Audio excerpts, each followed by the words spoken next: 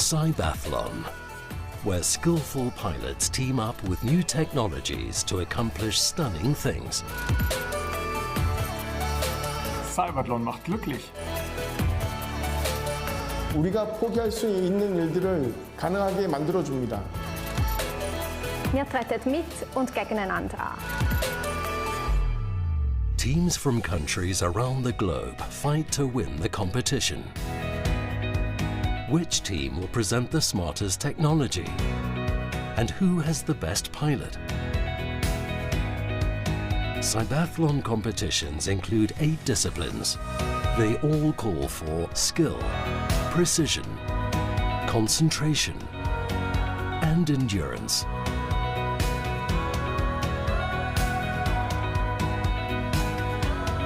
Robotic wheelchairs climb stairs. Prosthetic arms feel out and pick up hidden objects. And exoskeletons let paralyzed legs walk again. Intelligent assistive technologies help simplify the everyday lives of people with disabilities. Technology, competitive spirit, emotions. CYBATHLON is all of that.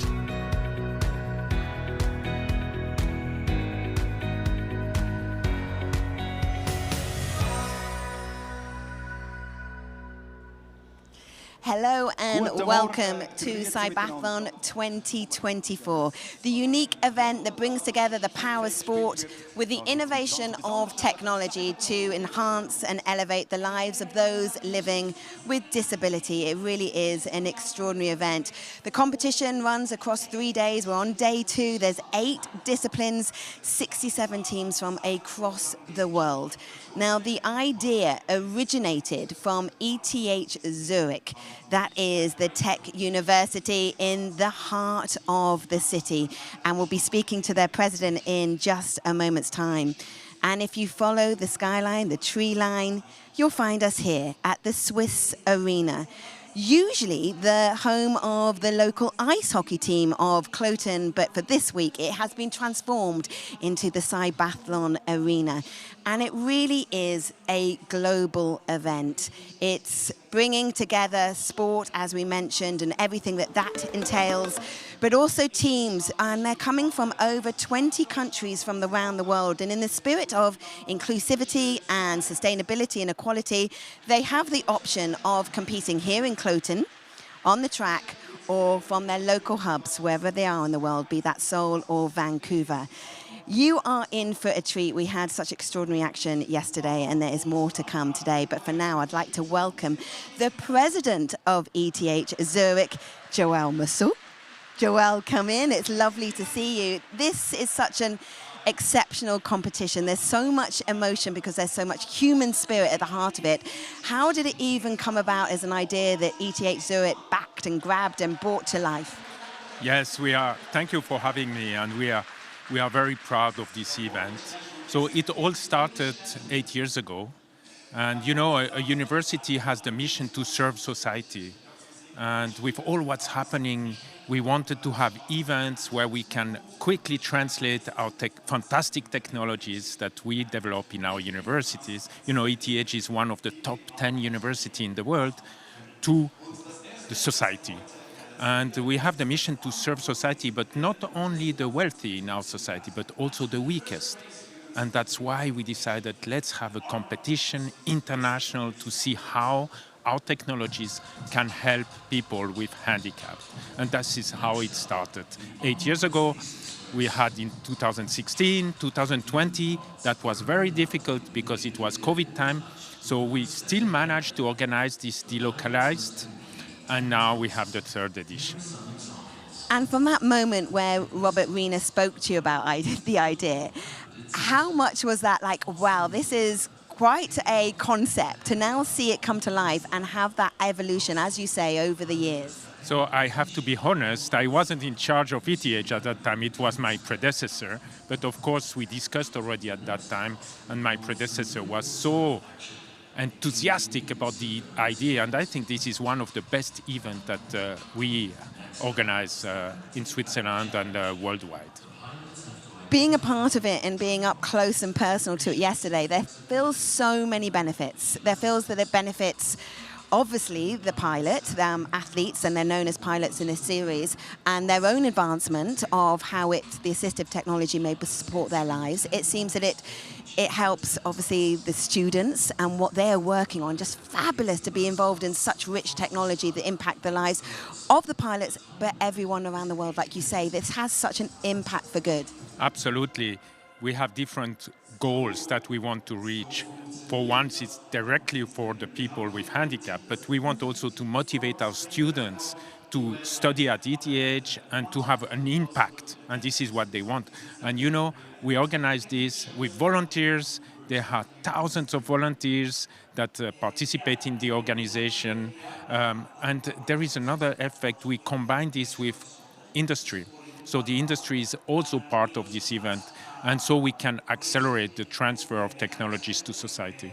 Knowing it has that far-reaching impact, how big can this series go? What are the future plans? So the future plan, my dream is to have it to become like a competition that is truly international, where different countries can compete to get the CYBATHLON in the next 4 years in a different country. We are in discussion with several countries. It's coming well. Because there is also the added benefit that I think it actually enriches the understanding of people with able bodies as well, to know the different challenges that they front and what can be done and how you can support them and how you can... I think there's something in the MEDS video that really struck home, that this is not pitying these athletes at all. They've made absolute decisions of how to improve their lives, and they're involved in that advancement. This is a very important point to increase the understanding of what it means to live with an handicap. And so, for example, think about the architects. They need to build the newest building, taking into account this point as well. So they are also involved, construction and technologies. So this is a big, big story. There's so much at the heart of this series. There's so much good to come out of it. We saw so many athletes yesterday, as I mentioned. They are called pilots in this series, that are there really to inspire other people. They are not almost thinking about themselves. We saw a situation yesterday where one of the pilots fell on one of their obstacles, and he said that was really useful because that's how they need to develop the prosthetic to help those living with the same condition. And I think that is really at the heart of it, how much good. I just can't emphasize it enough, to be up close and personal to it. It looks like you're seeing something in the future, but it is happening here in the present, and the good that can come out of this is just so far-reaching. And you know, yesterday we had a special day for school kids, and they were so excited to see. So we are preparing also the next generation for these challenges. And this is, I just want to mention, this is one of several initiatives that we are launching. We have similar events in the energy sector, in the climate change, we are with ICRC in the refugees camps. So this is the way universities have to develop in future. And that's why you're in the top 10 universities in the world. Exactly. Joel, enjoy the event. It's so extraordinary, and it's so wonderful to hear why it's so important to you and to ETH Zurich. Thank you so much. Right, we mentioned that we had such a great day yesterday, so many events, 5 disciplines. Should we remind ourselves of the highlights? It was a good one. What an amazing day it has been. The CYBATHLON 2024 got off to a flying start, and we were treated to some truly moving moments, nail-biting races and fascinating technologies. And because it's a sporting competition, anything can happen. Oh, so close. But when you've completed your task under that immense pressure, there's just pure joy. It's complete. We missed Bertha finish as well. Such an ecstatic.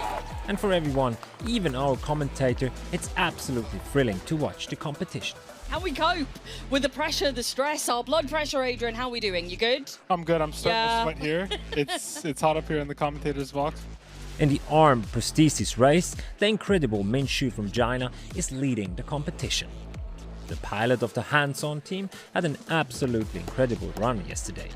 She scored an amazing 90 points in just 7 minutes. And right behind the Chinese is an Italian trio, Salvatore De Chilis has 80 points on his score sheet, and there's a very good chance that Pioneer Labs 1 will be in the finals. Filip Barlushka and Chiara Storchi are currently ranked 3rd and 4th. The Italian teams are on tenterhooks, waiting to see what will happen in today's Arm Prosthesis Race.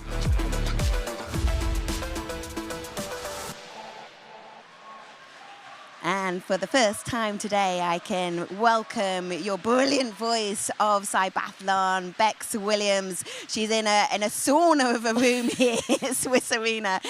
Bex, how are you doing? Well, I'm doing really well, Abby. Yes, it's already warm here, but it's going to get even hotter, Adrian, isn't it? Because we've got a serious amount of competition lined up for you. The final qualifying sessions of Arm are coming up, and then a final later on today. They don't call them heats for a reason, because it gets hot in here.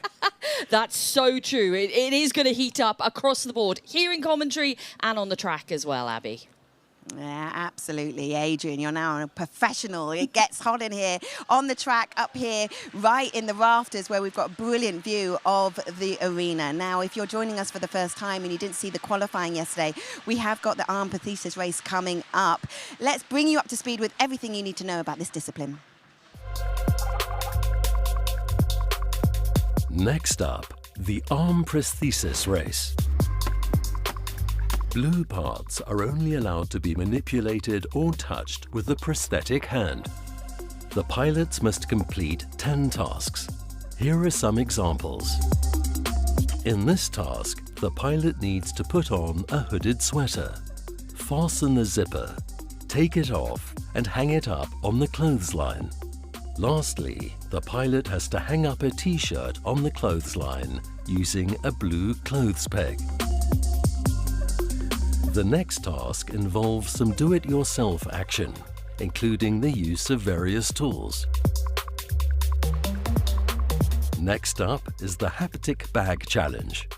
The pilots have to identify and retrieve objects of different shapes and flexibility without visual assistance. Then the pilots stack blue cups to form a vertical pyramid while sitting at a table. Pilots can score 10 points for each of the 10 tasks. The pilot who completes the most tasks in the fastest time wins the race. The time limit is 8 minutes.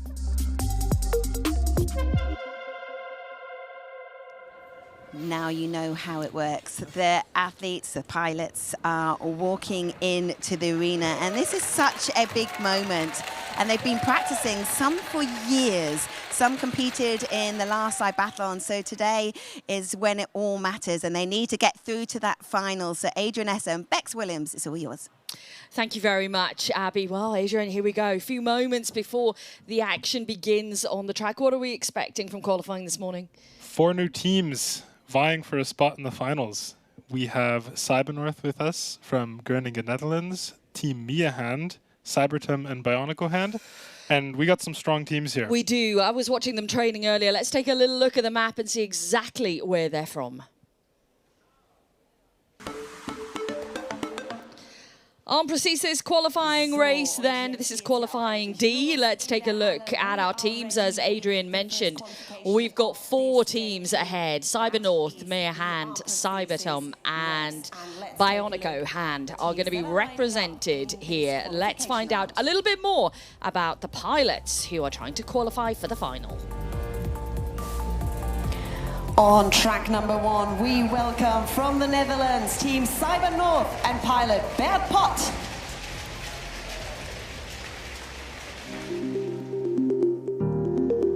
CYBATHLON is about encouraging scientists to improve impaired people's lives. We are a multidisciplinary team of around 25 students from biomedical engineering, mechanical engineering and other fields. We have 4 teams: safety, logistics, technical and communications. All working towards one goal: improve every day. Life.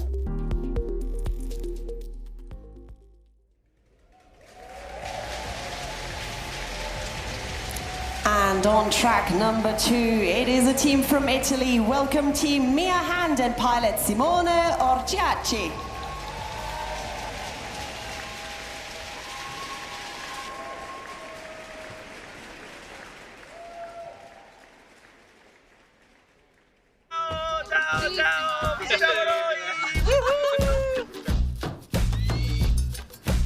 Allora, mi chiamo Simone, ho 60 anni e vengo dalla Toscana.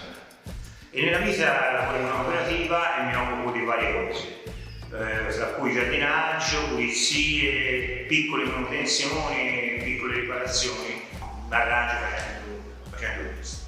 We have been working with Simone since a lot of time now. He's an expert in the use of upper limb prosthetics, and he was using also other prostheses in the past. And we use this information in order to improve Mia hand functionality. Together we are a very good team and very motivated, so we really look forward together to the competition.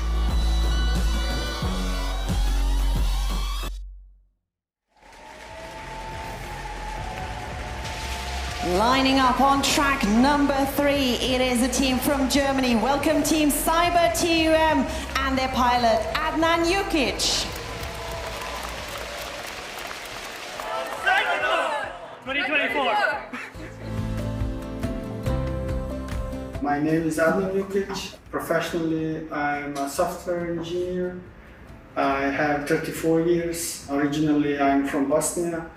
I'm born without a right hand, and most of the time I didn't have any prosthesis. I'm working together with students, so each semester they are continuing on what the previous semester did. I really love that I can also learn a lot from them, because they're students from very different departments coming together.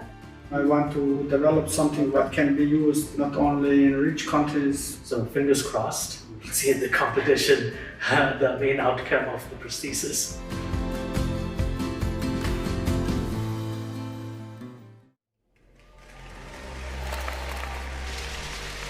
And completing this next qualification group on track number 4, we welcome from France team Bionico Hand and pilot Nicolas Huchet.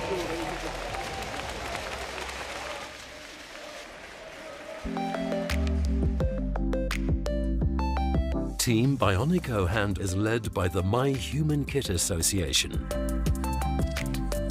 The French team specializes in hand prostheses. Bionico Hand was founded by Nicolas Huchet, who lost his hand in a working accident back in 2002. Instead of buying an expensive hand prosthesis, he decided to create his own hand and then make the prosthetic hands accessible for anyone who needs them. There is even a user manual to repair them yourself. Now Nicola and his team are all set to succeed in the CYBATHLON 2024. So there are your pilots then for this qualifying session in the Arm Prosthesis Race. Good atmosphere already here in the Swiss arena as we get underway. We're taking a look now, Adrian, at the tasks ahead of the pilots, and that is task 1 in front of them, the carry bottles task, which adds its own challenge into the mix. Oh yes, so in this challenge, the pilots have to load the carrying case with those bottles, move it over to the other side, and then pick them up. And this is particularly challenging because 1, that case together is about 4 kilograms. It's heavy, and these hands have to be able to close and carry that case without dropping it. But 2, when they unload those bottles, they also are restrained by the shape of the case. So they really have to go in from the top and pinch the caps to bring them out, and we're going to see some teams struggle with this today. And as you mentioned, some of them are different weights. You know, some bottles are heavier than others, Yep. so that Yep. adds its own challenge. We move on to the next then. This is serving food. This caused us to whoop and holler a little bit yesterday because there are some moving objects here as well. So you have to have the stability with the frying pan here, or else those lovely tomatoes, not quite tomatoes, they're balls represented there, would be on the floor. They roll around and they create some dynamic disturbance. So when you lift that pan, those balls can roll around and tilt and add weight in different spots. They have to move it to the other table, and inside there's also a casserole dish with 5 or 6 balls, so it's also heavier. And the challenges just keep getting tougher. We move on to storing dishes, but it's not just storing dishes here. The pilots have to pick up these very small items, the utensils, knife, fork, chopsticks. Yep. Whose idea was chopsticks? Chopsticks, and we put the narrow sides up, so it's even harder to grab the tips of them. We've got 1 minute till we get underway on these disciplines. You'll be able to see all of this in action. So the pilots have to carry these items and store them on the shelves and in drawers as well. And we've seen some different tactics as to how they've done that over the past few days. And I love the fact that tactics and strategy comes into it all, because it is not just about moving these objects. It's thinking about the most efficient way to do it. We're not too far away, Adrian, from the start here, I believe. We are ramping up the atmosphere, ramping up the whole vibe. You can see the countdown, less than 20 seconds to go now. And it is Cyber North that will be first to tackle these disciplines. And, you know, for some of them, this is, they may bypass tasks that don't suit them maybe, or ones that they know are particularly tricky that they really want to have another go at. Yeah. So the best athletes here, the best pilots have practiced, and they know the capabilities of their prosthetic. They know what it can and can't do. So we see Bert here skipping the first task and going straight for the serving dishes. Oh, but he forgot the frying pan. He forgot the frying pan. That's a real shame. That's okay. Talk to me about the prosthetic that he is using. Yeah, so it's actually interesting. You see that this prosthetic hand only has 3 fingers. Yeah. And the team from Groningen, they actually analyzed the tasks and they came to the conclusion that they only need 3 fingers to solve all of the challenges here. Okay. So they didn't make any more. He's dropped the cup. Unfortunately, that is a task. That would be a task fail. He'll move on. Skipping laundry. And he skipped DIY as well. Okay, so but he's going for the bottles now. Yes. So what you need to do here then, the blue bottles represent the items where he has to use the prosthetic. Yes, exactly. So here he has to grab the cap with the fingers, and with the other hand he may hold the bottom. And same for the bottles. The blue area stabilize the blue area with the hand. Yes. And so this challenges them to do the twisting motion both with both hands, right? Yep. Let's see the tactic here with this bottle at the end. The cap is stuck. He can't get any purchase on that top, unfortunately. Okay. Simone is underway now for Mia Hand. And you can see now he's unloading these bottles, so he was successfully able to transport them to the other side. But it's tricky. Look, he's got to get that hand around the top of the bottle, right? And you're confined in this space. Watch how he does it. Really shoving the hand in to grab the top. Some go for the caps, some try to grab the top of the bottle. Depends also on how bulky the fingers are. See, he's stuck there. He's stuck a little. Yeah, this is one of the risks. Okay, let's see if he can get his... Yeah, he... This is the heaviest bottle too. This is 1.5 kilos, right? Okay, so he's moving the crate around, try and make it a little bit easier for him maybe, in terms of an angle. Okay, he's got a good grip. Okay, he goes in for a third attempt here. This is tough, right? It's heavy. Okay, focus, Simone. It's too heavy, see? And this is one of the challenges. Okay, let's see how he does here then with moving these items without letting any of those red balls fall onto the floor. He's done it. He's got the frying pan, and now for the casserole dish. I think it was so important, you know, you already pulled the door down as he was moving the frying pan. Yeah, efficiency. And that is 10 points in the bag then for Ochiachi this morning. Great. And he's got the cup now. And we move on to Adnan. Adnan from CYBATHLON.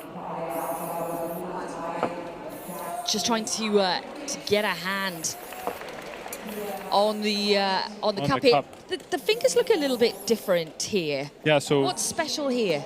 This is one of the only teams that have completely independently actuated fingers. So there's each finger can open and close itself. And oftentimes you'll see the hands open and close together, but they have 6 different grasp patterns from these independently actuated fingers.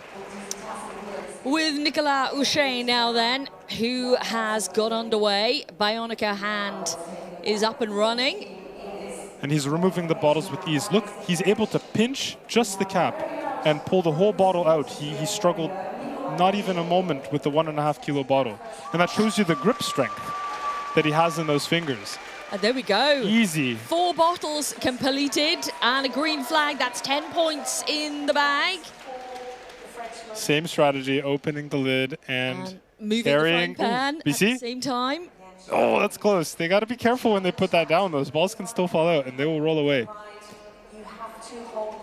Great job.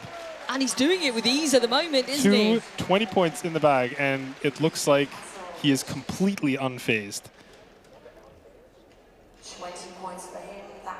The cup stored successfully. This reminds me of Min's focus. Yeah, I think absolutely. we have Minshew, who qualified so well. We have a challenger here.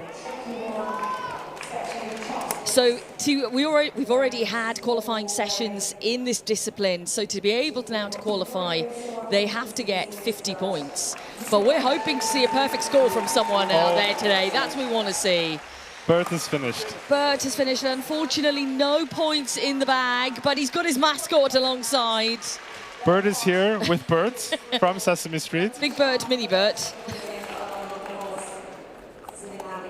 Okay, we're on to the hot wire now. And to be honest, this caused us a little bit of a blood pressure raise here in commentary yesterday as we watched them make their way through. This is looking good. We're right in the end section here. Oh, beautifully done for Simone. Very confident. And Simone with 40 points only needs these two more to qualify for fourth place. I watched Tim training Yep. with this item earlier, and what was interesting is that, you know, his team were kind of giving him advice, and he was like, no, I do it this way. I do it this way. I do it my own way. Let's see how successful he's going to be on that sector. Jukic moves on. Skipping the haptic bag again, the most difficult task here, and moving on towards the hot wire. The hot wire. Let's see it then. Now be careful about this wire. He can grasp the metal part to position the handle within his hand, but he may not touch it while he's navigating the hot wire. So what is that metal section there that he is putting back onto his hand? It looks like a hook of some sort. We might have missed it earlier, but they might have used it to help with the zipper or to brace one of the other objects. And we're off. Hushe as well in the corner, moving on to DIY. Yeah, he's Four tasks passed. 40 points in the bag. Perfect score so far. Jukic then just at the start of the hot wire. Let's go. Let's put 10 on the map. Cannot touch it. Remember, he's doing well so far. This Z is really tricky because they have to twist and move backwards. Come on. You can feel the tension, shaking. can't you? Yeah, He's got this, though. understandably. We're past halfway. Let's go, Adnan. Come on. He's cautious He's here cautious. with the turn. Stuff. He's got to come up and up. Oh! And clip the corner of the circle. Just caught it. Simone with 50 points, going for 60. Now, with this plenty is of time on the clock. Yeah, plenty of time. And the final task. This will put him in front of Chiara Storci, giving him fourth place. Well, he actually has fourth place already, but can he even cement that further? Let's see. The Lego is so tricky. Tell me why they're finding it so difficult, Adrian. Well, I mean, I played with Legos as a kid myself, and they're surprisingly hard to stick together. And They he has really to are. do this sideways while pushing with the hand. So exactly, you know, you are, you know, part of the whole creators of these games here and these tasks. You've made it even more difficult by putting it sideways. Yes, exactly. The Lego used to be on top, and it was too easy. Now And that light bulb was up. He's good to go. the bulb has proved to be one of the most difficult challenges, but not 50 for points for Nicolas fifth. Houchet, who has made light work of that. No pun intended. We are going to see some big changes in the leaderboard for the arm race. With Houchet and Simone, Yeah. it's going to shuffle. It really is going to shuffle It's it going up. to change up. I'm sure the previous And qualifiers are watching this He's with good. interest right 60 now. points. Is he going to go for the haptic bag? Yes, he's going to try it. Simone, with the credit card. What does he have left? I see the key. Yes. Key, has he already done? And the marble. Let's take a look. Let's take a look here. No marble. Okay, one more item. And the marble is underneath now. Yes, he's trapped that plastic case. Has he trapped it? He only has 20 seconds. No! The marble! Just on the final one. Heartbreak. Out of nowhere, 50 points puts him in fourth place. He's done a great job, but and that was unfortunate. Huche has failed the haptic bag, but he's finished the hot wire. 70 points. 70 points. This puts him also on the map. I mean, this has been a really strong run from Nicolas. A very strong run. And let's see if we can get a 90 in the bag. With less than 2 minutes on the clock, there is time, but not a lot. Not a lot of time. Not a lot. And we've seen this Lego brick just bamboozled. But even this now, you know, the stacking, which he's done really quickly, but he has to unstack. He has to unstack. He has to flip those cups and put them all back in one pile. And turn them back up on their right way. Or Let's see how much time he gives himself for the final task. Okay, we've got a minute 20. A minute 20. Will this be enough for Huche to finish? He has the to clean sweep, and there goes the marble. And interesting strategy here, he has wedged it underneath the case, saving it for the end. But this Lego brick is tricky. Can he get it? 7 seconds behind Schumann. Yes, he can. He's got it the in Lego one brick shot. already. Less than a minute left. He goes for the key. He takes the key. Easy. That's good. Two more items. We have the credit card and the marble. And the marble. And he cannot send that marble flying off the table. It looks like it's staying put for now, but it has a mind of its own. This marble does whatever it wants. Look at the countdown. We're on 7:23. 30 seconds left. Oh, come on. He's got it. Let's go. Come on. Get that marble and cross the line. Let's go. Come on, Tiffany. Yes. 90 points. 90 points. That is a fantastic run to start the day. Bumping Simone off. So he was in fifth. He was in fourth place for a minute there. For just a minute. Just but a minute. Now it has all changed around. Nope. And we have more qualifying sessions to go as well, so it could continue to change here. Oh my gosh! I told you things would change quickly here. Big changes in the leaderboard. We have Huche in second place, trailing in time behind Min. Min was so fast doing her task. 30 so seconds. Focused. 30 seconds, only 30 seconds. It's not too much. No. But I'm sure Nicolas will feel that that's a huge amount of time when he looks at it. But they do get a second attempt as well, so that can be bettered out here. Let's take a look at some of the moments then from this first qualifying session of the day out there, which has seen some fantastic performances and also a little bit of frustration out there as well. Yeah, we get off to the day with a fantastic start, and it has shaken up the leaderboard in terms of qualifying for the Arm Prosthesis final, which we will see later on in the day. We still have more qualification sessions to go. Will it be shaken up even further as we head through our field of pilots this morning? We'll just have to wait and find out. But for our pilots who have just completed, and for Nicolas Huche here, a brilliant start, a confident start to the morning, and we await what they'll do on their second go, their second attempt at qualifying. That pesky meddling marble, though, causing problems at the end for some and not for others. Let's cross out then to Abby and find out where she is right now.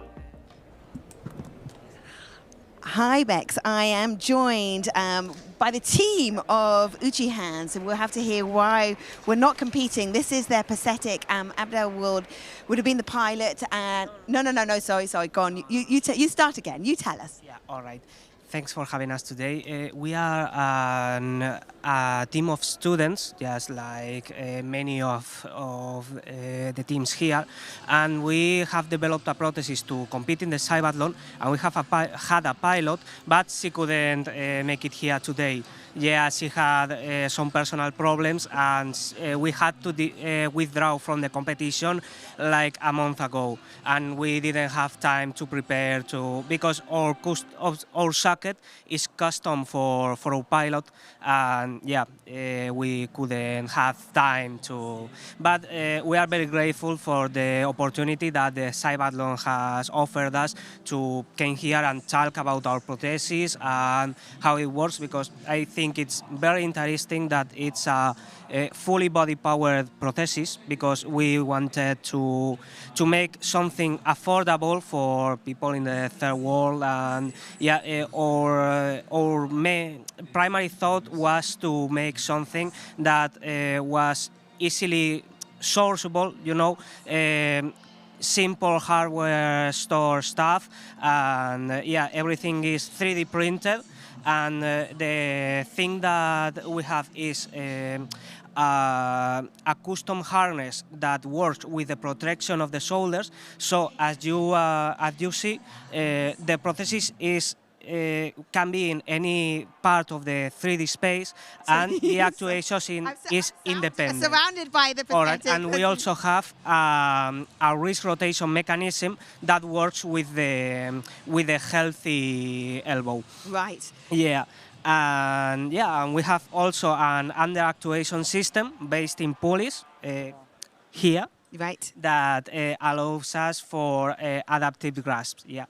Now, Miguel, you're the team manager of yeah. this, and I'm sure there's such huge disappointment that the pilot wasn't able to compete. How long has this been in development? Well, we started to work on it 3 years ago when a cathedra, I don't know how the name is in English, but a part of our university that works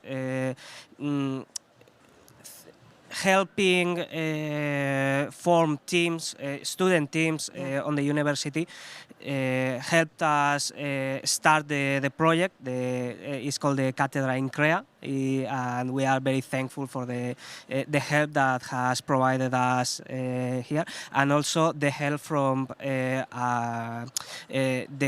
biomechanics and ergonomics group of investigation of our university that the professor in my job here is part of it, and has also helped us a lot designing the prosthesis. But yeah, it's mainly made by our group of 6 students. Yeah, we are a very small team, and we worked a lot in making this prosthesis, and we are very proud of it. It's brilliant that you brought it here so that we can see it and you can explain it and you can showcase it and say, you know, this small team has brought it to life. What is your involvement in the project? My involvement? I'm the professor supervisor, yes, and all the things that they need, I try to provide them. And keep them in check, I'm sure you're making sure that it's all working smoothly. And I hear the disappointment not to be here, but can you get inspiration from the other teams, because it is a sporting event, but everyone seems to be sharing ideas and innovation? Of course, and we are here trying to share the experience with all the teams here, and yes, it's. Has it been a good experience for you as well, Abu? Si me lanzo a hablar en castellano. I won't put you on the spot with your Spanish. Que si te gusta la competición, que si es una buena experiencia. Sí. That is enough. Well, thank you so much. Really appreciate you coming to showcase and explain how you've been developing this, and I hope that you will be back next CYBATHLON. Thanks a lot. Yeah. Okay, thank you all. Let's hear from Bex Williams now. Thank you very much, Abby. We are ready for our next qualifying session, so let's take a look at our teams that line up here. We have 3 teams to showcase. Smart Arm, Arm to You, and Touch Hand will be forming this qualification session. Let's learn a little bit more about the pilots. On track number 1, clearly a crowd favorite here from France. We welcome Team Smart Arm, and Christophe Huchet. The Sorbonne research team specializes in arm prostheses for transhumeral, above the elbow amputees. This is Christophe Huchet, their pilot. Bonjour, je suis Christophe, je suis le pilote de l'équipe Smart Arm. Christophe Huchet is a former professional swimmer. and he was born with an agenesis of the right arm, including the elbow. He participated several times in CYBATHLON. In 2022, they won the CYBATHLON Challenge. Sam is an arm prosthesis dedicated to the complex needs of transhumeral above-elbow amputees. People requiring an above-elbow prosthesis are dealing with the control of the hand and the complex control of at least 2 active joints.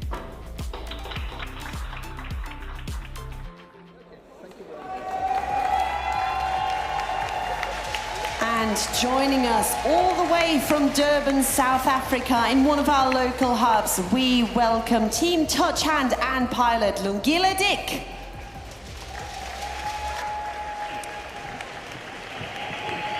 Touch Hand is a South African team. The pilot, Dick Lungile, lost his hand in a workplace accident 15 years ago. He now wants to bring smiles to the faces of those who rely on affordable prosthetics. We're looking at low-cost affordability and the functionality of the prosthetic device. We often find that many prosthetic devices cost a lot of money and therefore not being able to be afforded and be used by the normal person within Africa, within low-cost communities. So that's our goal, to make a difference in their lives and make a difference to the way that people live. At the CYBATHLON, they'll be launching an improved version of their 4th prototype.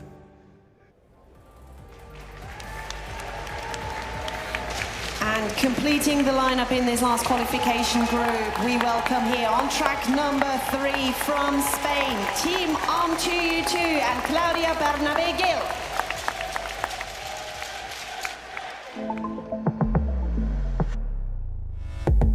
I'm Claudia, I'm 18 years old and I am from Barcelona, Spain. I'm a student and I am part of the Arm 2U team. Since I was born, I have a disability in my forearm, but this has not been a problem for me, for my personal or for my academic development. We're very happy to welcome Berta and Claudia as our new team pilots. They have been very helpful with us, coming to the lab each day that we asked of them to be able to adjust all the minor complications we've had with the control or dimensions of each prosthesis. Hopefully we will manage to take Arm 2U to the next level and be able to complete all the new CYBATHLON 2024 tasks. You've met all the pilots, now it's time to get going with our qualification. Our next qualification for Arm Prosthesis Race. Adrian Esser is alongside me, my expert in this field, and you know, we're looking at Claudia here, 18 years of age. Very, very young in the stadium. There's a lot going on, a lot of build-up, a lot of pressure now for all of our pilots. We've got less than 20 seconds to go, Adrian. What are we expecting to see? Christophe taking the start line. Christophe is a competitive breaststroke swimmer. Multiple French champion, former French champion, and he was disqualified for not using his hands to touch the end of the wall. Here he goes. Oh wow! So he kneels down to be able to put the bottles into the crate. And again, we've picked up. That's completely empty of water, but the other one was half full. And there's one 1/3 full and one totally full. And this is the heaviest. 1.5 kilos. Easy. Yeah, he makes it look completely easy. Good grasp. Now he has to pick up the crate and move it over towards the next shelving system and take all the bottles back out again. Yep. And that's where we found the trickiness with some of them, is actually getting that grasp inside the crate, Adrian. But we've already seen he has no problem here pinching them by the caps, and his gripper is strong enough to hold the full weight of the heaviest bottle. So I don't think we'll see any issues here. So this task is really showing off to, you know, the prosthesis at its best right now in terms of the heavier lifting and the grip enabled. Yep. The heaviest one is out. Is out, easy. And just the empty bottle. And so in our remote location in Durban, we are underway as well. Good job, that's 10 points. In the bag. And he doesn't have to open the handle with his hand. Okay, let's take a look here Oh, at a very interesting. different tactic. And they have a hook installed to hook the bottle, and this counts as long as it's part of the prosthesis. And we saw this yesterday with some of the pilots using different things as part of their prosthesis, you know, an attachment, let's say. And as you said, as long as it is part of the prosthesis itself, it is allowed. Yes, and this is working beautifully. At the end of the day, this is also a competition, right? So teams here want to do whatever they need to do to finish these tasks. Different approach from the teams in solving those every Fascinating. Okay, it is fascinating. But it's still very heavy. complete here. I mean, that weight goes also into the socket, right? So the arm has to stay attached as well. Okay, and now he has to then lift the entire using- crate, which he uses his He hands. uses the hands for this. Has moved straight on to the Good job. second task. So it's heavy, it cannot touch the ground. Well done. Yeah, he's Well done. skirted along the ground, but it hasn't touched. No. Talk to me about his prosthesis, because we're seeing, they're all very, very different. But what are we seeing with touch hand here? So we're seeing with touch hand also an EMG-controlled device. So he's using myoelectric activity on the arm to control the opening and closing of the prosthesis. A passive wrist, though. So you might see Lungil adjusting the position of the wrist as he approaches the different tasks here. Fully battery powered. Oh, see, here we go. He just did that. He modified the wrist position. And this prosthesis is actually also internet enabled, so they can monitor and diagnose it remotely. A big selling point for distribution of the design. Yeah, absolutely, I would say. Oh, but he looks He looks as if he's stuck, struggling a little here. stuck here. We're coming back onto the arena floor here in Cloten in Zurich to watch The Spanish team having a the hot wire here. He's hooking, qualification, so trying to get 2 fingers under and 1 over the thumb on top. their score the second And as we can He's note, got a good grip. Is it solid enough? He's testing. before he gets underway, Yeah, before he starts. He wants to really make sure he's got a solid grip because he cannot let go at any point in time. Oh, the shaking. Is he going to go? is he going to go? He's going to go for it? Yeah, he is. Yeah. Okay, we're He's off. underway. Hold your breath, everybody. Let's see if he can make it through. Christoph here to the end without touching the hot wire. Oh, he's shaking. But he looks good. I don't want to say anything or jinx anything so far, but oh, No, it is coming looking around good. this So corner the of the turns Z. are the most difficult then, Yep. yes? And he's controlling this again with EMG. So with contractions of the muscles, he controls the wrist. So this is an active wrist. He doesn't have to move it with his hand. He's coming down. He's past halfway. But he looks like he's actually getting more confident. The further along he goes, We're speeding up a little bit we're towards the speeding end, up, aren't we? And the more stable his hand appears to be.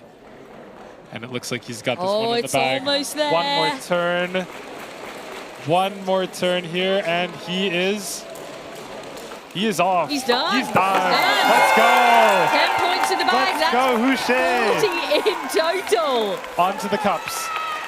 You can see it is electric. The team is behind him, cheering him on. 2 more tasks. And I think that's the important thing, you know, the whole spirit of the team behind you, the spirit in the stadium, it's really ramping things up. Let's get back then Oh, this is to very Lungil interesting. here. There seems to be now a slot. And we're back on the arena floor with Claudia. Claudia on the last challenge.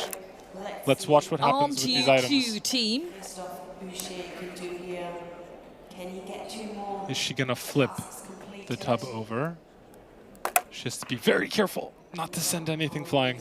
Yeah, and the marble, obviously the trickiest one of all in that tub. She seemed. Oh, she she's flipped done it over. it. Okay, and everything appears to be under the tub. Now she's gonna move it, and we're gonna see what happened.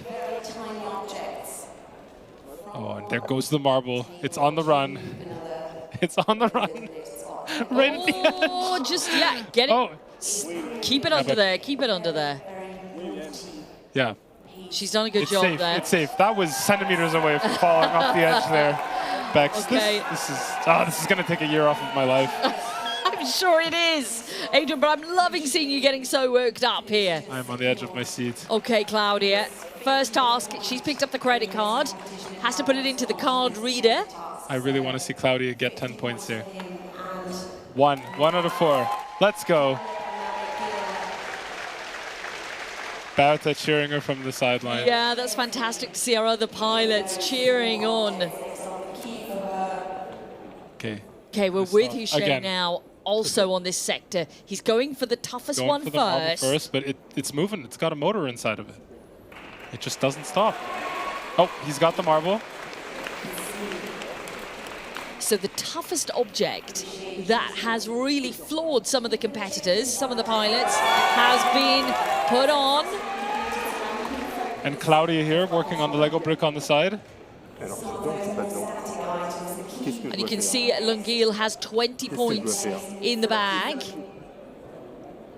Okay, the key then moved to the edge of the table so that he can get a grip on the edge. You can see he's put some sticky textured surfaces on the fingers to help him holding on to these slick metal objects. Time's ticking away here. They were on 40 seconds right left. now. This is going to be tight with 2 more objects, but oh no, and the key fell on the floor. Failed. Okay, but it is the first run. We check in. First qualifying session. Check in with Claudia. How's she doing? Let's have a look at Claudia. She's on the Lego brick. Good time, so let's see. Plenty of time. She can rest easy here. She is in no rush for time. But it's trying now. She got that Lego brick turned over because they'd gone the wrong way up. Yep, and I think she wants to pick it up from the top with the outside facing up so that she can pinch it and then push it onto the front. Let's see how she gets it. I tell you, she's done a good job there.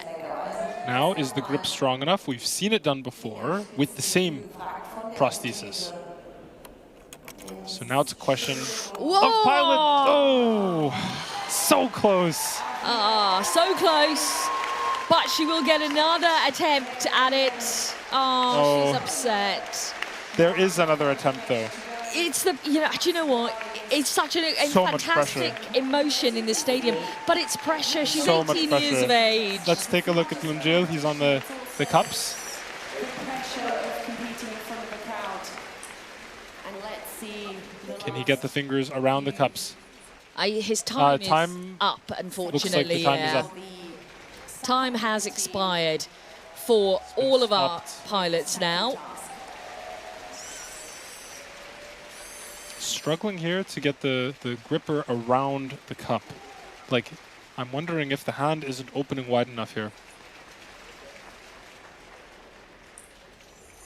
He moves it to the side and then comes back to take another attempt. But yeah, like you say, he does seem to be struggling with that. It seems as if the fingers aren't quite opening up enough to get around the cup, right? Yeah. No, unfortunately not. We're going to take a little look at some of the moments then from our qualifying session because for Lunguil time is completed. He's just trying to have a go and see if he can get any purchase on those cups. But we'll take a look back at some of the moments here from this qualifying session. Highs and lows this time around, Adrian, as there are in every single one of them. But, a lot of pressure on Claudia. 18 years of age trying to do this. I have to say it was impressive on the bottles from Christoph to start off. But, this is the first run at it. They can see, as we've said before, strengths and weaknesses. And they have another chance to bring their best. And they will be able to do that second qualifying session. But one good thing is the teams behind them. The teams are cheering them on. The audience here in the stadium cheering them on as well. It is an electric atmosphere this Saturday morning. Everyone full of encouragement for the pilots to complete the tasks out there. Some frustration, some stress. That's what it all comes with when you're in competition mode. So, as you can see there, the results so far, the rankings that we have with our qualifiers. with Minchu obviously still at top of the leaderboard. We're waiting to see on the second runs now how that may well change around. Let's cross out to our host here in the Swiss Arena then. Let's catch up with Abby. Bex, thank you. Yes, the highs and lows of the sport. You're seeing what it means to these pilots and their teams. We're going to take a very short break. When we come back, we'll have the second run of their qualifying.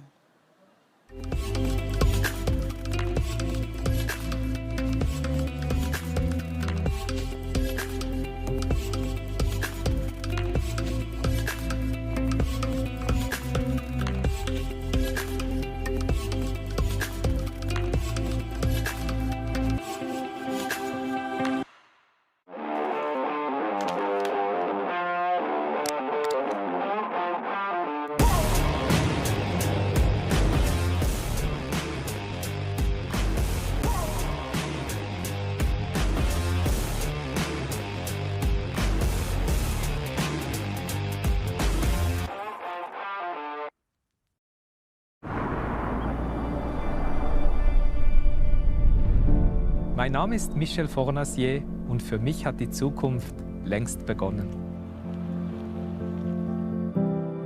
Mir ist es wichtig, dass Technik der Menschheit dient, sie unterstützt, ihnen Hand bietet und den Alltag so erleichtert. Fortschritt ist Lebensqualität, welche man mit gutem Gewissen auch nutzen darf. In dieser Hinsicht ist EKZ für mich ein verlässlicher Partner, denn sie bieten Lösungen, die mich begeistern. Willkommen zu Hause, Michel. EKZ gestaltet Energiezukunft und versorgt zuverlässig, ökologisch und günstig mit Strom.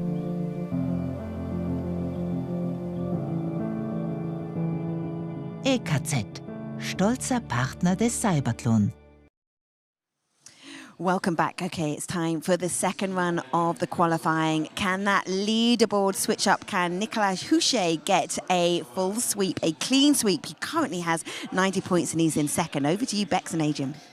Thank you very much, Abby. We are keen to see as well what is going to happen in this qualifying session. We've had two fantastic runs already this morning, Adrian. We've seen highs, we've seen lows, we've seen some disappointments, but we've got Bert back ready to go. Big Bert, little Bert. Big Bert, little Bert. Simone is back on the line for me. And beautifully pronounced, Adrian, beautifully pronounced.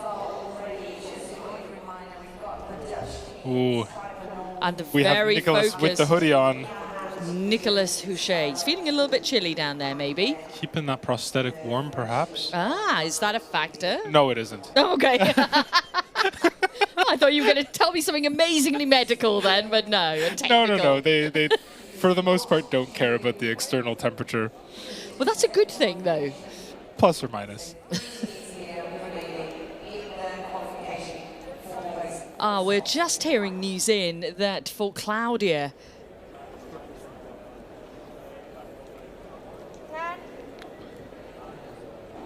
Sorry, ignore all of that. Ignore what I was just saying. 5, 4, 3, 2, 1, go! Bert is off. Bert told me. Yeah, go on. He told me that his primary goal here is to come to CYBATHLON and show his granddaughter how cool he is. And what an amazing job he's done so far. He has. And I think that's such a beautiful sentiment as well, you know. And he is cool. He is a really cool dude. And I love that Bert is in his pocket, coming down the racetrack with him and solving the tasks with him as well. Now, you mentioned before just 3 fingers on this prosthetic. 3 fingers. And even though it might look a little bit clumsy, these are probably some of the strongest fingers, each one holding more than 4 kilograms of weight. Okay, he's going to change tactic. He's going to grab for the cup first. Nice. Oh, when it's off to the side. It's moved. Okay, let's move on. Let's put that to one side. Let's head to the next task. And now Simone is underway. With the bottles, loading them easily into the crate.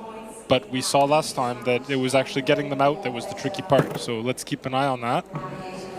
The heaviest one too posing a difficulty, but it goes up easily and lifted over with ease. Let's see how he does getting them out again. This was the struggle earlier on, Yes, wasn't it? with the heaviest one. So the others were fine. He was but just the heaviest of the group. when it came to that 1.5 kilo full bottle, it was, and here he goes for it. Oh. See, slipping out. It's really hard to get the grip. It's really hard to get the grip, and they cannot take them out, put them down, and then grab them again.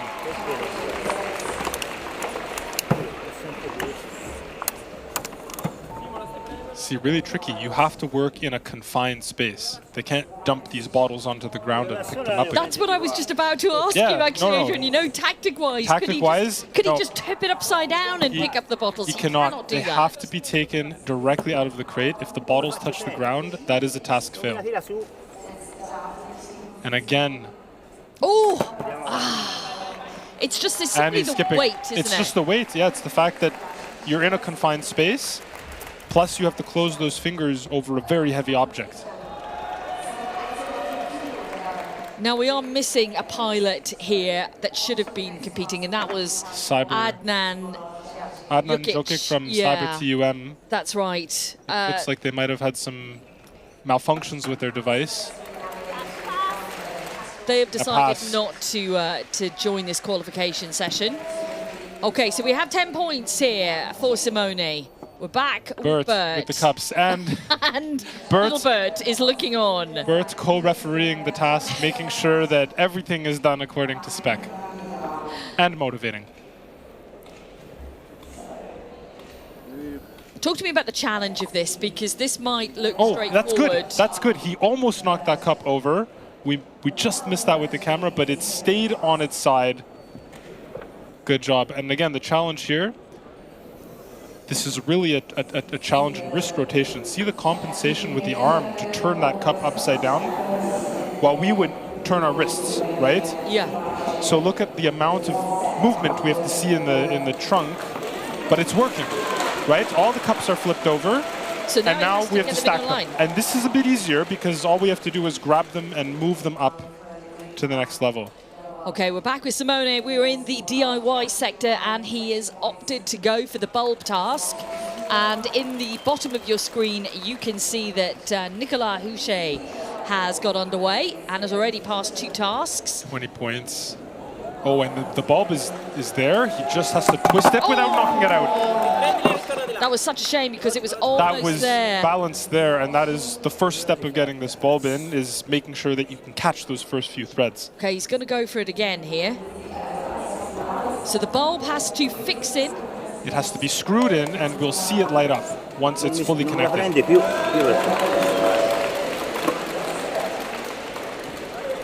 Let's go, Simone. Come on. There is pressure here because he does need now Oh, it's in. to complete the tasks to be able to qualify.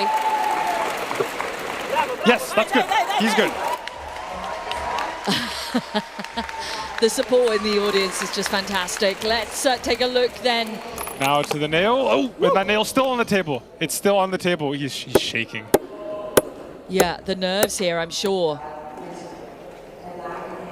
So we are with Houchet with the Easily zippering the zipper. hanging laundry section. And off comes the sweater, and just the clothespin is left, and then he has passed this task. He has to pin that on the shirt.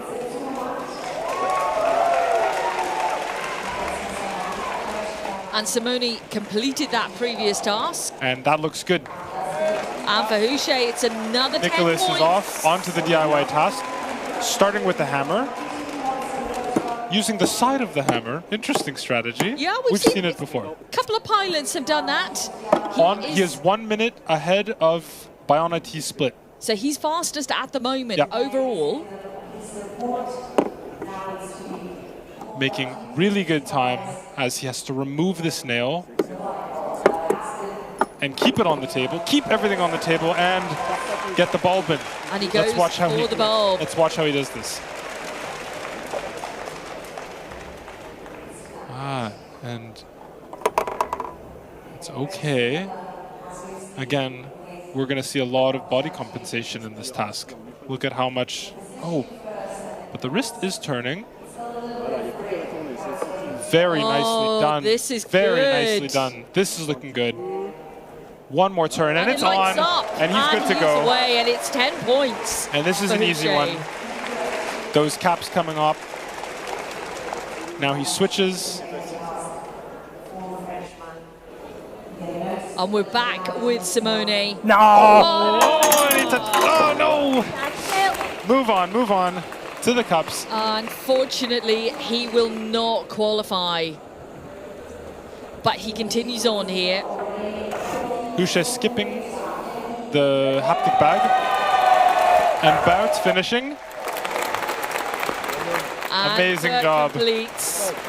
So close on those cups. Oh, and Nicholas moving blazingly fast through this hot wire. This is probably the fastest we've seen it done, and you know he's quite so smooth. There's so many different tactics. He's quite far away from it. Some of them will be a little bit closer. He's really extended himself away. Look at how quickly he's making it through this task. Ah, so easy. Still 3.5 minutes left for 2 tasks. This is going to be quick. This is going to be very, very quick.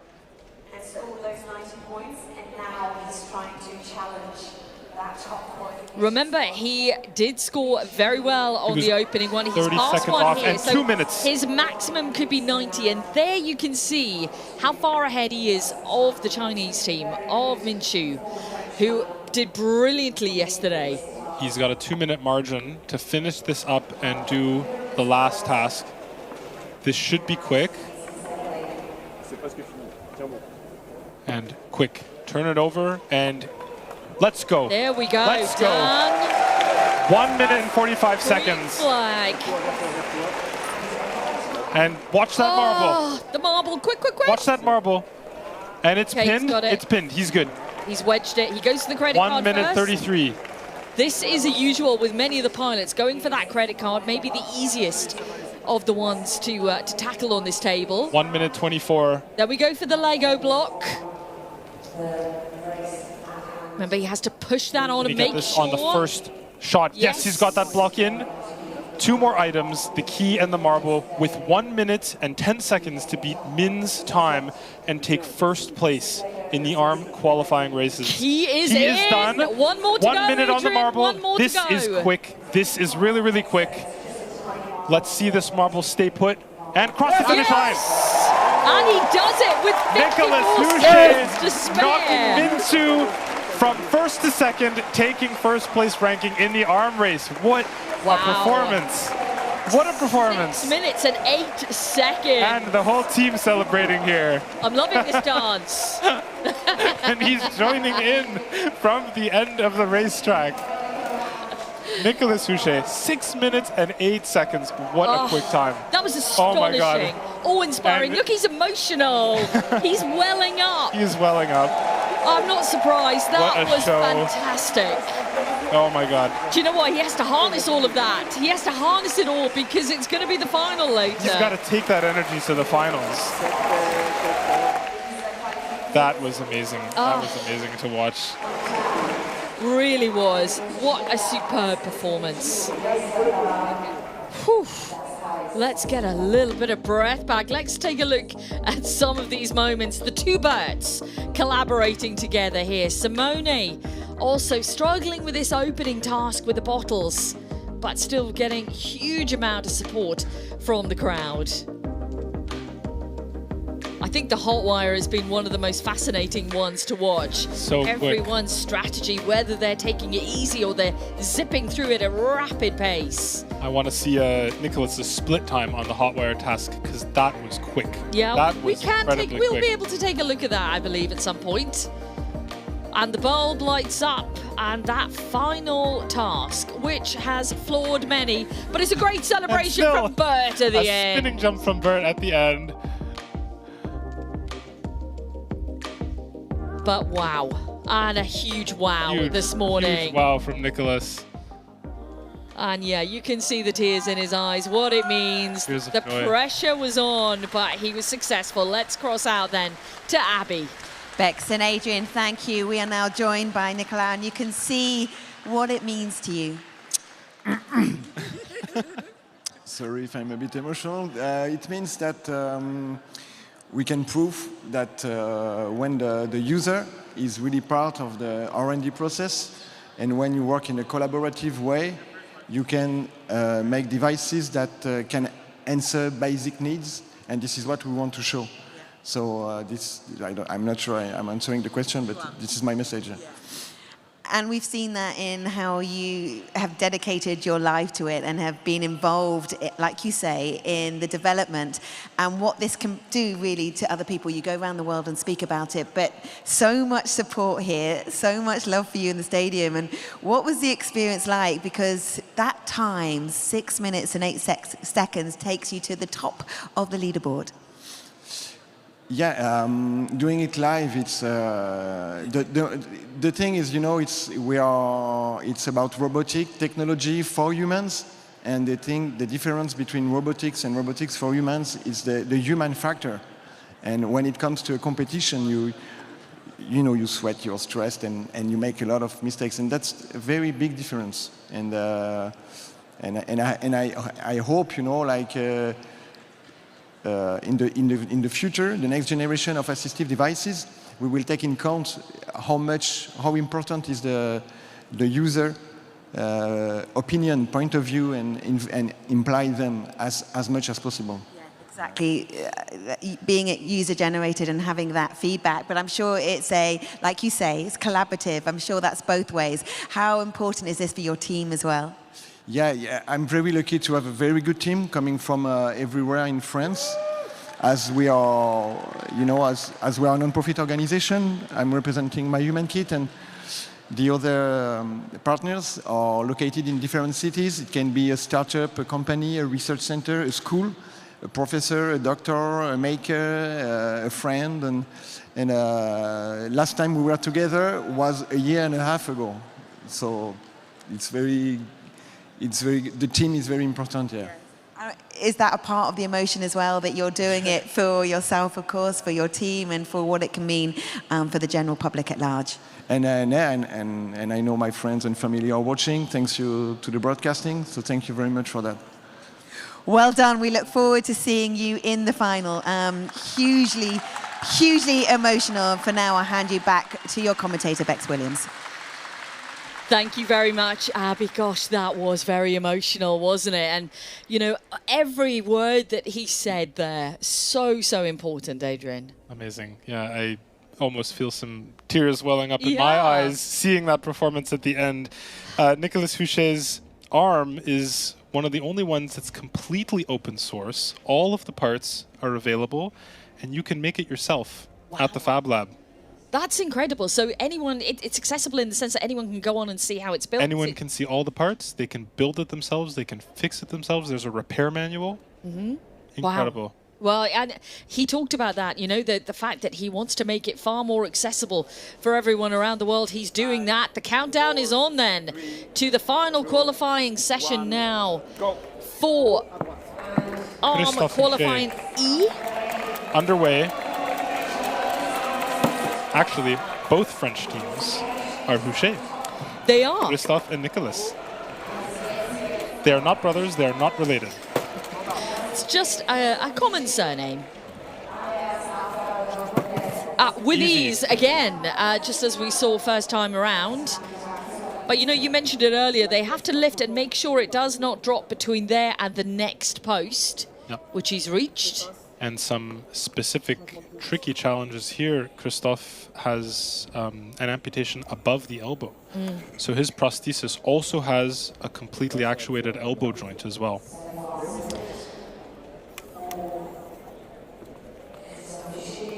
Successfully then, 2 bottles on top here. We're looking for 10 points. And just a reminder, this is the final qualifying round now for these pilots. We saw this in the first round. No hesitation, no problem. Enough grip strength to hold these bottles just by the cap. And he passes, and he is on to the serving food, starting with the casserole dish. A lot of people start with the frying pan on the top, but he's got that out of the way. We move back to the frying pan. Order doesn't matter. And making sure that these don't tip. And we've noticed when some people pick this up initially, there is a little bit of an imbalance. Yep, they can roll, and they can roll in whatever way they want to. Oh, no! Is he good? Oh, yes, no, he's good, they're still there. I could not see if one of the balls had rolled out. They are all still in the pan. He is good to readjust his grip and try this again. Try it again. He seems to have a bit of trouble keeping it closed. Oh, and no! Oh, and he's they're there. Still it's there. Still together. But he's really struggling to be able to. Yeah, he's going to change tactic here, maybe. Switching the position of the wrist. We can see our other two pilots are underway as well. Let's switch out to Claudia here. Claudia showing us attempt number 2 on the same task as Christoph right now.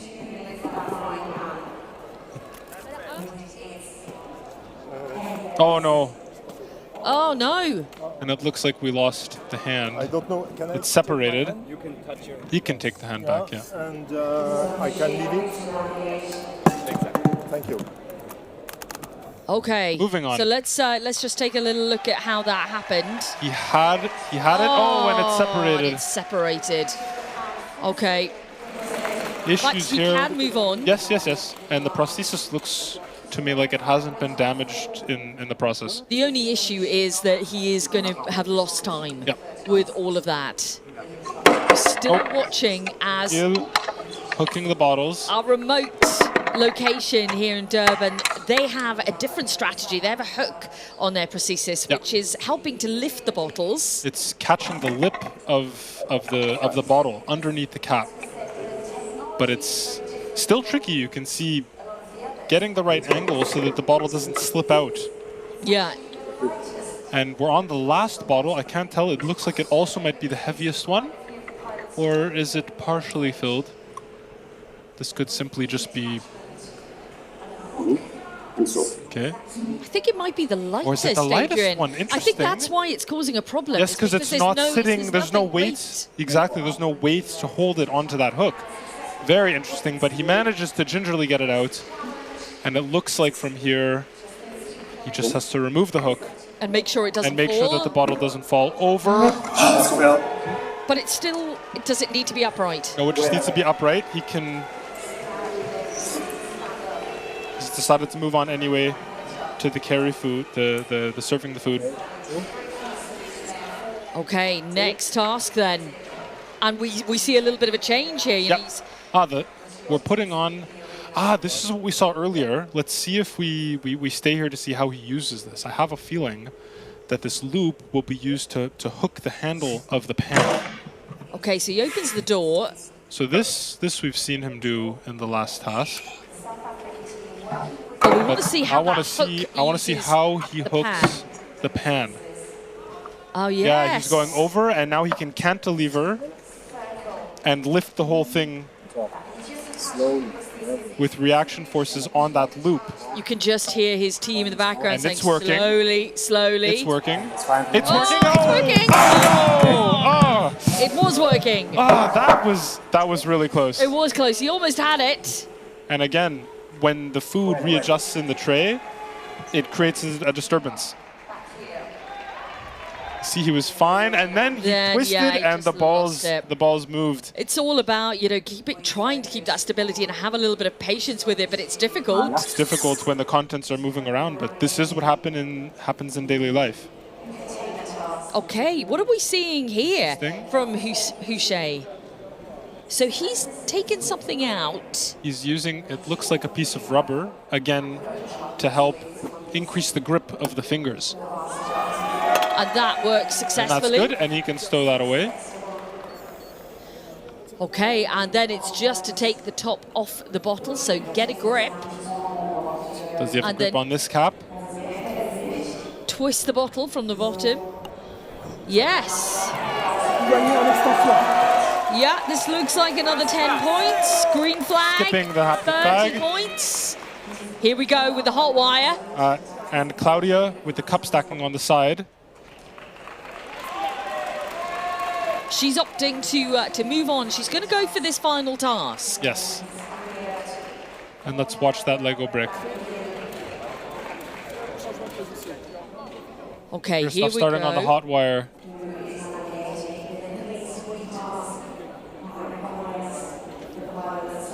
I'm so intrigued to see the whole body position here as well. You know, how they balance themselves. Wide leg stance, trying to keep so much stability. Some teams crouch, and Christoph here is quite tall. This may not make it easier for him either. Yeah. Yeah, that's a very good point. Doing well so far, though. Let's go. Halfway through. His team cheering him on. He looks very steady. Section now as we make our way up around the curve. You're almost there at this point. Don't shake too much. Come on. Come on. Yes, it is looking strong. 2 more bends here. And across and down. And he has finished the hot wire successfully. 40 points. Onto the cup stacking. Time-wise, though, it's ticking down. It's a little tight. And Claudia. Claudia finished. Yep. So we just have 2 competitors, 2 pilots that we're watching right now.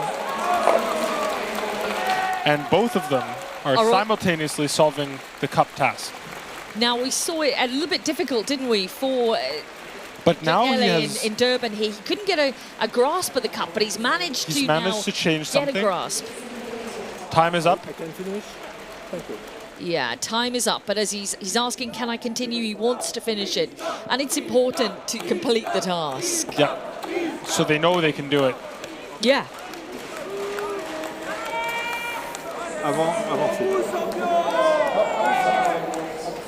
And Lungil, having solved the problem with his gripper, is now able to stack the cups. And Christoph out of time here, a good run.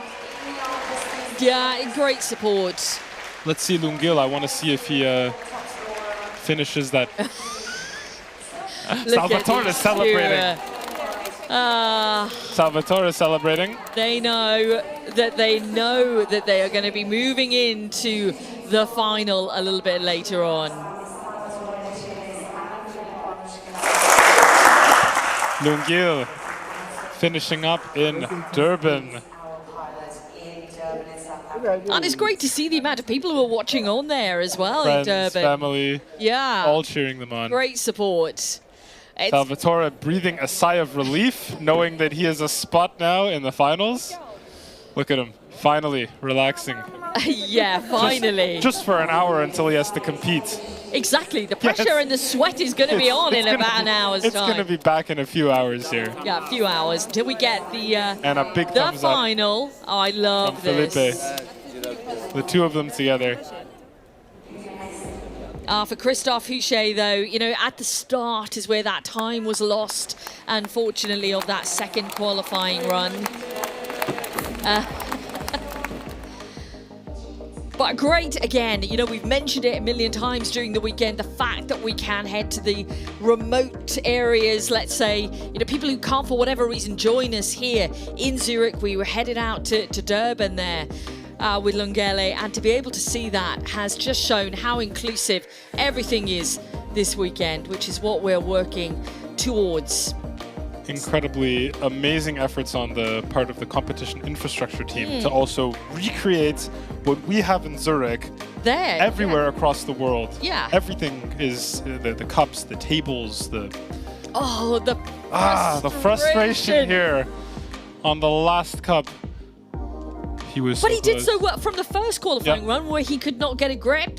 Yep. Okay, let's take a look then, shall we, at the results of Arm Prosthesis in terms of the qualifying. Nicolas Huchet right on the top with Minshew there with 90 also, but the time difference 55 seconds between them.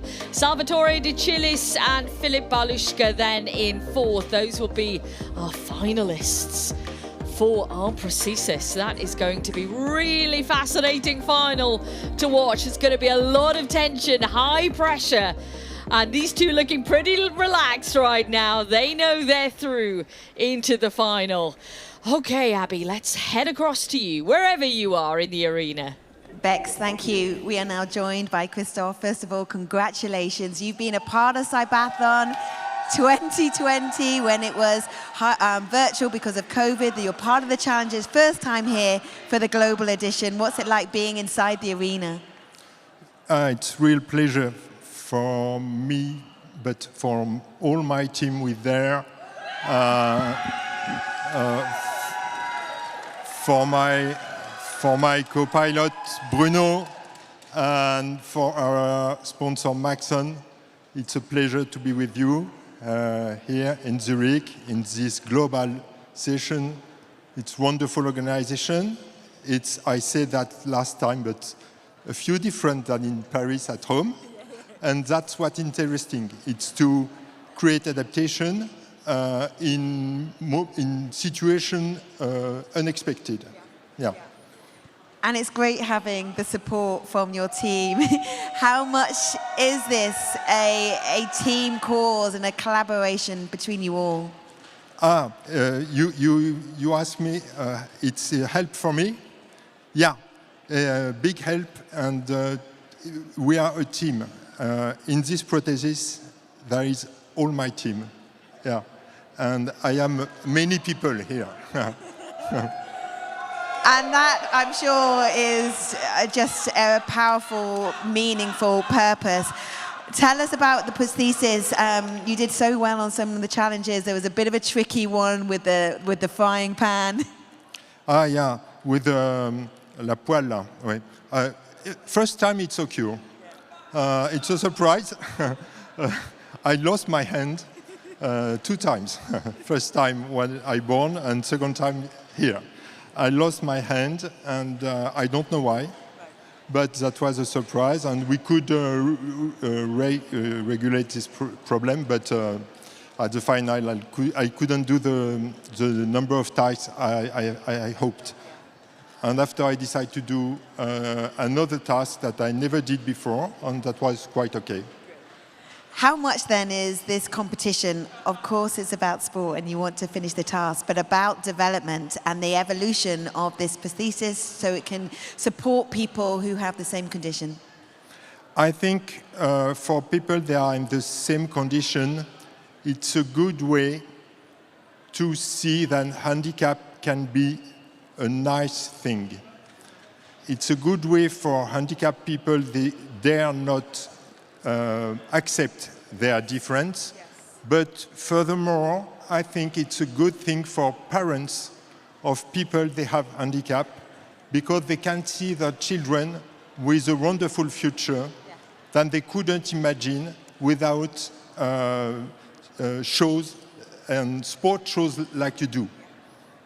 This event is so emotional, it's so impactful. Thank you for sharing with such beauty and transparency. For now, go and enjoy this moment with your team. I tell you, this event is going to stay with me for a long, long time afterwards. Thank you, Christoph. Bex Williams, I'm going to have to hand back to you while I just take a moment. I think we're feeling the same here, to be honest. Wonderful words there from Christoph, really wonderful. Now, you're back with us, myself and Adrian. We just want to give you a little bit of a clarification on the qualifying session moving forward into the afternoon for the final, of course. So let's go through exactly who has qualified for Arm, Adrian. If we can see our I'm not sure we can see the graphic at the moment. That's great. We don't have it quite yet, but... Just want to clarify that Team Bion IT, with 2 pilots in the top 4, only 1 will continue, which means that Orchatia from Mia Hand will actually take the 4th place seed and move on to the finals, and Salvatore will be in 3rd place. Okay. And Min and Nicholas, of course, in 1st and 2nd. So that is the clarification then of who moves forward to the final this afternoon. We're looking forward to that coming up in any case. later We are on. looking forward to the finals. We always are. It's been such fantastic competition out there. We're going to take a very short break now. We'll be back with you in a few moments.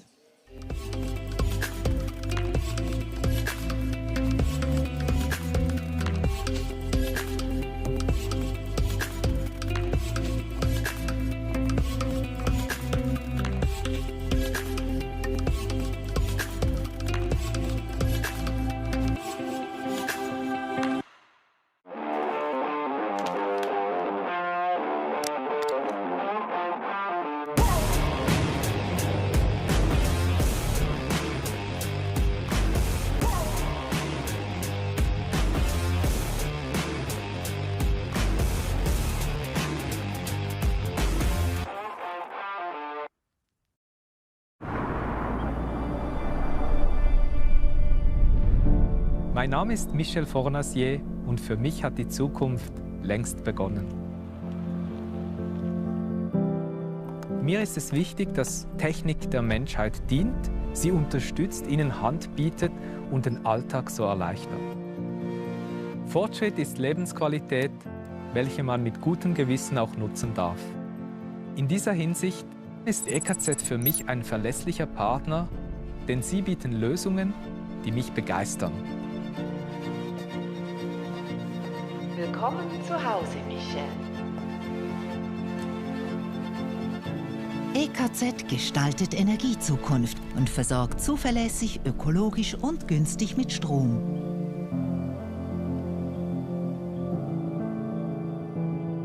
EKZ, stolzer Partner des CYBATHLON.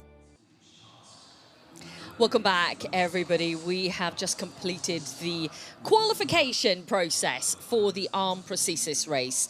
Myself, Bex Williams, Adrian Essner have been shouting over it all morning, but we just wanted to show you the qualifying result and who will move into the final. And just as Adrian was saying a little bit earlier, describe and let you know about that fourth position place. Yep, So, Adrian, as you can see on the graphic here. Just to clarify, this ordering is showing the rankings of the pilots as they've performed in their best heat. We do have a rule, though, that going into the finals, we cannot have two of the same devices. And as Bion IT Labs is competing with the same hand, unfortunately, Philip will not be able to continue to the finals. So Simone from Mia Hand will take his place. And this is a rule that we had in place to make sure that we see diversity in the finals of the races. Yeah, and that's all important, isn't it? So you can completely understand that ruling. So that's just a clarification for you on what we will see a little bit later. So for now, Adrian, thank you very much for joining me. I'm going to hand over to Abby now. We'll be back in a little while. Bex, thank you. It is now time for a new discipline, BCI, Brain-Computer Interface. So strap yourself in. This is pretty incredible stuff. But let's first of all tell you everything you need to know about BCI.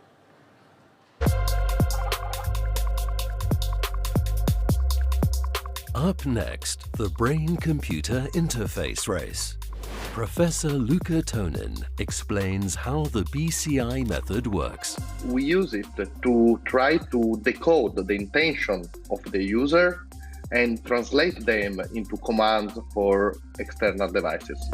The Brain-Computer Interface Race includes 5 types of tasks. They all have to be completed twice.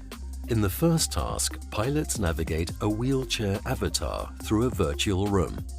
The goal is to reach the door located at the far end of the room. Furniture and robot vacuum cleaners obstruct their path. In another task, pilots have to control a virtual robotic arm. The task involves positioning a glass under an ice machine and holding the glass still until all ice cubes have landed in it safely. The pilot has to think to his own body. So this is called kinesthetic imagination.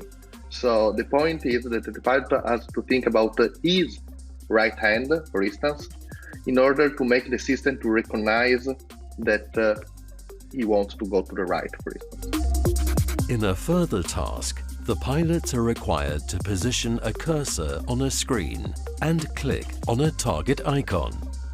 And then the pilots must navigate a key to the lock and turn the key to open or close the door. Pilots can score 10 points in each task. Whoever completes the most tasks and clocks the fastest time wins the race.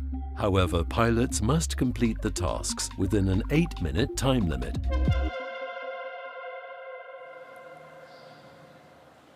So that's all you need to know, and the voices that will talk you through BCI, Bex Williams, is now joined by Ingrid Ordermatt. Yes, we've had a change of commentator here. Our expert Ingrid is alongside me for this next qualifying session in BCI. Ingrid, I'm looking forward to the session. I'm sure you are. Have you had a chance to catch up with any of the teams this morning? This morning, not yet. I think they were all preparing for this moment, so I also didn't want to disturb them, but I'm definitely going to talk to them after the race to see how they are feeling. Exactly, and let's find out exactly what teams we have lining up for our qualifying session here then. Pilot-wise, Francesco Bertella, Owen Collum, who we saw in rehearsals earlier this week, Zoltan Shortos as well. So we have WHI, Neuroconcise and eBrainers, are 3 teams that will be competing in BCI. Let's learn a little bit more about the pilots. One of the local hubs. So let's see who is contesting in this second qualification group. On station number 1, we welcome from Italy the team WHI and their pilot Francesco Bertella.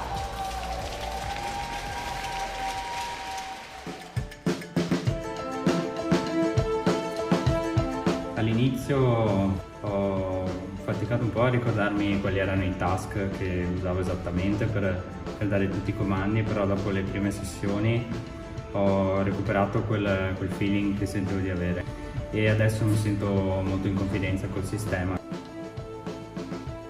Ma il segreto è rimanere calmi e bisogna avere molta pazienza e concentrazione e capire quali pensieri poi effettivamente fanno dare il comando giusto.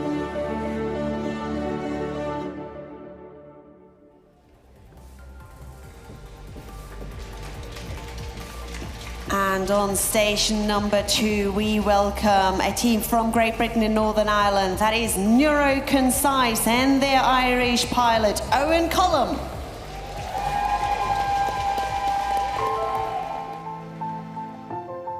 I had a spinal injury in 2003 when I had a motorbike accident. That means that I have no sensation from my high chest down to my toes, really. So I've liked sports all my life. I guess it's the competition that I like. I like playing, participating, and particularly winning. We seem to have a good project in place now, and we can compete on a competitive level with anyone else. I hope to do well. It's our dream that we do quite well.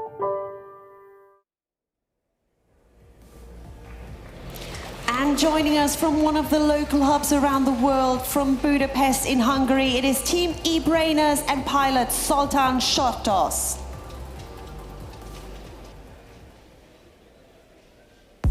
eBrainers is a team based in the Hungarian capital Budapest. They demonstrate how their technology works. Tehát most tettük föl a pilótára az EEG sapkát. Ennek a sapkának a segítségével érzékeljük a pilótánknak az agyi aktivitását, amivel majd a játékot irányítani fogja. Általában ezek a feladatok a CYBATHLONhoz kapcsolódóan valós életből vett példák, ahhoz hasonló feladatokat tartalmaznak. Nyilván ez hosszabb, rövidebb távon valóban meg tudja könnyíteni a mozgássérült pilótáknak az életkörülményeit. So these our 3 well, teams the pilots have been met now. We know a little bit more about them and their story. And Ingrid, there's always some wonderful moments ahead of competition, but such great pilots and fantastic teams behind them that have put a huge amount of research and work into what they're doing, and of course being here today.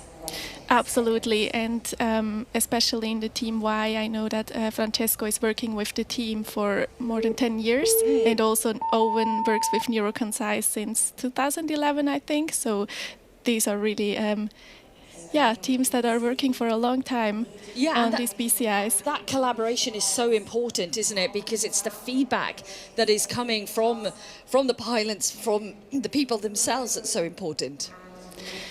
Exactly. It's so important that the teams are working on their classifiers, so how they decode these brain activity patterns to control the game. But at the same time, it's also a co-adaptive learning with the pilot. Wow! Do you know that went so fast. That was so quick. Ingrid was in yesterday, and it took a long time to complete that opening task. But for Battella, that was just seconds, and he's through the opening task, which has caused quite a problem for many pilots. Wow. Yeah, that was an impressive start. And for sure, that's a great feeling for him to, start with such a good performance. Absolutely, it really is. Okay, well, we move on to the next task with Battella now then, which is getting the ice into the cup. And we've talked about this as well, the focus that is required from all of our pilots. Today, there's a lot of noise in the stadium, there's a big build-up there, and they've got to just try and get all of that out of their minds, because of course their mind is controlling what we are seeing right here. Yeah, definitely, and just knowing that this is a competition can make you a bit nervous, which can also make it more difficult to focus, use your mental strategies. And that's also going well. Owen is just keep going, yes. Owen. Wow, okay. There it is, task completed for the man who just told us that he loves to win. He loves to compete and he loves to win. So that's 10 points on the board for Neuroconcise. Yeah, so now he's also in the robotic arm task, where he has to place this cup below the ice machine, same as Francesco. And yeah, we see the first ice cubes falling. That's great. This is looking really good for Francesco. We're back in Budapest now with Zoltan and the eBrainers team. Just making some moves forward. Yeah, he's also starting to navigate his way through this room, so it's all about rotating the wheelchair in the correct position and then just moving forward to the door. Now, back with Battella. So now, that was again so quick. So he moved the cursor to the correct field, and he also managed to send this click command. You can see him taking just a deep breath there. This is going so well. Okay, so he's skipped a task here. Oh no, task failed. He touched a plant, which is unfortunately leading to a task fail. Let's see how Owen does then in this computer screen sector.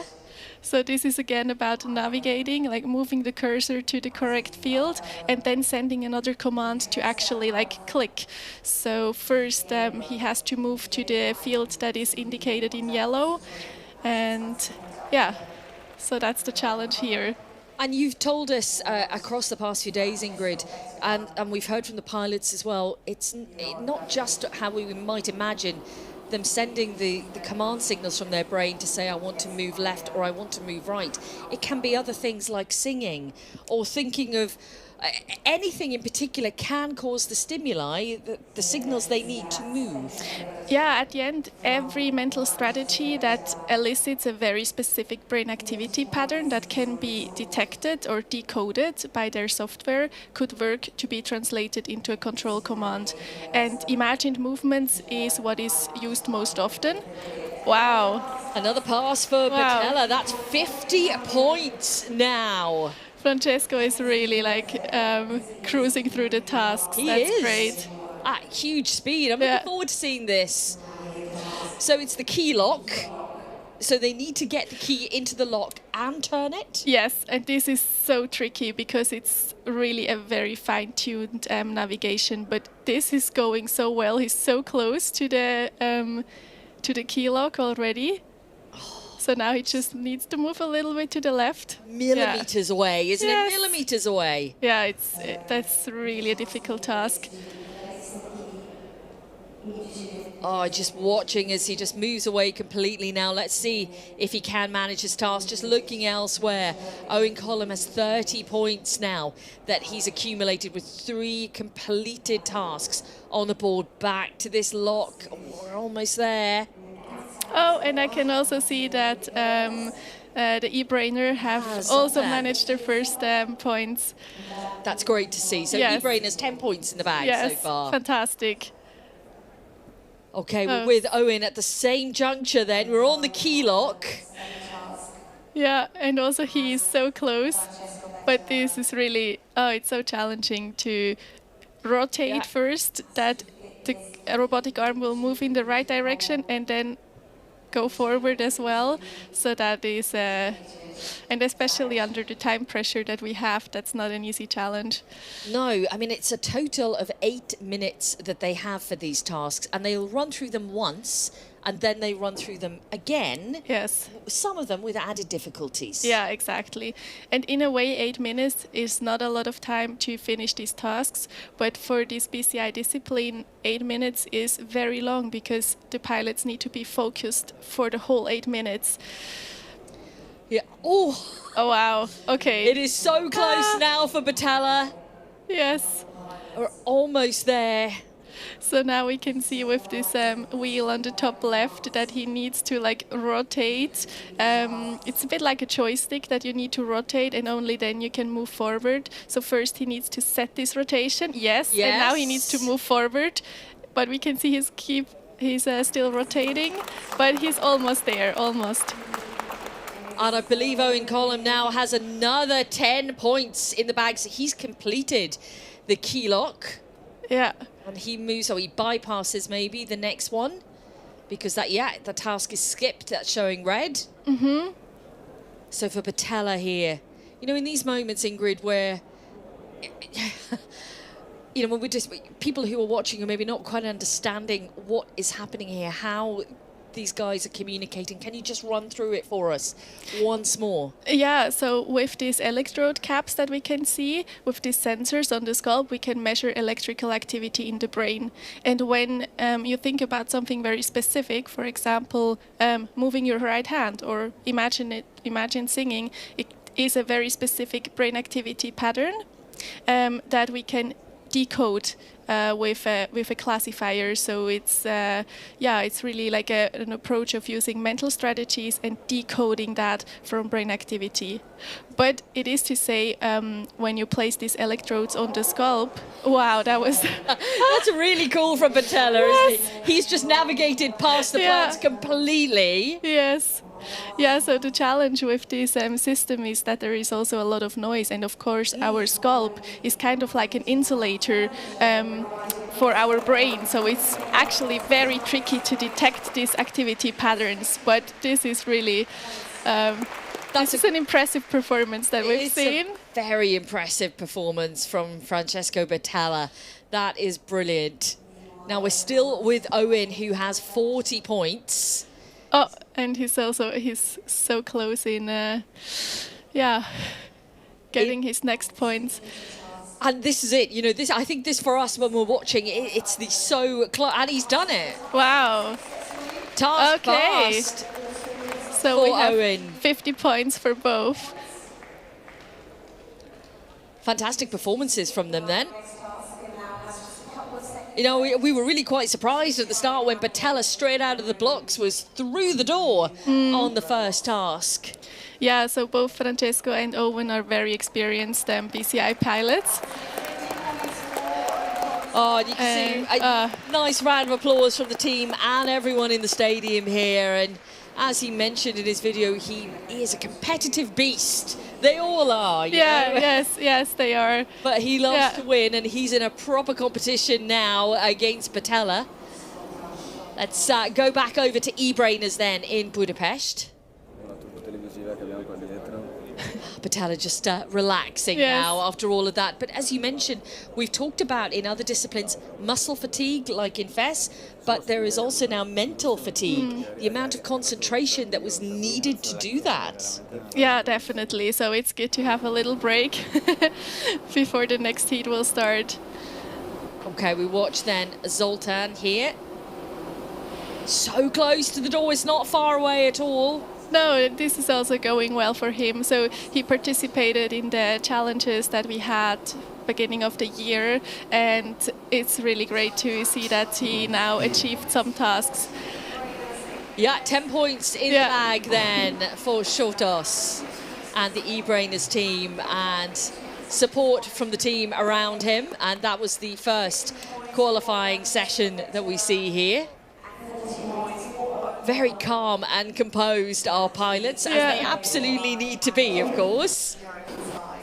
We're going to take a look at some of the results then from the BCI. And there you can see Batella and Colin with 50 points apiece. We've already had some qualifying races yesterday, of course, but with those fantastic results, they put themselves right up the top of the table and into the mix. Let's head out now then to find our host, Abby. Thank you. Yes, I'm in the arena and I'm sat with loads of spectators really enjoying the competition that is the BCI race, and they will have another qualifying run. We have been shining a spotlight on some of the pilots. It's now time to do the same, but for a researcher. There's so many researchers in CYBATHLON, but Luca Tonnen is one of the key researchers of BCI. He's also the team manager of WHI, which is a team manager of Francesco, because he's going to be looking on. Let's hear from Luca.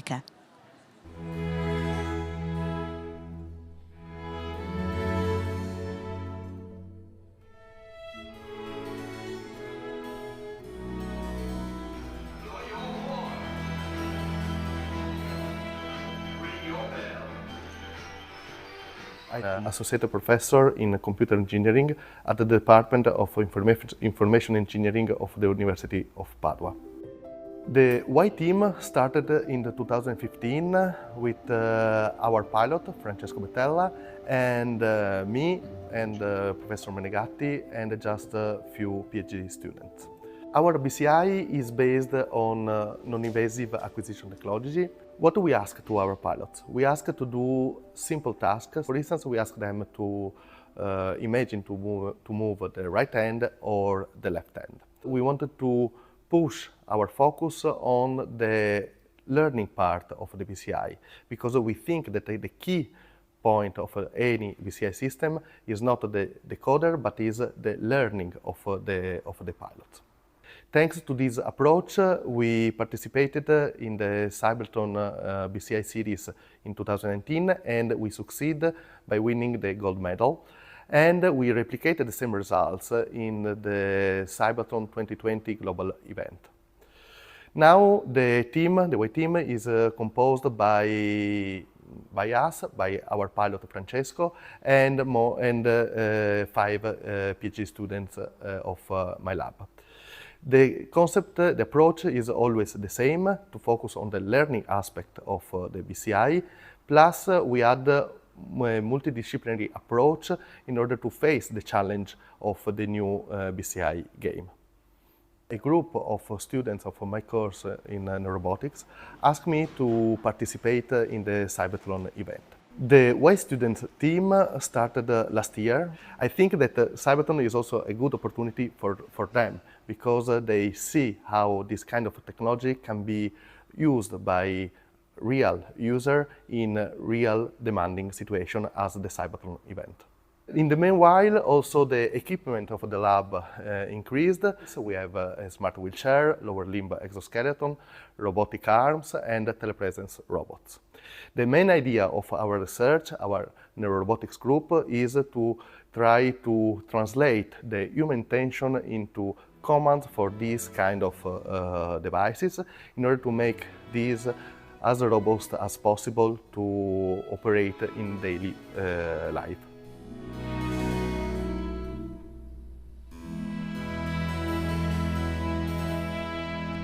So his pilot, Francesco, will be going out in this second run, and it is heightened competition between him and Owen in particular, Bex and Ingrid. It should be good, this one. Oh, I think it should be excellent, Abby. And I think Ingrid and I were kind of taken off course by the first qualifying session because we didn't expect anyone to complete the first task quite so quickly. And Francesco did. I mean, it was a great opening qualifying run. But Ingrid, you know, these moments in between now, they can reflect a little bit. The team can chat to them about maybe some different strategies for the next section. There's a lot of, you know, we can see Francesco really just relaxing here and focusing because we're only a couple of minutes away. But great first run from Francesco and Owe. Yes, and I think that might also help them to now go in this second run more relaxed. Yeah, absolutely. Definitely. They've done it once. We saw e-brainers here who are at just our remote hub at the moment in Budapest. And they scored some points on the board, 10 points on the board for them. We have a little bit of a delay, I believe, to the start getting underway here. Some technical issues which we are trying to get to the bottom of, and as soon as they are solved, we will be up and underway. But it was fantastic to hear Luca talking about, you know, the technology and how much his lab and so many different, you know, universities, be it labs within universities, NGOs, whatever, trying to create this brand, well, it's not brand new technology, but it's all of it is ever evolving technology. They're trying to make it better. I love the fact that Zoltan's getting a little bit of a massage here ahead of the race getting underway. While we wait then for the second qualifying session here at BCI, we are going to take a very short break. Are you connected? Try move.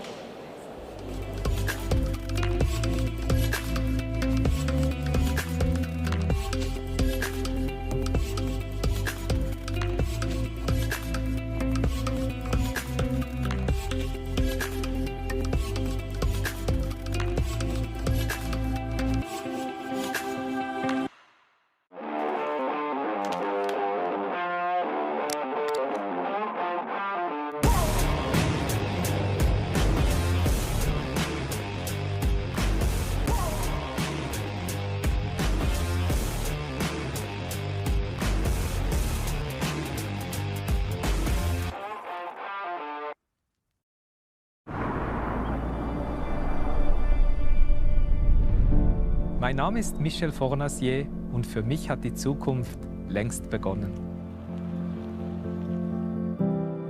Mir ist es wichtig, dass Technik der Menschheit dient, sie unterstützt, ihnen Hand bietet und den Alltag so erleichtert. Fortschritt ist Lebensqualität, welche man mit gutem Gewissen auch nutzen darf. In dieser Hinsicht ist EKZ für mich ein verlässlicher Partner, denn sie bieten Lösungen, die mich begeistern. Willkommen zu Hause, Michel. EKZ gestaltet Energiezukunft und versorgt zuverlässig, ökologisch und günstig mit Strom.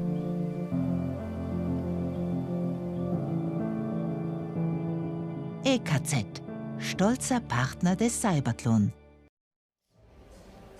Welcome back, everyone. We're waiting for another BCI qualifying session to get underway here. I'm here with expert Ingrid Odermatt alongside me, and we'll see these pilots in action very shortly. Ingrid, we're seeing this technology used right now in front of us to control essentially a computer game in front of us in real-life scenarios. How are we seeing this technology being used? Yeah, so in this year's game, we wanted to show that it would be possible with a BCI to control external devices such as the wheelchair, a robotic arm, or also a computer.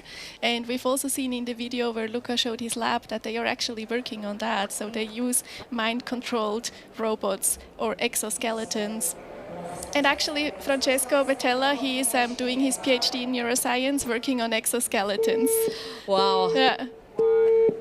That is excellent knowledge, and Francesco Betella, impressive in more ways than one then.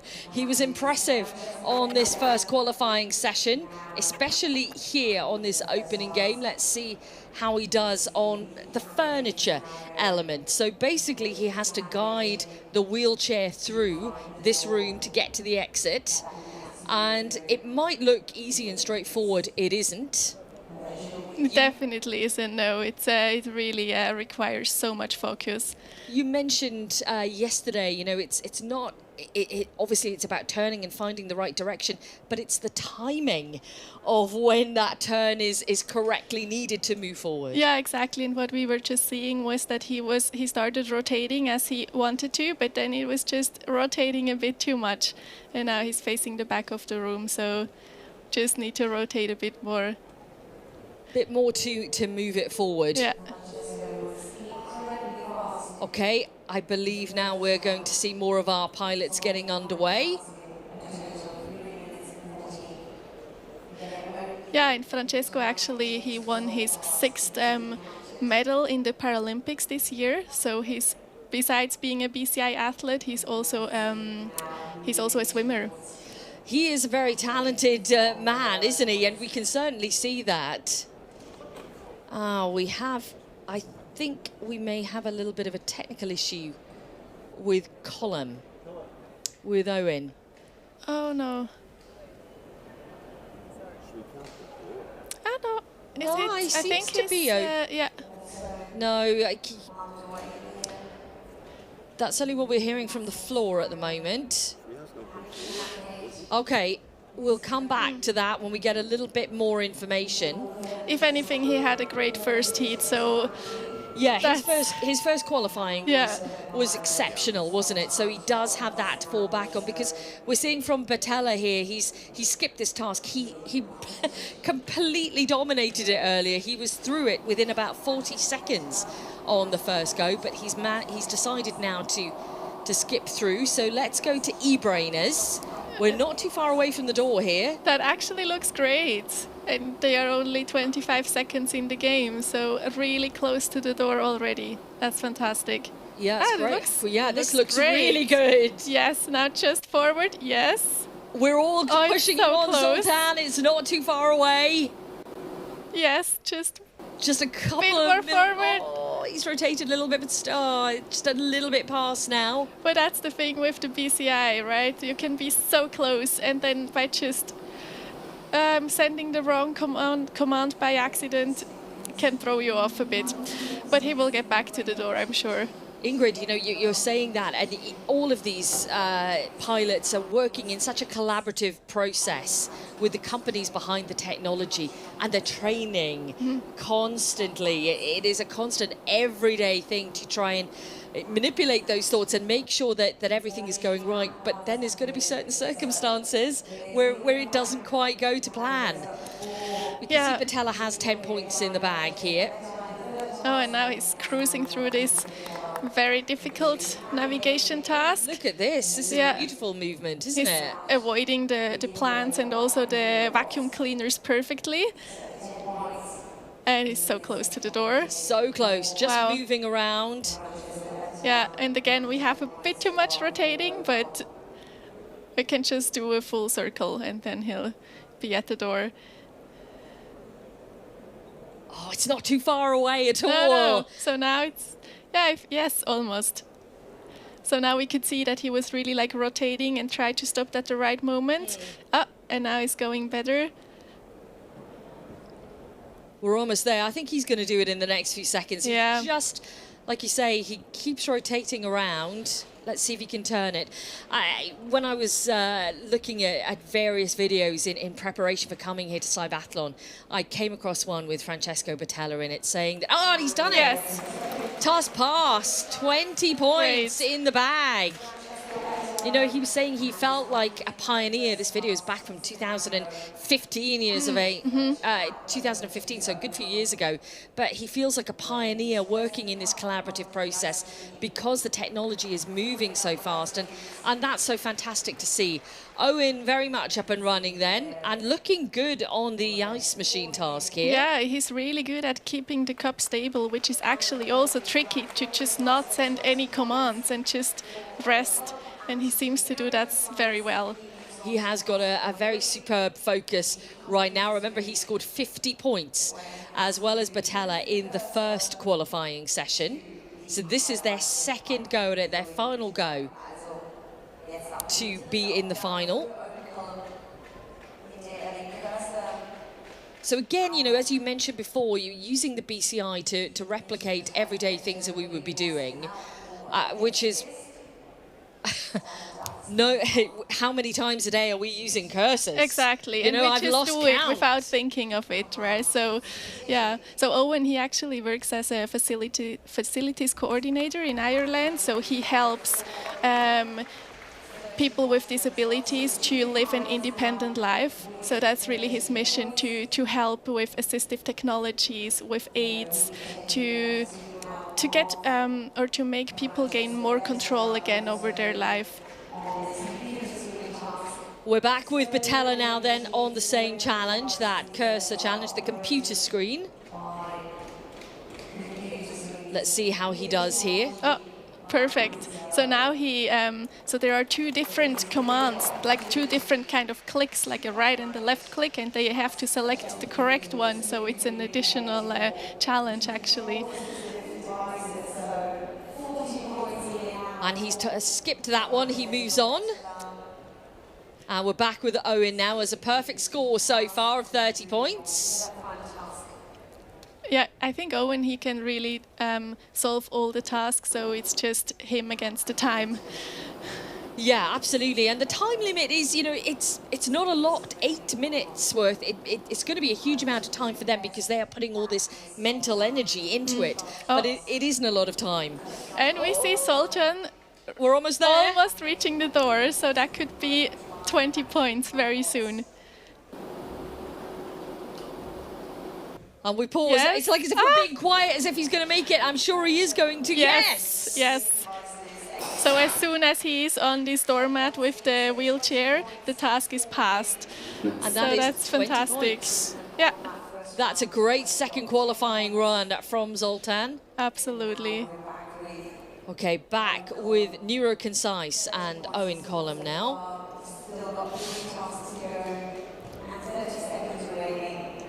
So now I think they decided to skip a few tasks to really do those that they can solve quickly, to use this last minute very efficiently to get more points. Yeah, the time is ticking away, of course, the time limit being 8 minutes.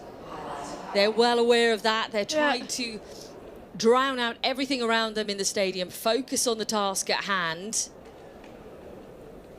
And Owen's doing such a wonderful job of that. Francesco has also done a great job. All three of our pilots showing what can be achieved here, Ingrid, with this technology. And Owen has passed that task. So that is another 10 points, 40 now. Back with e-brainers. And he's really navigating that wheelchair well now, so now he just needs to move around this table. But it's definitely possible to reach 30 points in this run. Oh, yeah, you added in, so the difficulty level when you come back to that room, as we can see, was the vacuum cleaners. Time is up for Owen. 40 points now. So the first qualifying run for Patella and for Column was the best. But it's the second qualifying run which is shaping up to be the best here. Great! Correct, Ingrid. Yes. Got it. That's 30 points. Fantastic. It's such an improvement that we see from the challenges. I can really, I'm happy to see that for the e-brainers. And that's what it's all about, is moving forward and advancing. And if you can see that the fact from the challenges earlier this year that they've progressed, that is really strong work that both e-brainers and Zoltan have put into all of this. Yeah, so now it's the last half a minute, and I think they are trying again the wheelchair, Yeah, we've only got now, as you said, half a minute was ticking away.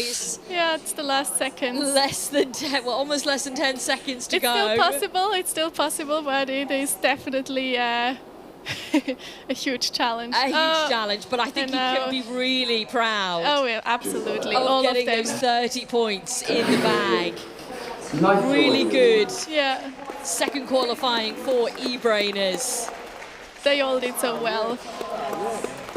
I'm looking forward to hearing from you later once you've spoken to these teams as well. I'm going down onto the arena floor a little bit later on and caught up with all the teams and find out how they were feeling, because fantastic work from all three. But of course, not all can make it into the final. Let's take a look at the results then. Batella and Column there on 50 points apiece, but Batella with the best time on the board, and Zoltan with 30 points in the bag. Really strong work from the eBrainers team on that second qualifying session. It looks great, doesn't it, for those three on the leaderboard right now. Let's head out to Abby. Thank you. We are going to get a word with Francesco. He now goes to the top, as you've just seen, of the leaderboard. And I'm sure you've seen that, Francesco, that you top the standings. We know what an athlete you are. We know your prowess in the swimming pool, multiple Paralympics, multiple medals. How different is this in this environment and managing sporting competition, the adrenaline that brings? It's very different because in the swimming pool in Paralympics there is much adrenaline and you can express in the pool. When I get in the water, I can't hear anymore the spectators. So here it's quite different. You have to stay calm, keep the concentration. Also, doing 2 races so close is not so simple. In fact, in the second, it was more difficult for me. How do you manage the relaxation? How do you prepare to keep your mind calm and your muscles relaxed? I'm trying to concentrate on breathe. I learned many techniques for my sport, para-swimming. So I try to adopt this technique also here in BCI. And what can this technology do in the future? It's extraordinary. Yes. Now it's still at the beginning of its history, but in the future I think it will be a lot of possible application, especially for people who can't move from their room. So it is an open field yet. Well, you're making it look so impressive, and we'll see you back in action in the final. For now, Francesco, congratulations. Enjoy the sound of the arena now. And we will take a very short break and just remind ourselves of why it's so important to have sponsors like Maxon that just bring their involvement into CYBATHLON, the global edition in 2024. Langweilig, ja. Du machst eigentlich nichts. Du schaust nur ein bisschen, was da unten macht. Rapperswil-Jona in the east of Switzerland. At the Eastern Swiss University of Applied Sciences, researchers are working on a futuristic wheelchair. The scientists are supported by the Maxon company. The Swiss company specializes in drive technologies and supplies the engines for the enhanced hybrid, a wheelchair that converts into an exoskeleton at the push of a button and guarantees paraplegics greater mobility and independence. Team leader Silvia Rona is very satisfied with what the project has achieved so far. Es ist ein erster Forschungsprototyp. Wir sind noch ganz am Anfang. Der Wechsel Rollstuhl-Exoskelett, dass das eben eigentlich nicht zwingend 2 verschiedene Geräte sein müssen, sondern dass man das in einem Gerät haben kann. Denke mir schon schön gelungen. 1, 2, 3. In order for the enhanced hybrid to be suitable for everyday use at some point, it needs pilots like Rolf Schoch. Rolf has been paralyzed since a motorcycle accident. Rolf will be competing in the CYBATHLON 2024 with the Swiss team Roboto Enhanced. Rolf has a clear goal in mind. Für die Zukunft denkt, ist es ja noch weit weg von dem, dass man es im Alltag brauchen kann. Aber ich meine, es muss jeder Schritt gemacht werden bis dahin. Also jetzt nur schon mal, dass man einen Hybrid hat, dass man überhaupt die Idee hat, dass man Rad gerade direkt daher machen kann. Dann braucht man die Hände nicht mehr. Das ist ein riesen Schritt. Wir sind gerade am Testen. The engineers at Maxon made this step possible. The family company has its headquarters in Sachseln in the canton of Obwalden. Maxon employs 3,200 people in over 40 countries. Und sonst allgemein zufrieden mit unseren Produkten? Ja, sind jetzt eigentlich gut gelaufen. Wir mussten vom EC60 auf den EC90 wechseln. Wir müssen, glaube ich, mit dem Getriebe noch ein bisschen spielen oder mindestens ein Drittel ein bisschen anpassen. Aber sonst im Großen und Ganzen. Es ist uns keiner mehr übrig. Ja. Führen wir stabil, ja. Alles gut. Ja, alles robust. Super, cool. Es ist sehr wichtig, dass wir von Anfang an, von der Konzeptphase zusammenarbeiten. Wir sind so breit aufgestellt, wir sind in Medical-Applikationen, in der Aerospace, in der Luftfahrt. Die Erfahrung können wir punktuell in anderen Gebieten einsetzen. An unserem Atlas ist speziell, dass man wirklich die Hände frei hat, dass man mit der Umwelt interagieren kann. Das ist bei den meisten Exoskeletten im Moment noch nicht so. Und Maxon-Motoren machen halt die Bewegung erst möglich. Der, den man am besten sieht, ist der hier. Und das ist so drin verbaut, dass wir hier einen Motor haben. Da merkt man, der ist so ein bisschen warm, weil er jetzt ein bisschen aktiv ist, aber wirklich nur so handwarm. Nachher haben wir hier den Riementrieb dran, vorne das Getriebe, dass es dann hier auf der Seite von der anatomischen Achse vom Knie betrieben wird. Wir sind in sehr engem Austausch mit Maxon. Das schätze ich sehr. Die sehr eng zusammenarbeiten, völlig unkompliziert. Wenn wir etwas brauchen, haben wir mehrere Leute, die wir anrufen können und nachfragen, was der Stand ist. Für uns ist wichtig, um ein Feedback zu bekommen von den Experten in den Anwendungen. Und wir als Sponsor geben ihnen die Möglichkeit, mal etwas auszuprobieren. Weil wenn es funktioniert, auf der einen Seite bringt das Team weiter, aber uns auch, weil wir profitieren von diesen Erfahrungen. CYBATHLON pilot Rolf Schoch also had positive experiences with the new mix of wheelchair and exoskeleton. Wenn du natürlich die Hände nicht frei hast, bist du eigentlich immer gebunden. Du hast dann keinen Vorteil gegenüber dem Rollstuhl. Wenn du nichts heben kannst, dann kannst du ja nichts Produktives machen. Du kannst ja nicht einmal ein Sandwich essen oder bar ein Bier trinken. And this is what the transformation looks like. In just a few steps, an exoskeleton becomes a wheelchair. Es ist extrem cool zu sehen, wie der Grundgedanke von dieser transformierbaren Struktur anfängt zu funktionieren. Es muss sehr, sehr viel zusammenspielen, dass alles miteinander funktioniert. Und jetzt funktioniert es. Jetzt haben wir einen Rollstuhl, der aufstehen und loslaufen kann. Es ist aber jedes Mal eigentlich schön, um wieder die Augenhöhe mit den Leuten zu haben, im Stehen. Und man merkt wieder mal, dass man nicht der Kleinste war. Also, ja. Wenn du so weit kommen, dass das wirklich ein Alltag könnte werden für den Rolf, dann würde ich uns sehr stolz machen. Hat funktioniert? Pure cool. Gratuliere. So, super funktioniert, oder? Hey, sehr cool. Hey, gut gemacht. Haben Sie gut gemacht. And we are now joined by the boss of Maxon, Eugen Almega. Eugen, thank you for joining us. Tell us about what brought you to support CYBATHLON. You know, this actually was started more than 30 years back, you know, when I was in Japan, and we developed motors for exoskeletons and prosthetics. And then in the year 2016, actually a few years before, Robert Riener contacted us, hey, why should we come together and develop an event like this? And actually it was his idea, and I did not have to think about a second to support it, you know. That's what really brought me in, and Rob and myself, we are good friends since then, you know.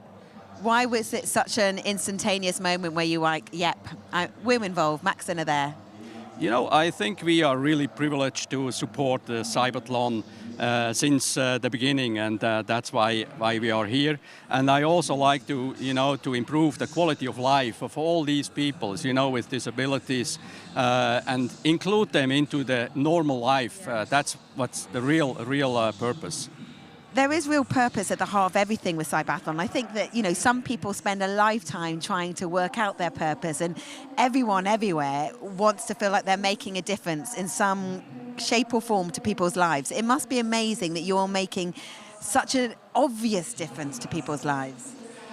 Yeah, this, you know, actually, for me, it's great to be with all these people together and change their life into, let's say, to a normal life. But of course, I can't do it. But I can support them. I can support their whole life to be better and yeah, have these competitions. together, you know. And if you look at those competitions, then you see all the different pilots, and I really love to see them because they give everything, you know. That they never give up, and I have seen them yesterday during a meeting in the company. I was watching my mobile phone.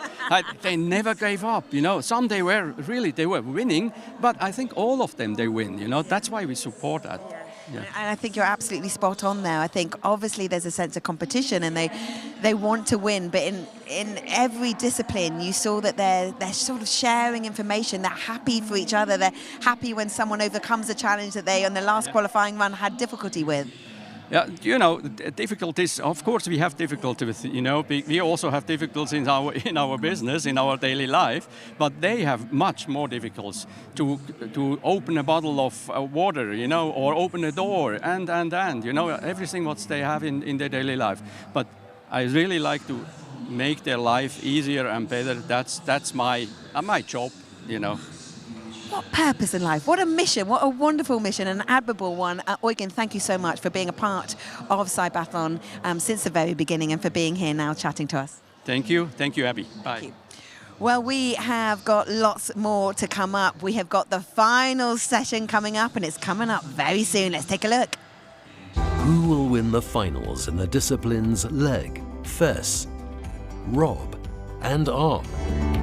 Pilots are going to face a range of challenges on their course as they strive to be the champions. Watch or visit us at CYBATHLON.com.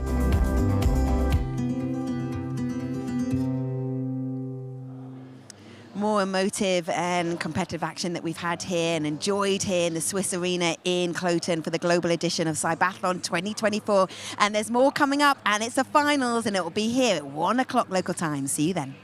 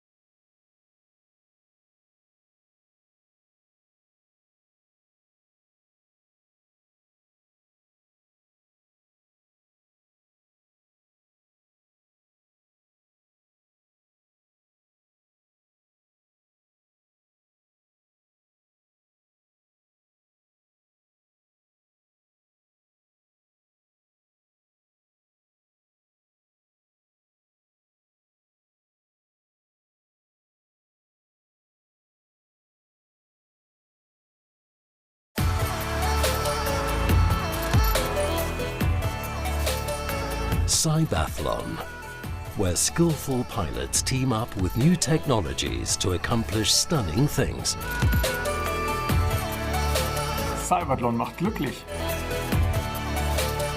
우리가 포기할 수 있는 일들을 가능하게 만들어줍니다.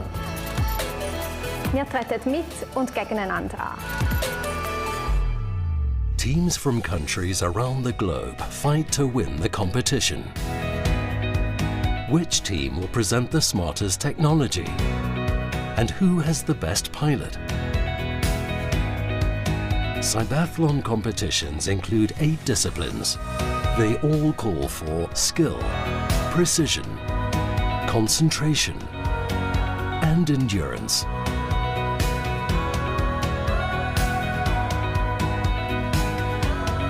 Robotic wheelchairs climb stairs.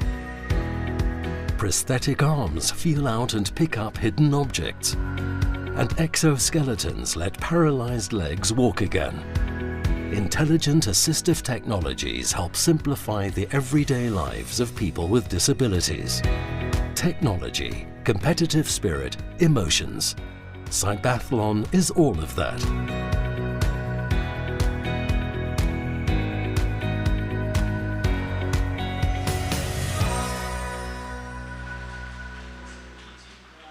Hello and welcome to the global edition of CYBATHLON 2024. An absolutely unique event. It brings together the power sport with the innovation of technology to enhance and elevate the lives of disability people so that they can be part of society. Now, this idea, and it's such an incredible concept, it originated from the university right in the heart of Zurich. That is the ETH Zurich Technology University. And if we follow the tree line here to where we are, we're in the Swiss arena on the outskirts of the city in Cloten, usually the home of the local ice hockey team. Well, for this week only, it has been transformed into the arena for CYBATHLON. And we've seen 8 disciplines, 67 teams coming from over 20 countries. It really is a global event. And to keep in with equality and inclusion, the teams have the option of competing from their local hubs. And we've seen that in Seoul and in South Africa and in Vancouver, or they have the option of competing here in Cloten. It really is an extraordinary event, and you've got so much to look forward to today because it is finals time. But before we get on to that, let's welcome Roger Gusset, who is from ETH Zurich. He is a professor from rehab engineering. Roger, thank you for being with us here in the studio. How did you get involved in this incredible concept? Well, I had the unique opportunity of following this from the very beginning as Robert initiated the whole thing. And then we also had the chance to organize a scientific event that accompanied the CYBATHLON in 2016 and then also completely online in 2020, which not only highlighted some of the details of these unique technologies, but then also made more of the details available through scientific publications. We've spoken about this on CYBATHLON during the course of the last 2 days, but what was it like when Robert presented his idea? What were your original thoughts? Be honest. I will be very honest. I was on the one side, I was extremely excited. I also was a bit worried of, the perception on both sides, so that we might create illusions of things that, are possible here, but not yet out in everyday life, and also about how the whole thing might be perceived. I think they've done and then also how it is accessible to people with disabilities. They've done really an amazing job on that. We have audio descriptions here. We have sign language in multiple languages accompanying this. We have this online stream. It's just really amazing how they've addressed these issues and brought really the people with disabilities together with the developers, included them in the development. And I think that's really how this field has to go forward. It seems to me to be received so positively. Everyone that we speak to feels that they are being emotionally impacted from what they see and how that has changed thoughts, whether they have a disability or not. Absolutely, and I can give you an example. I was just over at the exhibition and I overheard a couple talking, and he said, actually we cannot imagine in any way how it must be for people who lose the ability to do certain daily tasks. And I think that's really the unique thing about CYBATHLON. It's helping the technologies progress, benefiting the people who need them, but it's also increasing the awareness. It makes disability more natural, more acceptable, and helps this whole inclusion process. It really does. Roger, you're going to stay with us. We're going to hold you for a few moments longer. But for now, if you've just joined us, you've already missed some spectacular action. Let's remind ourselves from this morning's session of all the action here at the Swiss Arena. What an amazing morning it has been. We've seen some incredible arm races. We've also seen a fantastic performance from Nicolas Huchet. He and his team Bionico Hand came pretty close to a perfect run, getting through 9 out of 10 challenges successfully. We've also got Min Shu from China and Salvatore De Cilis from Italy in the finals. As there can only be one pilot from each team in the finals, Mia Hand and their pilot Simone Occiadici will be the 4th team in the finals. In the BCI races, there were some fierce battles in the second qualification race. Francesco Betteia from Italy and Owen Cullum from Ireland both scored 50 points. But Francesco and his WHI team were quicker in solving the tasks, and that's why they are now leading the table. So yeah, I know you said yesterday that you're watching so much online. Do you still, even though you've been with this throughout the journey so far, does it emotionally still impact you? Absolutely, yeah. And so for me, the highlight yesterday was definitely the Taiwanese team, where there was actually a bilateral amputee working with an exoskeleton. And I mean, the thing that really touched me, even though those red flags keep going up, he really tried every single obstacle and he went all the way to the final. And I think that's exactly the spirit we hope to see at CYBATHLON. One thing I know for sure is that I could not be a referee here. I really couldn't. I could not hold that red flag. I could not either. I heard it's 200 pages, the whole document. So I would just be too emotionally invested. I'd be like, oh, but I understand it's a sporting competition and we need it to be fair. And we have got the finals coming up, and you just saw some of the pilots. That's how they're known. They are athletes, of course, but the pilots coming in. We have got the Leg Prosthesis final. It should be so good. I'm extremely excited to see these finals now, yeah. Roger, thank you so much. Enjoy the rest of the event, and we will just say hello this afternoon to Bex and to Chiara Basler. Hello, Abby. Yeah, we are feeling the excitement here, Chiara, aren't we? Chiara's our expert for the Leg Prosthesis Race, and the stadium around us is just starting to really build up in terms of atmosphere. How are you feeling right now? I think I'm feeling a bit nervous. Yeah. Maybe not as much as the pilots down there, but still a bit nervous and very, very hoping for them to be able to show the potential of their technology. Yeah, and that's what it's all about here, of course. And we do have the final to look forward to, the absolute epic final. They've been building to this for years, weeks and months. So much preparation has gone into it, and we are about to see, hopefully, the fruits of all their labour pay out. But who is going to be on the top step of the podium? We'll have to find out, Abby. We'll have to wait.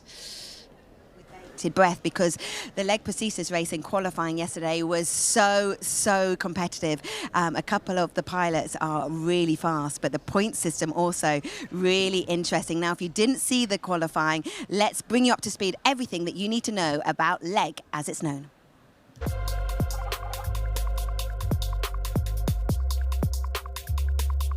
Up next in the CYBATHLON event, the Leg Prosthesis Race. The teams will be required to complete a total of 10 tasks. Any blue area must only be touched with the prosthetic leg. Here's a quick overview of some of the tasks the teams will perform. The first challenge is called balance beam. The pilots have to pick up and carry 2 buckets to a target area while walking across narrow wooden beams. The pilot's ability to maintain body balance will be tested thoroughly. Then the pilots need to be able to sit on a bench close to the table without touching the red poles. In the next challenge, the pilots are walking cross-country, meaning they are walking across stones and need to pick up and put down objects. In the hurdles challenge, pilots have to clear 5 hurdles. They have to alternate their lead leg for each hurdle. Pilots must not use their hands when dragging their prosthetic trail leg over the side of the hurdle. The challenge is completed as soon as competitors cross the finish line and no hurdle has fallen. Each correctly completed task earns competitors 10 points. Whoever scores the most points and clocks the fastest time wins the race. The time limit is 6 minutes. So that's the information. This should be so competitive. It's such a tight field, and I can see them. They're down there and they're ready to go. So your commentators, Bex and Chiara. Thank you very much, Abby. Yes, we're just moments away then from the final happening. Chiara said you're starting to feel a little bit of nerves for the team. It's been a lot of work to come to this point. Yes, I have been in contact with the team for the past maybe 1 year, and I was following even the development of some of the devices, because at the beginning they were still in the developing process. So I'm really feeling attached to some of them and also to all of them, and therefore I'm really looking forward. And they're also competitive, also good, also advanced technologies that I really cannot say who is going to win. We will find out in a matter of moments. Let's take a look at the team lineup then for the leg final.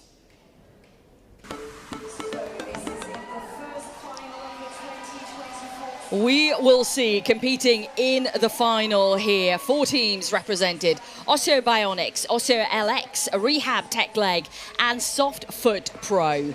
Now we've seen the teams, it is time to meet the pilots who are in the final.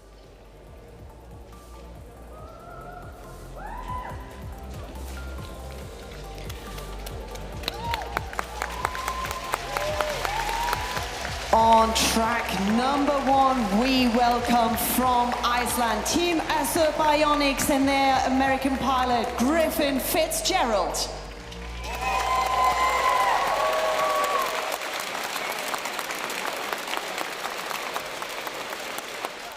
It was a strong qualifying session for Griffin, who has said that being here has been a supreme part of his life so far. Let's see how he carries out the final.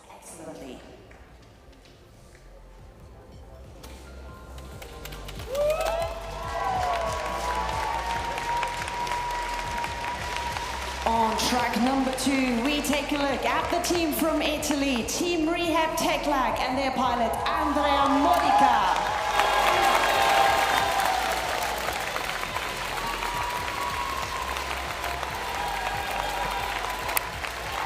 A showman, he plays to the crowd, but Andrea Modica is seriously fast and was the fastest of the qualifiers out there. He would dearly love to take the crown here.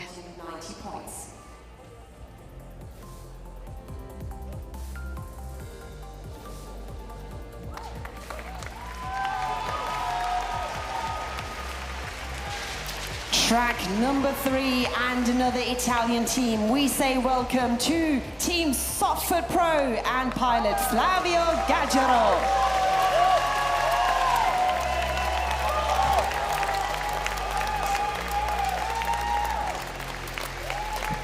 Ever the smiler, Flavio, what a fantastic character, but what a fantastic performer as well. Full of focus to take maximum points across his second qualifying session. Pilot with 100 points.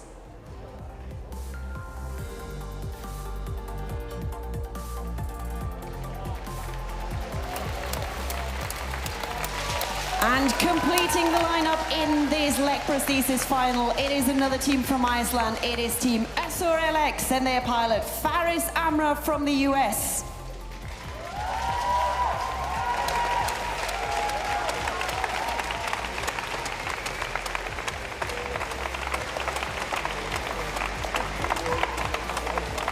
Faris completes the lineup then and was another one of our pilots to take maximum points in the qualifying session. Strong, committed and assured. What can he bring though to our final, which is about to get underway?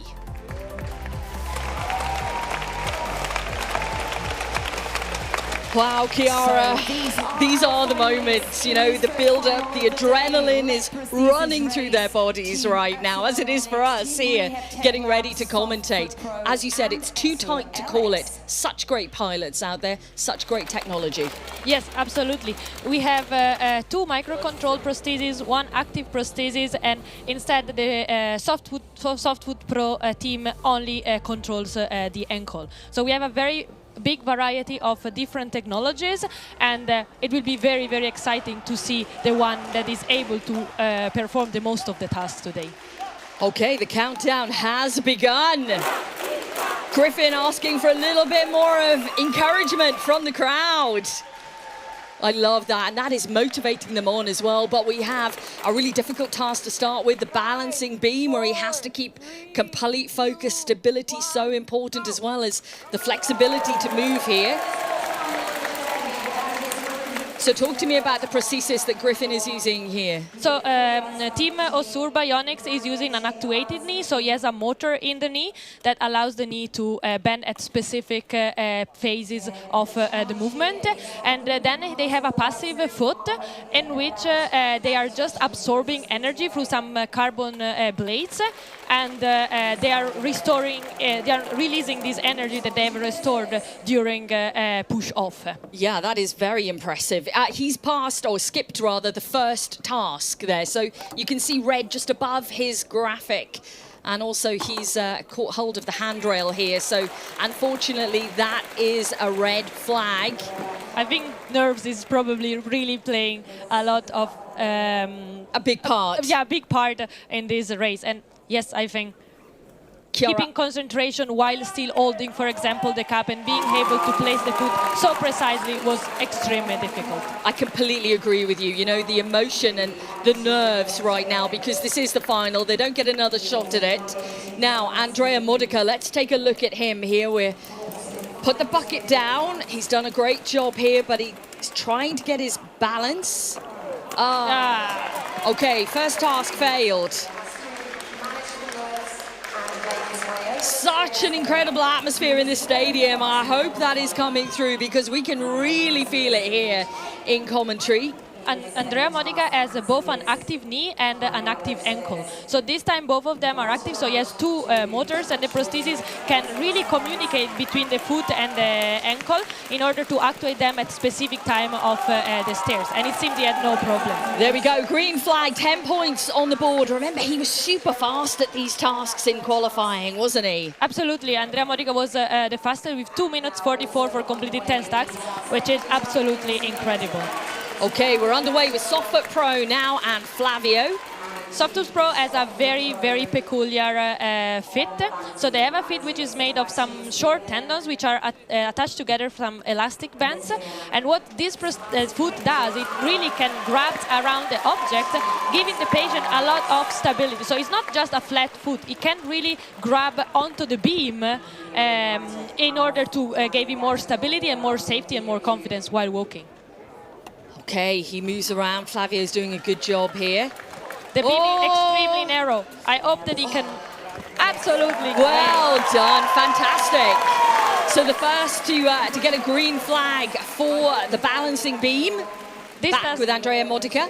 This task is extremely difficult. Really, you need to so much control of your leg, of your prosthesis. You cannot move the bench. You cannot touch the right object, and the space is really, really narrow between the objects. So that looks as if it is successfully completed. We wait to see the green flag for that. Yes. And now we are on to the wobbly steps. Another green flag. No. In this task, we see some randomization. So the pilot doesn't know exactly the order of the high boxes. The box has different height, different width, and this is extremely unpredictable for the patient. He's flying through again, Chiara, though, isn't he? Flavio also doing a good job here. Flavio is still succeeding all the different tasks. We see from the top how narrow the crates are, and there is very, very little space for moving the feet. And he decided to rotate inside the crates. You can see that Griffin Fitzgerald has completed here with 50 points on the board. Oh no! unfortunately for Faris Amra, he just moved there and he touched the red at the side, so that is... Yeah, it's for any discipline, the red objects cannot be touched at all, and therefore, yes, it was unfortunately a fail. Now, the slope is a really difficult one, isn't it? But, you know, not only the difficulty level of the slope, but they have to then position these objects, and they're at a diagonal there. Modica already on the final test! Wow, 90 points for Andrea Modica. That is supreme. It seems that for him the competition or the final atmosphere didn't play a big role. 90 points, only 17 seconds more than the qualification, so he did really, really great. Now we can see there's absolutely no mistakes on the board here from Flavio Gaggero. The grip from the feet of the soft throw team is really helping him in performing this task where the surface is not stable. Okay, let's see how he manages over this final one here. Through, it's another green, 2 more to go for Flavio. For Faris Amra, you can see already 2 red on the board. And this is Sir LX that we're watching the team. So this is a micro-controlled prosthesis. Back with Softfoot Pro now. Can he manage a full sweep, a full house of points here? I think here the foot should really help him perform this task, because we can see that he can bend. Oh! So it is all going to be down to time. He has 1 more to go through. That is the hurdles. Oh, that was such a shame for Flavio then. Just a little stumble. I think the nerves are really playing a big part. A big part, absolutely. And I think for Andrea Modica, he's thrived on those nerves. That's really motivated him. Wow, these height steps are very, very high. You don't know if you can see it from the TV, but these bars are very high, and overcoming them can be really, really challenging. So for Andrea Modica, a fantastic run through. That was Gaggero we just saw complete with 90 points on the board, and Faris Amra completes with 80. But for Andrea Modica, the 90 points and the fastest time on the board. I don't need to tell you, they already know. Seems that they didn't realize it immediately, but now they're all so happy. It was such a great final. Look at the team, they are running out. Andrea Modica is the champion here. He is the winner of the Leg Prosthesis Race, the final. Wonderful scenes here. Oh, this is what it's all about, this celebration. But Gaggero did such a solid job. Just 1 task failed. But we don't forget, we don't think about that. We think of all the tasks he passed. You can translate, Chiara. I think Andrea was really thinking that Flavio won, because he didn't realize that he's actually, unfortunately, did a mistake in one of the last tasks. So he was saying that he was not celebrating immediately afterwards. Wow. Incredible scenes. That is wonderful stuff. Okay, let's take a little look back at this thrilling final, shall we?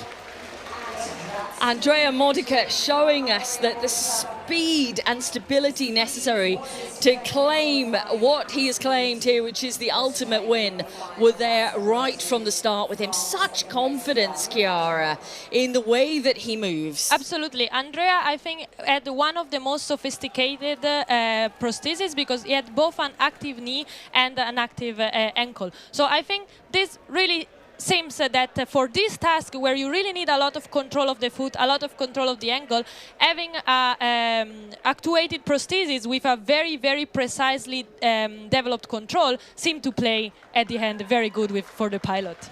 Gaggero just there with a little bit of frustration at the end, but it was so close between them in terms of points, and you can see the realization on Andrea's face there.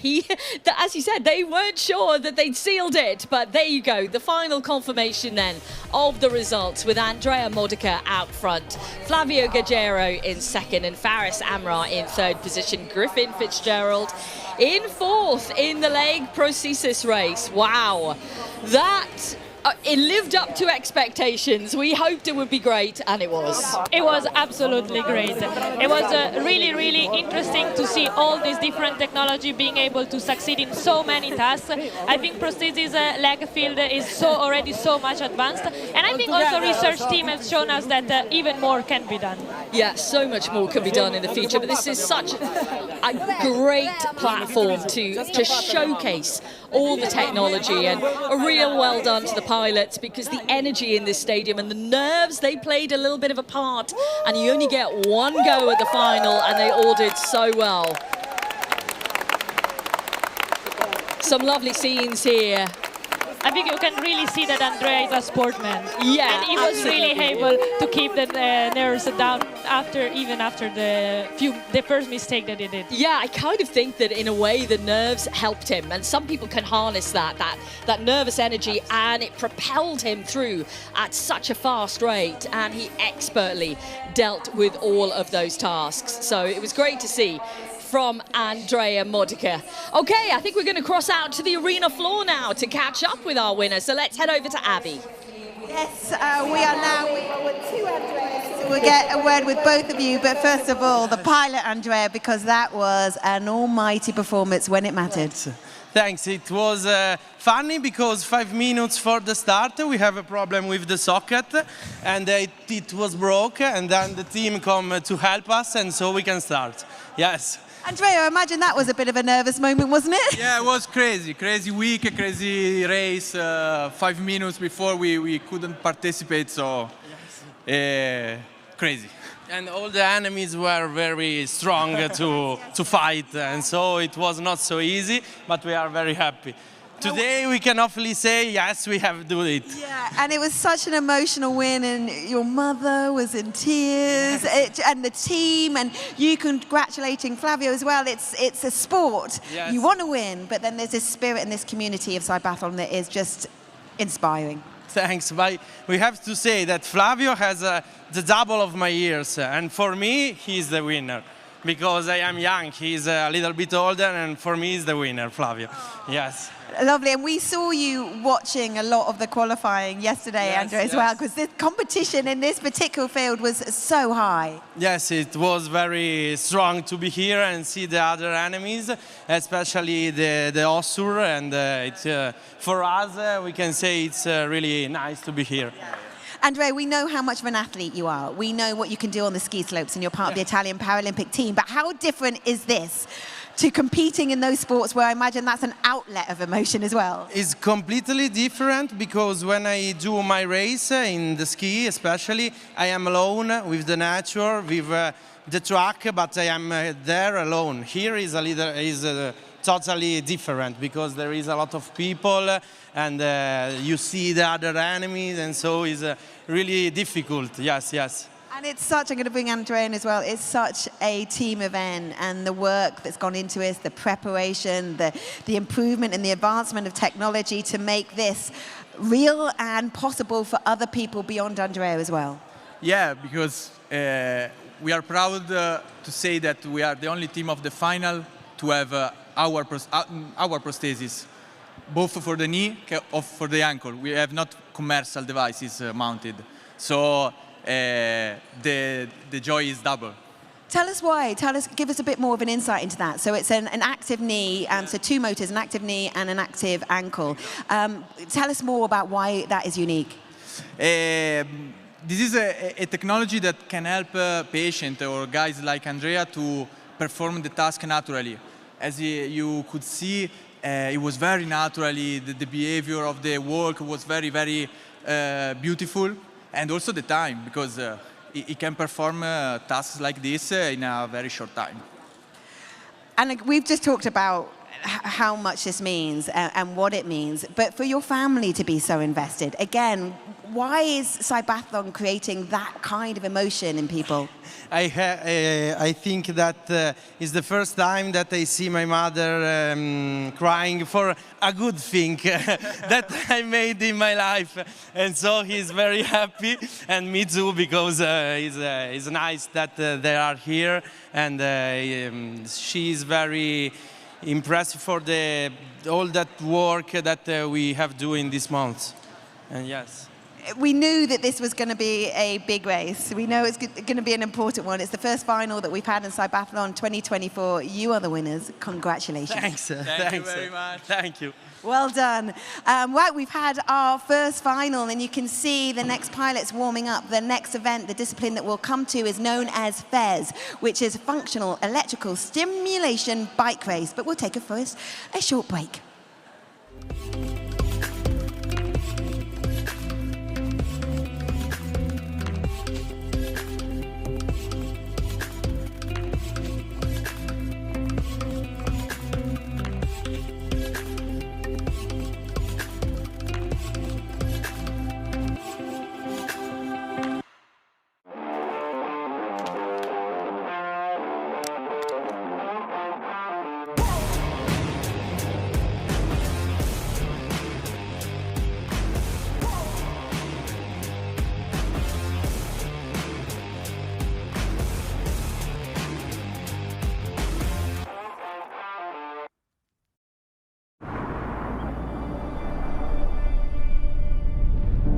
Mein Name ist Michel Fornasier und für mich hat die Zukunft längst begonnen. Mir ist es wichtig, dass Technik der Menschheit dient, sie unterstützt, ihnen Hand bietet und den Alltag so erleichtert. Fortschritt ist Lebensqualität, welche man mit gutem Gewissen auch nutzen darf. In dieser Hinsicht ist EKZ für mich ein verlässlicher Partner, denn sie bieten Lösungen, die mich begeistern. Willkommen zu Hause, Michel. EKZ gestaltet Energiezukunft und versorgt zuverlässig, ökologisch und günstig mit Strom.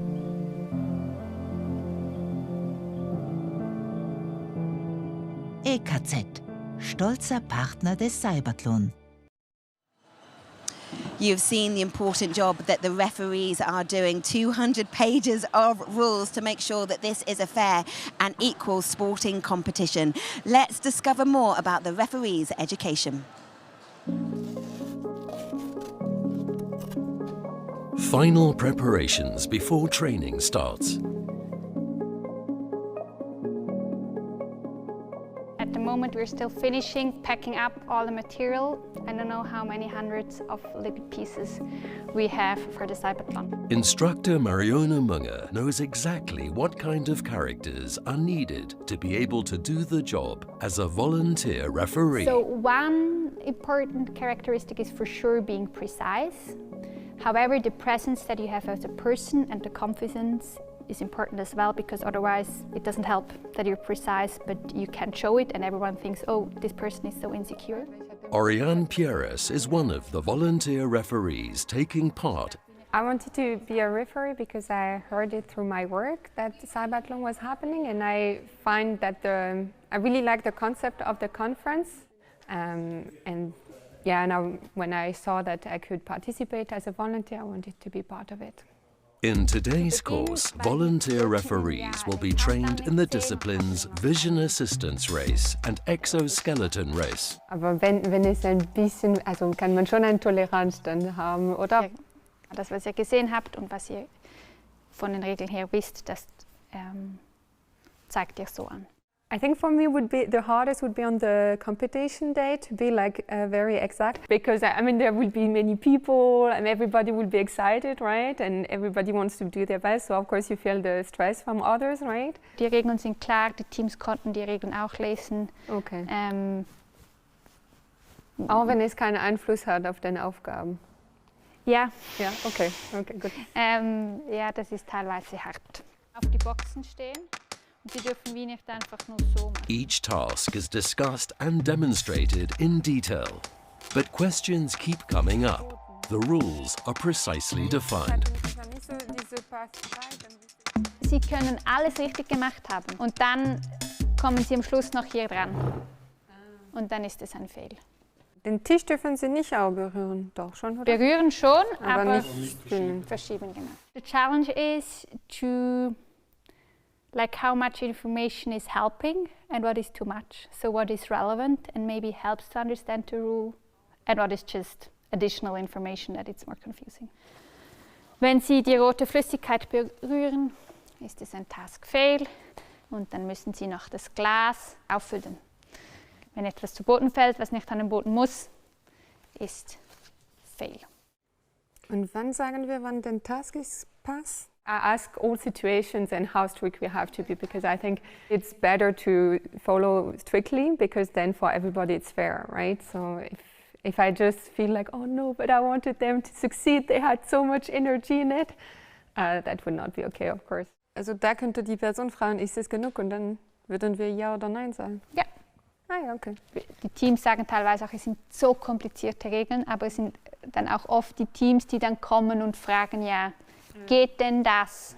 Und dann machen wir nochmals eine extra Regel. It's so a tedious work. You have those tasks, they seem simple, and then you have to add so many rules to just see that no one is cheating. Alles, was nicht verboten ist im Regelwerk, ist erlaubt. Wir haben da versucht, die Regeln immer wieder auszubessern, aber die Teams sind sehr gut im Schlupflöcher zu finden. Das heißt, die lesen die Regeln auch sehr genau. Das wäre dann ein Fehlstart. Dann fällt dir den Löffel am Boden. Task Fail. Das heißt, wenn ihr dann nur so macht, schwierig, immer gestreckter Arm. Maybe I overplayed a bit on purpose, because then I hope that they lift their arms at least until here. Yes. Now that I've been with this training, I feel like to reassure us, I think we're a team and we will manage to find a solution so that everything is done fairly. It needs some confidence, and it's tricky for the referees, and the impact that you have to the project and to the races is of course higher than in other volunteer jobs. But I'm very positive. I guess that they're gonna grow into their role. The training continues for a long time so that both teams and the referees themselves are satisfied at the competition. The referees are so important to this competition. We're almost time for the Fez race. That is a functional electrical stimulation bike race. Peter is here. He was telling me yesterday Netherlands is such a big, rich history in cycling, so he will definitely want to do well for his country. Qualifying was superb. You've got the finals to come, but first of all, here's everything you need to know about Fez.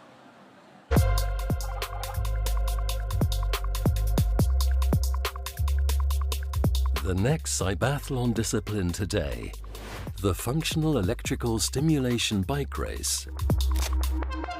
Cycling despite complete paraplegia. Functional electrical stimulation makes it possible. By placing electrodes on the skin, currents are applied to the muscles, making them contract.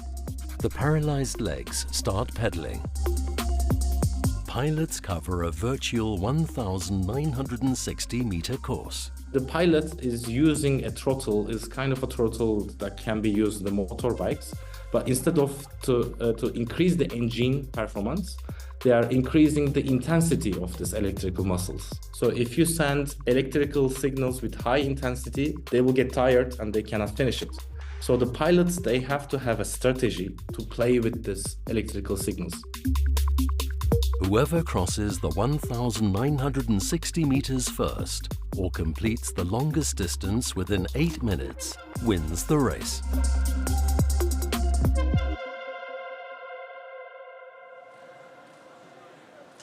This race is such a test of endurance, of strength and of concentration. And Bex is now joined by Yonkuk Kim. This should be another great final, guys. I'm sure it will be, Abby. Yeah, you talk about its strength, and that's what we're going to see from these guys. They're going to put absolutely everything into this, Young, aren't they? This is the final. This is the last chance. Yep. So this is the final race for, they've been waiting for this for the, past couple of years at minimum. So, yeah, they'll put everything out, they put everything all in. Yeah, it would be just interesting to see who's going to win as well. It really is, and I think just like the race we saw before in Leg Prosthesis, We can't call it because the competitors, the pilots, are so strong. We're just seeing a little look into our remote hub as well, because don't forget we're heading over to Korea as well to catch up with one of our pilots there. But these final presentations, look at Nikolaus here.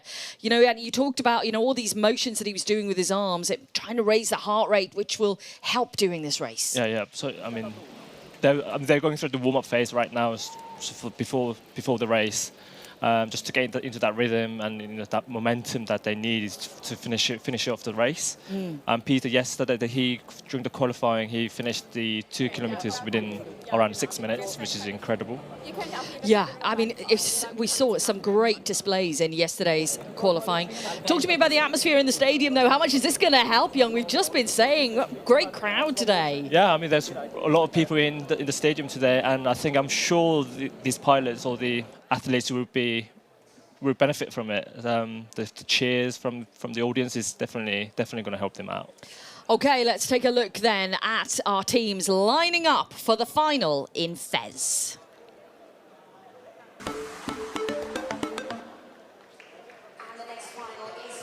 And for this incredible final then, we will welcome 4 teams. 3 here with us.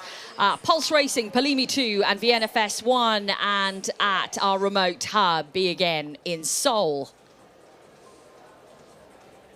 Let's learn a little bit more about the pilots. On station number 1, we welcome from Austria, aus Österreich, Team Vienna Fest 1 and their pilot Nikolaus Tellian.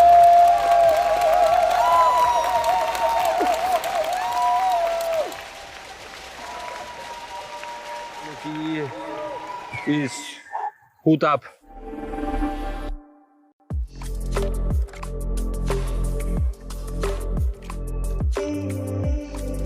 Wenn wir so wie heute im Freien trainieren können, gibt es eine große Portion Vitamin D und das macht einen halt happy.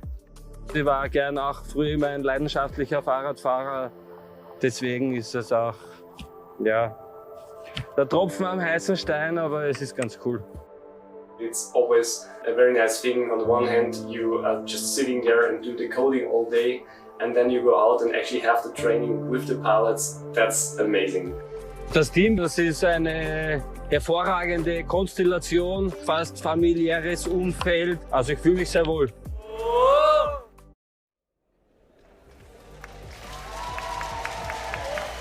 We welcome on station number 2 the team from Italy. That is Team Polimi 2 and pilot Andrea Gatti.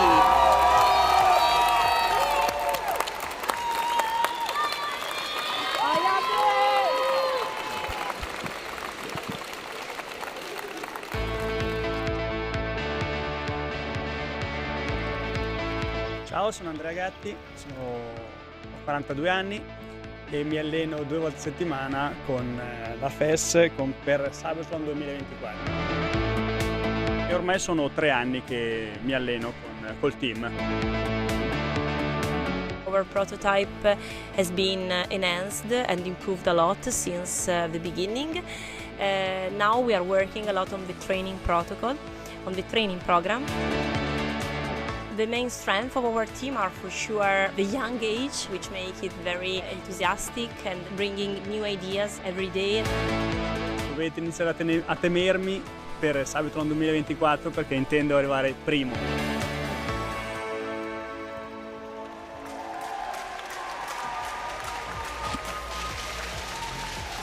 And on station number 3, that is one of the strong teams from the qualifiers. 100 points for him already from the Netherlands. Please welcome Team Pulse Racing and pilot Peter van Burg. We are Pulse Racing!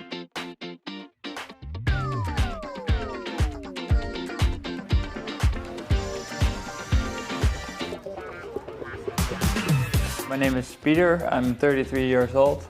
I got my spinal cord injury in 2020 and ever since I sat down in the Berkel bike for the first time with the electrical stimulation, it felt very good.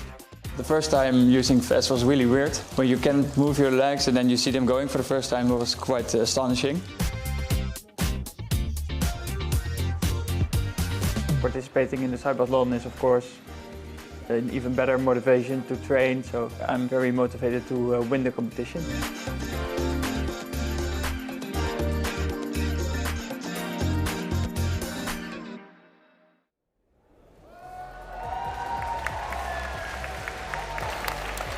And joining us all the way from Seoul in Korea on track number 4, that is Team B again and pilot Honso Lim.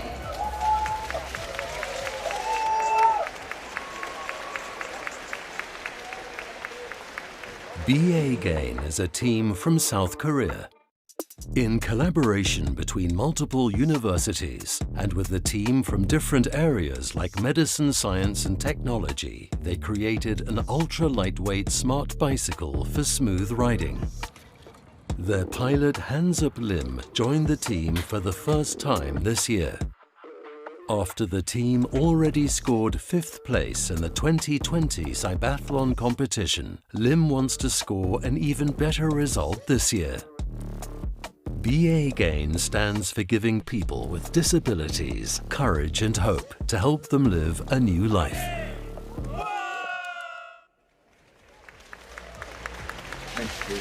And just quickly now showing you the right portrait for our pilot on track number 1, Nicolas Tellion and Team Vienna FES.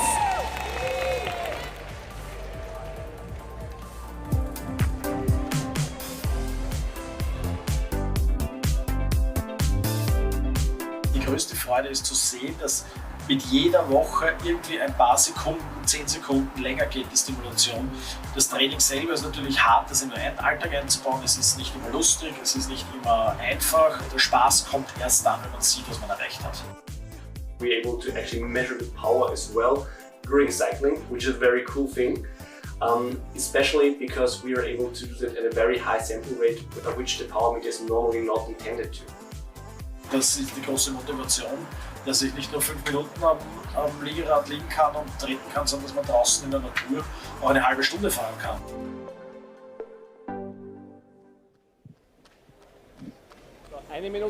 So we have met all the pilots now who are ready to compete in the FES final.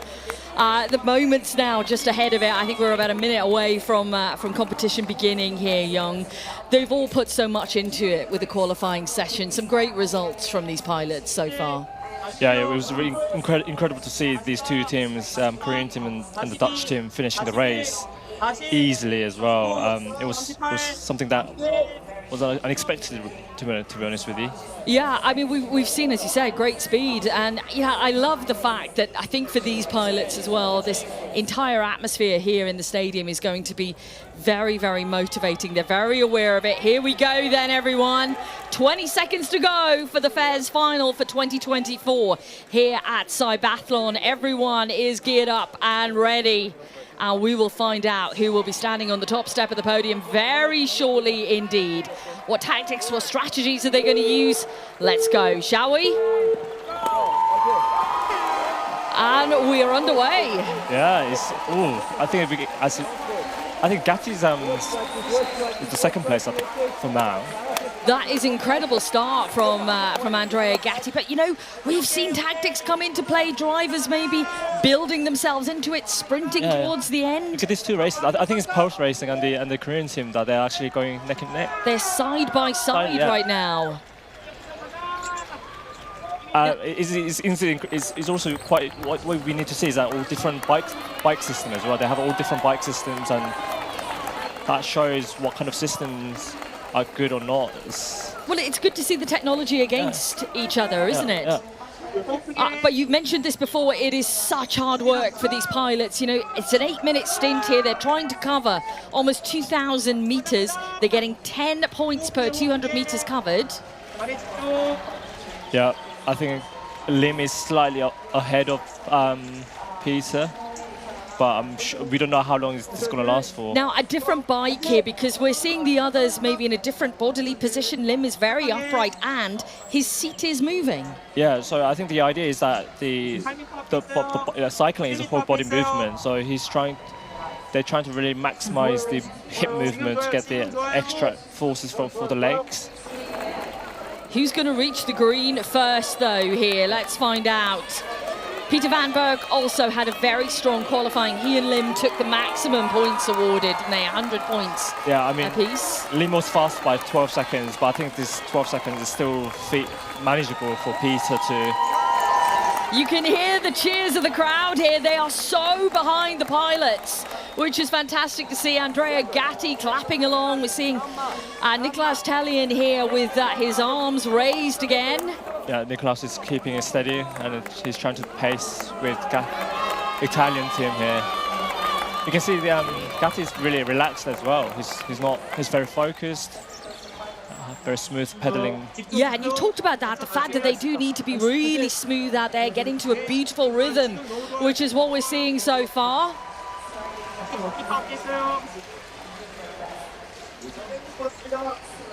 Yeah, I mean, they all have a different strategy. I don't know if Peter's going to sprint out in the last bit.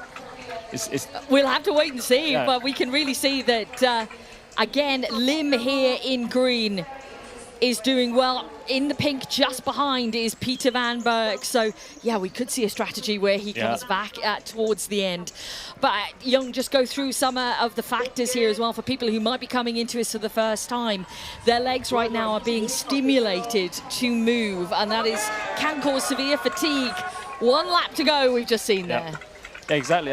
So they get electrical currents to activate their nerves, which induces muscle contractions. And depending on the level of the electric current, the muscle fatigue can come in quite quickly or late or slowly. The pilot has all the full control of. So they can increase that stimuli, which in turn will make them go faster. Exactly, yeah. Wow, okay, yeah, and they do that by the use of something we're all familiar with, a throttle, but it's with the use of their hands. Yeah, exactly. You can see that the handlebar is not just to stabilization, but they can just adjust the electric current using that. You can see the focus on their faces. We're back with Tellien here. The Vienna Fez 1 team. And back now to the remote hub in Korea. He is in the lead right now. Yeah, we can still see Peter. So Lim is in the green shirt. Just a reminder, behind him is Van Berg in the pink shirt. Yeah. So it's pretty close, isn't it, Young? You know, there's not much of a distance between them right now. No. What did you say? Wasn't qualifying 12 seconds? 12 seconds difference, yes. Wow. Okay, you can hear the cowbells ringing in the stadium as well as the cheers. We're coming into. No, you know, the second half of all of this is not far to go. This is the last lap, and the last lap is so they've probably got just less than 200 meters to go. Okay, what can Van Berg do to try and catch Lim here? Because Lim is out front. Can he stay out front though? Yeah, we have to see, because we can see that Peter is putting all in. Yeah, look at the breathing here. You know, the focus, the way he's holding his body. He's just giving it absolutely everything right now to try and win this final. Still 3 minutes left on the clock. This is a close race, so Peter's trying his best. It looks like he's gaining. Yeah. I mean, it might be deceptive here from our virtual reality world, but it does look like he's gaining here. He might just be able to snatch off the first place. He can, I mean, they have the title. They have to secure their title from. That's right. The defending title holders. The team are the defending title holders. Oh, Peter is giving absolutely everything here. I think this is going to be quite a thrilling finish in our Fez race. You can actually see that he's getting closer as well. And now the cheering squad for Lim there. Everyone clapping on. This is helping the pilots keep motivating, giving the extra effort now in these final moments. Oh, it is Lim who takes it then across the checkered flag finish with Peter Van Berg behind. And the cowboy hat is back in place. We saw that in qualifying. Oh, what an effort from everyone here. You can see that Peter's sweating a lot. Like, we've discussed this past two days. It's not an easy job for them, really, and it's incredible to see them finishing the race like this. It's so incredible. Okay, let's go back to our other two pilots then, who are still making their way through. Andrea Gatti and, of course, Nicolaus Tellien. The crowd keep going behind them. I think Andrea's keeping a steady pace as well, you can tell. And yeah, your eyes don't deceive you, that is a dog you just saw in the arena. Oh, look at Nicolaus, he's trying to give it that extra effort now towards the end. He's got to keep focused. There's a lot going on around them now. You know, the team is celebrating to the side. They need to keep their focus on what's in front of them right now. Yeah, Nicolaus is working on his breathing technique as well.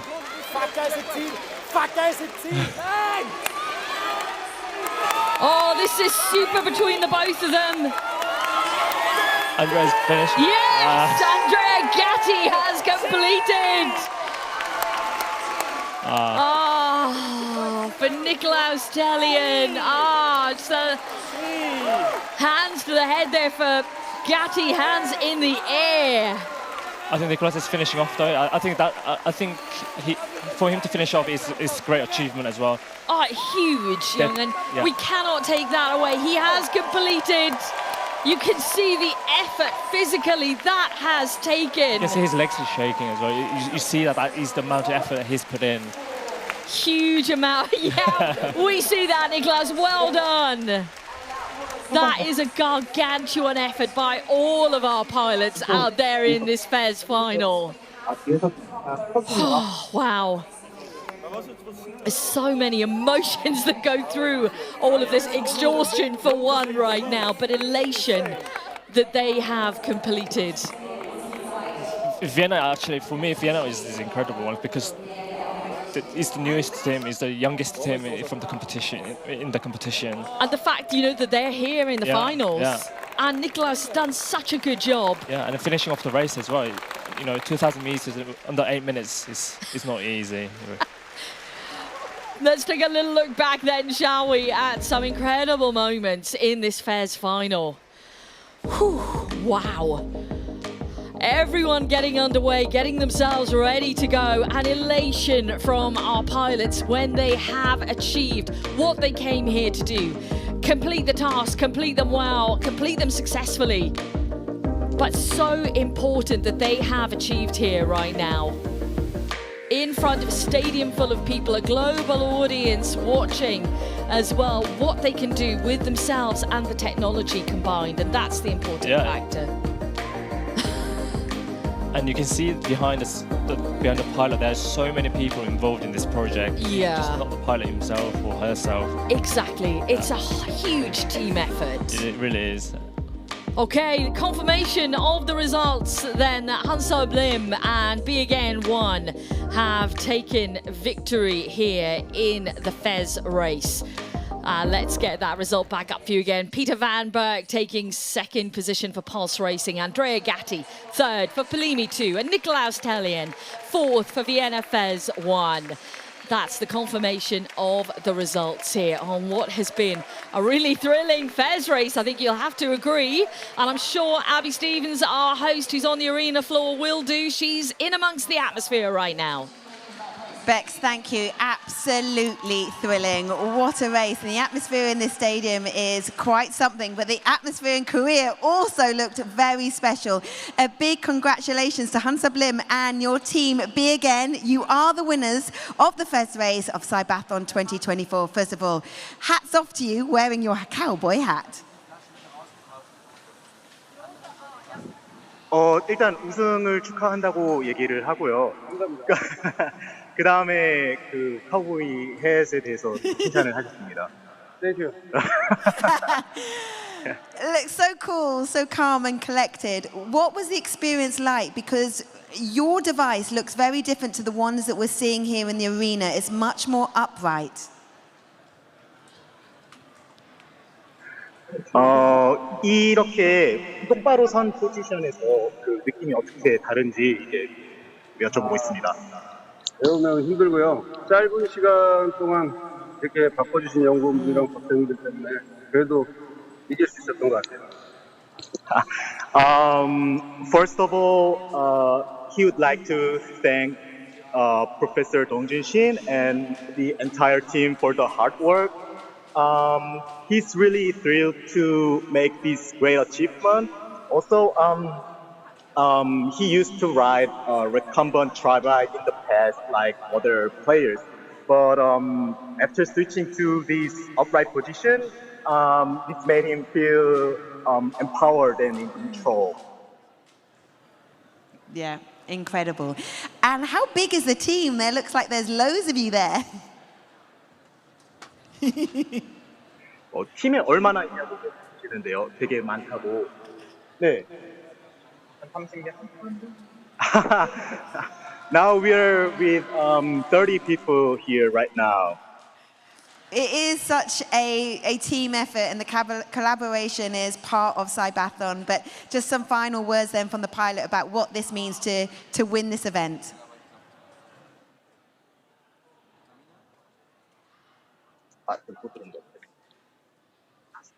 I'm sorry, can you repeat the question again? Just some final words about what this means. 이 결승이 어떤 의미를 가지고 있는지 여쭤보십니다.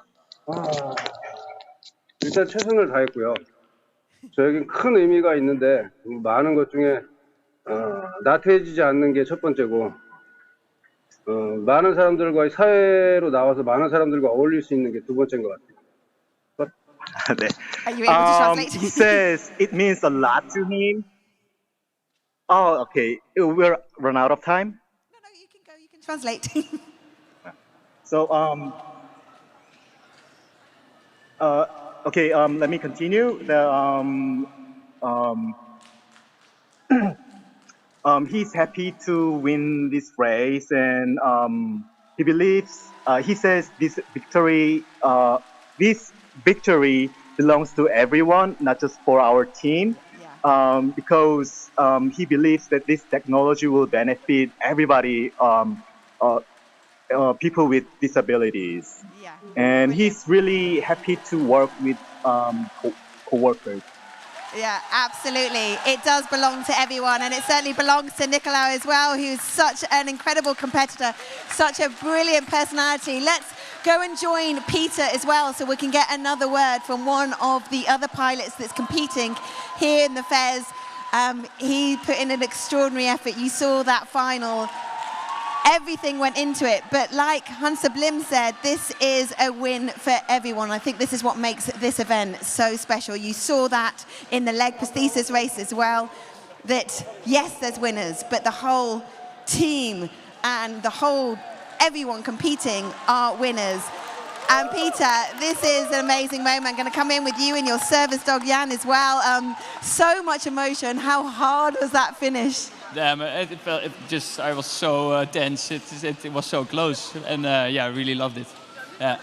And the atmosphere in the stadium and everyone supporting you, what is the experience like when you're also trying to concentrate and activate your muscles? Well, I give so much adrenaline, so yeah, time seems to go a bit shorter. So you got the time to really try and do your best. So yeah, it really helps. I thought that would be the opposite. I thought that 8 minutes would feel like forever. In a way, it does as well. Yeah, I was so tired. The third round, I plummeted down, but then the energy of the crowd gave me some extra spirit to keep it going in the fourth round. Yeah.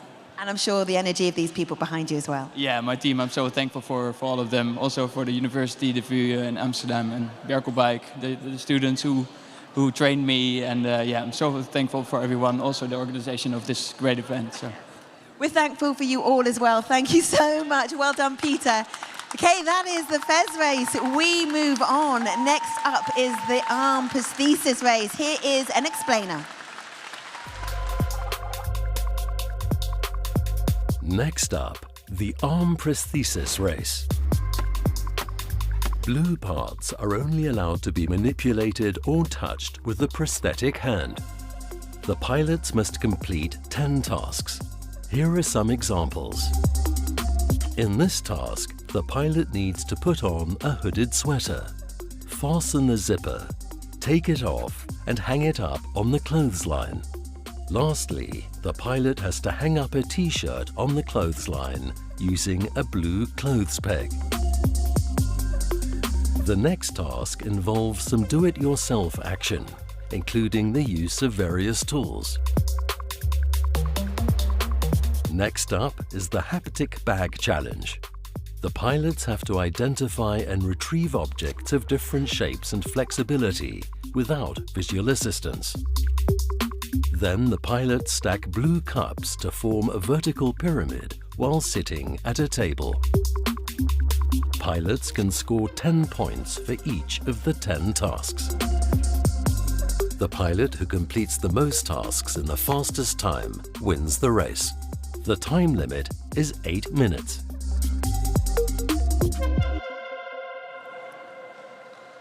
The Arm Prosthesis Race, otherwise known as ARM. And with Bex is a new commentator. I can say good afternoon to you, Adrian Esser. Good afternoon back to Abby from Adrian. But Adrian, we're a wheel of excitement right now because we finally reached the ARM final. We've seen so many qualification sessions yesterday, today, so many fantastic pilots. How are you feeling right now? I had to check your temperature yesterday. We feeling good? Still feeling pretty amped up. I am really, really excited to see what our 4 competitors bring us here in the finals, and we know it's going to be incredible. It was a thrilling qualifying, wasn't it, this morning? Oh my gosh, so many upsets, just teams all over the place, going up, going down, and now we have 4 here with us, and the nerves. The nerves are kicking in right now. Let's take a look at the teams then and where they're hailing from for our Arm Prosthesis final.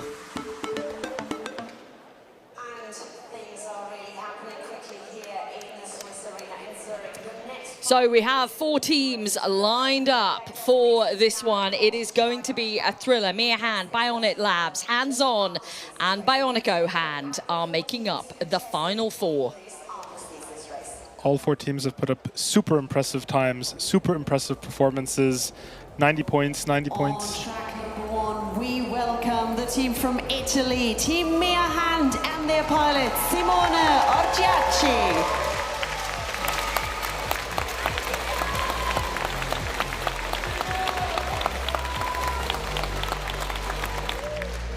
Strong qualifying from Simone, but as Adrian said, some ups and downs during qualifying today. But for this final race, it has to be almost perfect out there. Let's see what Simone will deliver.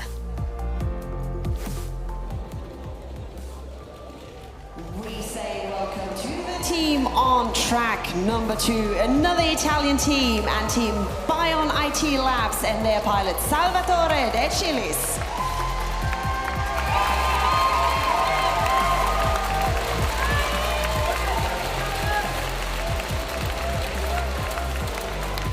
Salvatore delighted to make it into the final today. We watched him spectating the qualifying sessions this morning to see how it would all play out, and now it is on his shoulders to try and deliver the ultimate victory.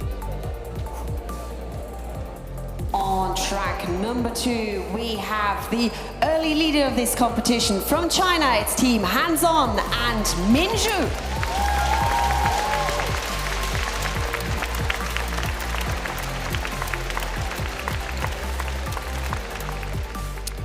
The ultimate focus was shown from Minshu yesterday in qualifying to score almost the perfect amount of points. Let's see what she can bring to the final. And now completing this lineup in the final, it is the French team Bionico Hand and their pilot Nicolas Huchet.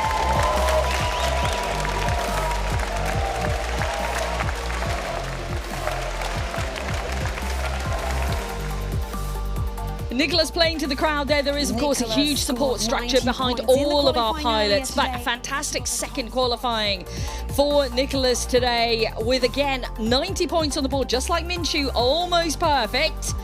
We are set for a thriller in this finale. So these are our 4 teams. Adrian, we've done the build-up. We're ready. We're excited. As you said, you were amped up beforehand. The teams, the families, friends, they're all in the stadium right now. The pressure is on, and we've seen the pressure affect some of the pilots in the races that we've had so far when we get to the final. Whew, how are you feeling right now? What do you think? Can you call it, or is it too tight to call it between these crews, Adrian? I mean, this is going to be really tight. We know that Min can solve the haptic bag tasks. She does that with no hesitation, but she came up short on time in her best qualifier. So we'll see if she can be a little bit quicker. Yeah, I mean, you mentioned the haptic bag. Everyone seemed to avoid that, apart from Min. Everyone is afraid of the haptic bag because they do not know what to do when that prosthesis is in there and they lose that visual information. Okay, we are moments away then from this finale in Arm Prosthesis. Exciting times, a great atmosphere in the stadium, some brilliant pilots, and of course the wonderful teams behind them who have worked so tirelessly to develop the technology that we are seeing today. It is the pilot and machine, man and machine becoming one, working together as one complete unit and doing it deftly through these tasks. The countdown has begun, Adrian. We are almost underway. 15 seconds or less now to go before we see our first team in, and it will be Mia Hand that's first in to our final. 3, 2, 1, go! Okay, here we go. The first task then, Adrian, it is the bottles. Simone is off. He's going to have to take these bottles, insert them into the case, move them over, and then remove them and put them back on the table. And this is especially tricky to get those bottles out of the carrying case because of the constrained position that hand has to go in. So loading them, easy. Carrying them, a little bit harder because of the weight. But getting them out again and onto the table, this has been the trickiest thing so far. Let's see how Simone does. You're so right. This is what we've witnessed, you know, actually trying to get any purchase on the bottle because it's already in the crate. There's not a lot of movement around there.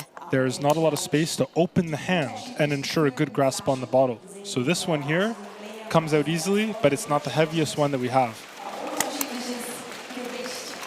Okay, he's doing well here. That's 2 bottles out so far.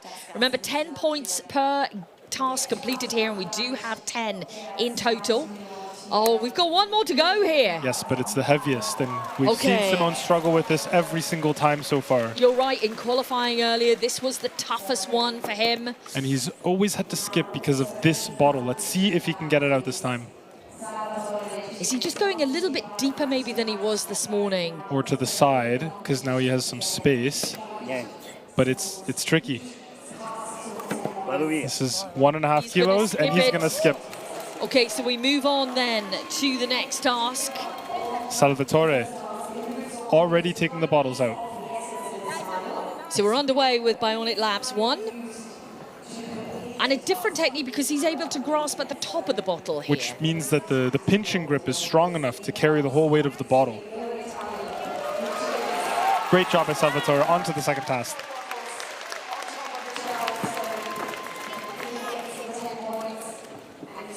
I'm definitely done. Okay, that's a tricky task which he made look so easy. That was very, very fast. Now we're on to the storing of the dishes.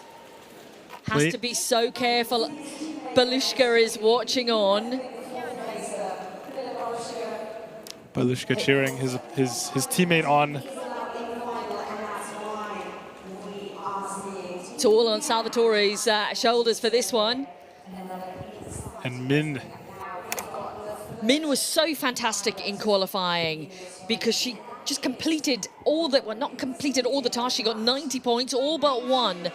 With such purpose and focus. She didn't get flustered at all. There was no panic.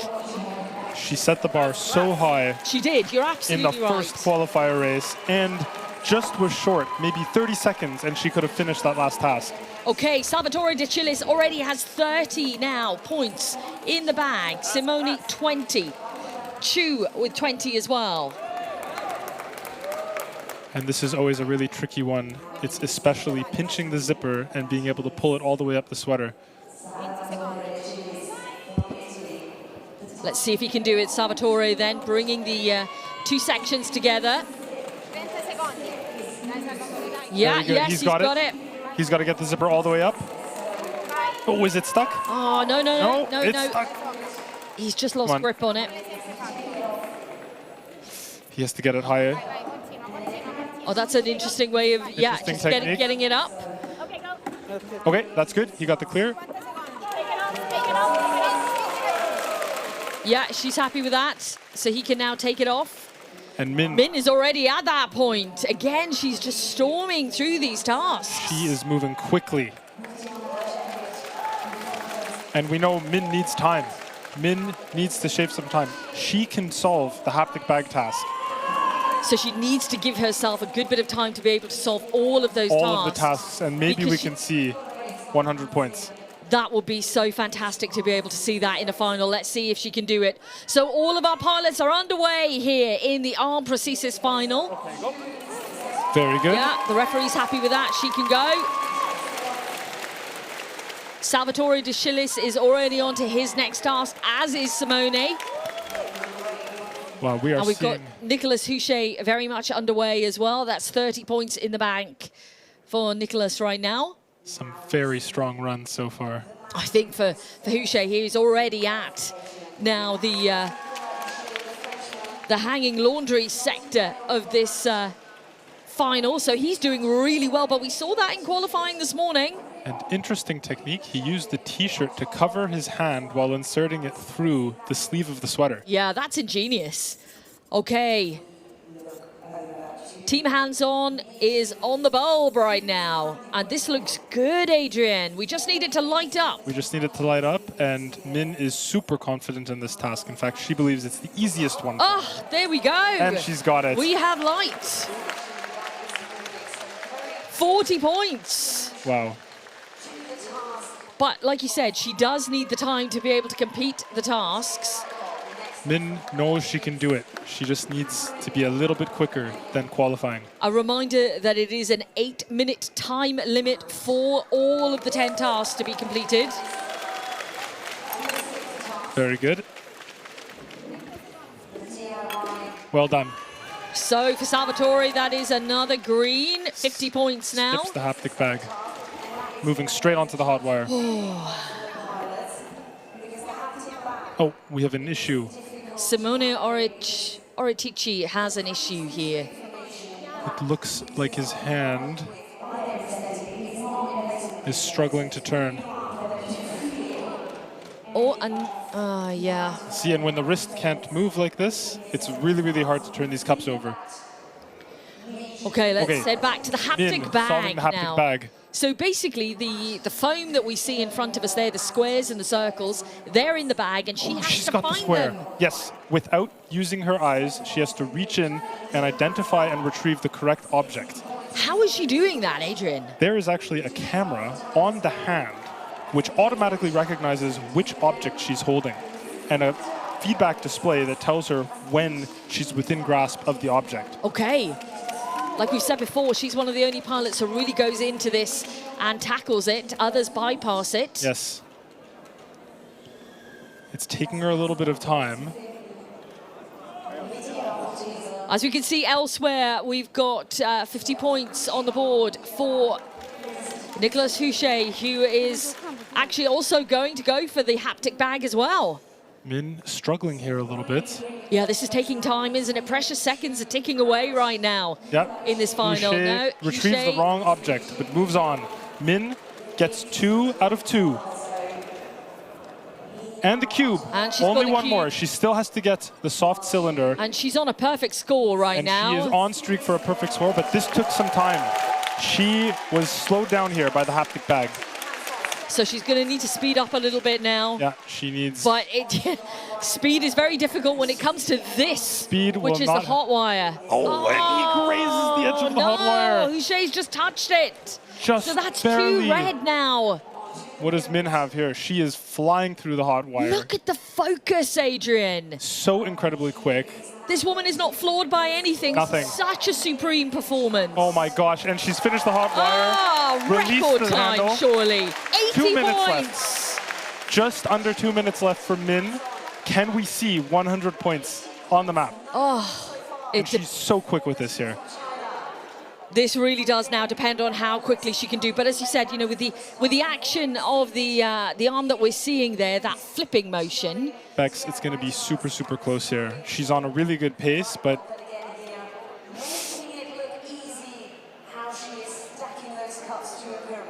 the red flag is raised. Red flag has gone up.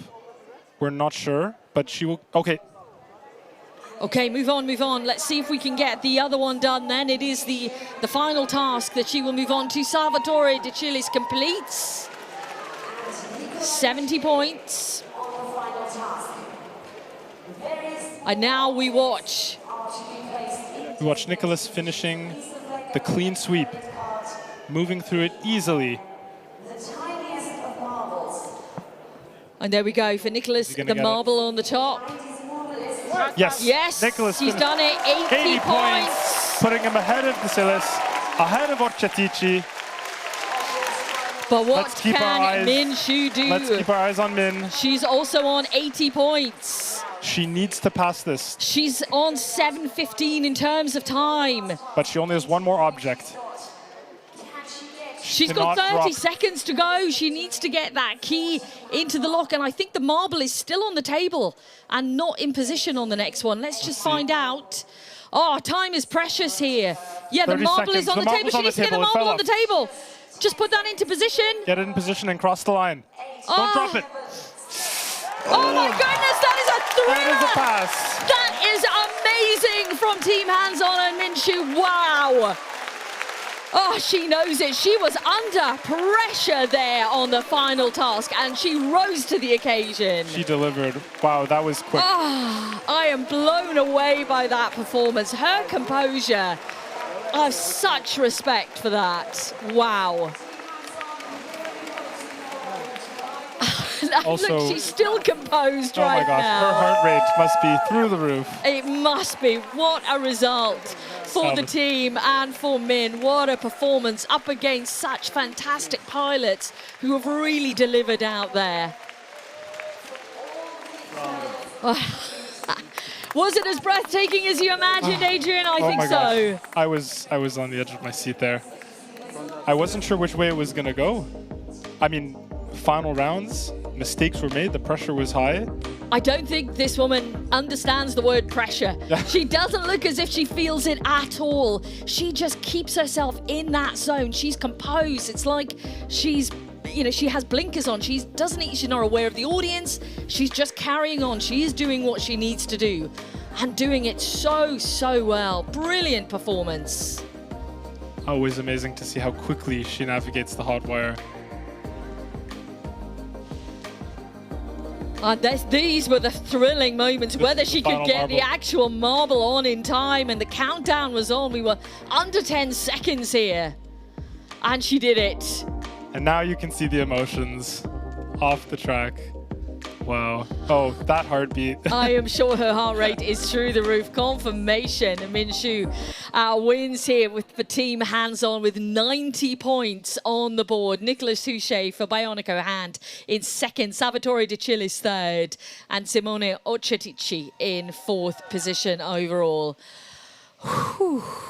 We can also breathe a sigh of relief I think we as well. can. I knew it was going to be close, but I had no idea we would be counting down 10 seconds to Min on that final task there. That was thrilling. Abby, I'm sure you felt the same.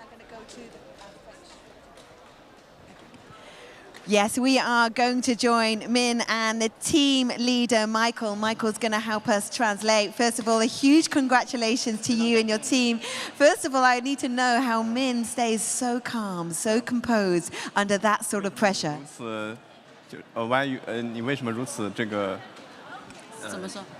放松？ Oh no, no, 很紧张。 He's quite actually very nervous and stressed.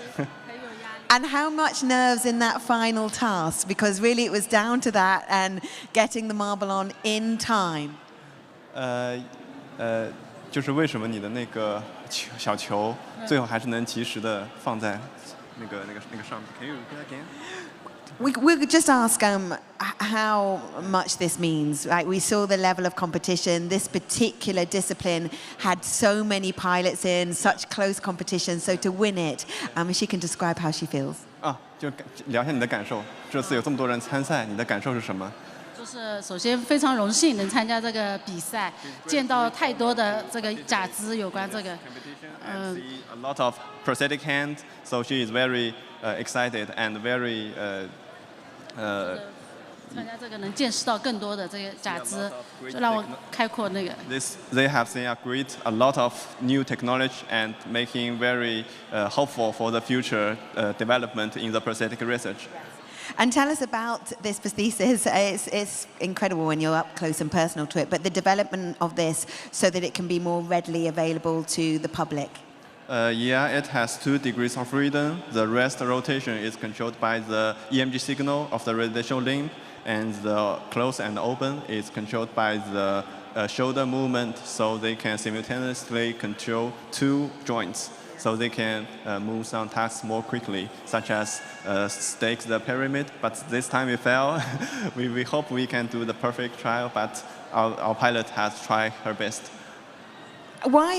Because we didn't see any pilots really, I don't believe, other than Min, complete the plastic bag one and getting the objects out. Why do you think your prosthesis was so strong in that compared to the others?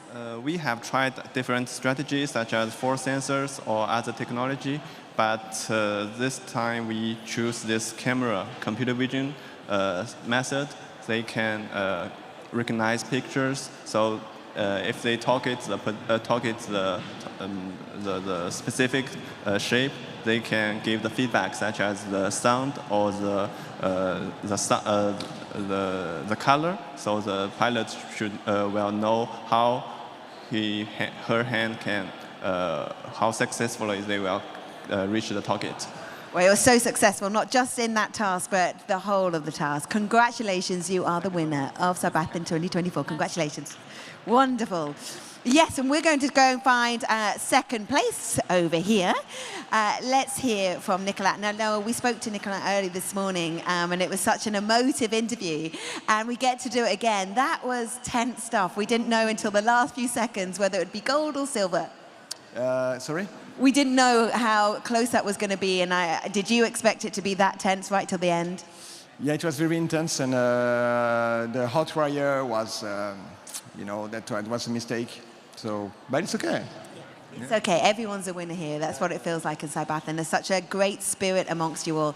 Again, you spoke with so much emotion and sentiment, but just for people that are coming in, maybe on the live stream and listening for the first time or here in the arena, what is so special about this and how accessible you are making it? So what's so special about our project is that the user, like me, is at the center of the development of the prosthetic hand to make sure that the device is correctly adapted to my needs.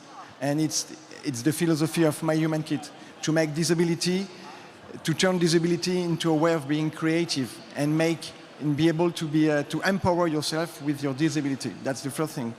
The second thing is that all the files are made through partnerships with other collaborators, and all the files are shared on internet for free, so you can find the mechanical schematics, electronics, and you cannot make it at home, of course, but you can make it into a university as a student project. You can even create a company with it and make prosthesis more accessible in the world. So that's what's special about the project. And that is why it's so special, whether you win or you come second by a few seconds. My message was to be able to say that around here and to explain that there is maybe other ways to use technology for humans, and that maybe it's time to rethink the way we see assistive devices for disabled people, because it's too expensive. And we must find new ways of working, like create new kind of companies or even non-profit organizations to really make assistive devices accessible for people in the world. That's the target, And you are doing so well in spearheading that target. And Nicolas, thank you so much and congratulations. We are going to take a very short break. When we come back, we've got more finals for you. This time it will be Rob.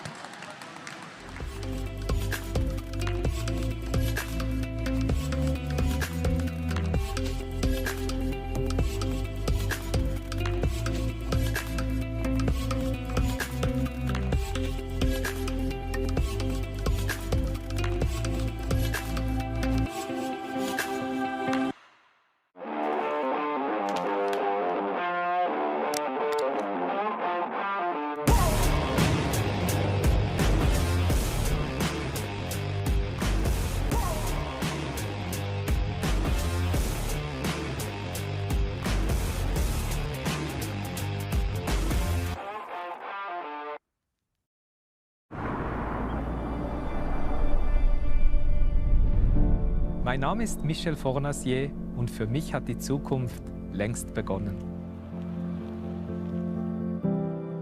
Mir ist es wichtig, dass Technik der Menschheit dient, sie unterstützt, ihnen Hand bietet und den Alltag so erleichtert. Fortschritt ist Lebensqualität, welche man mit gutem Gewissen auch nutzen darf. In dieser Hinsicht ist EKZ für mich ein verlässlicher Partner, denn sie bieten Lösungen, die mich begeistern. Willkommen zu Hause, Michel. EKZ gestaltet Energiezukunft und versorgt zuverlässig, ökologisch und günstig mit Strom.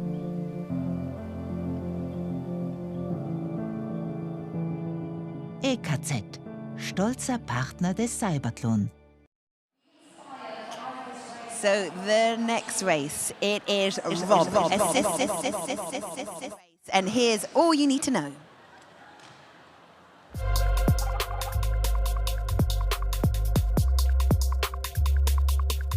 Now, the assistance robot race.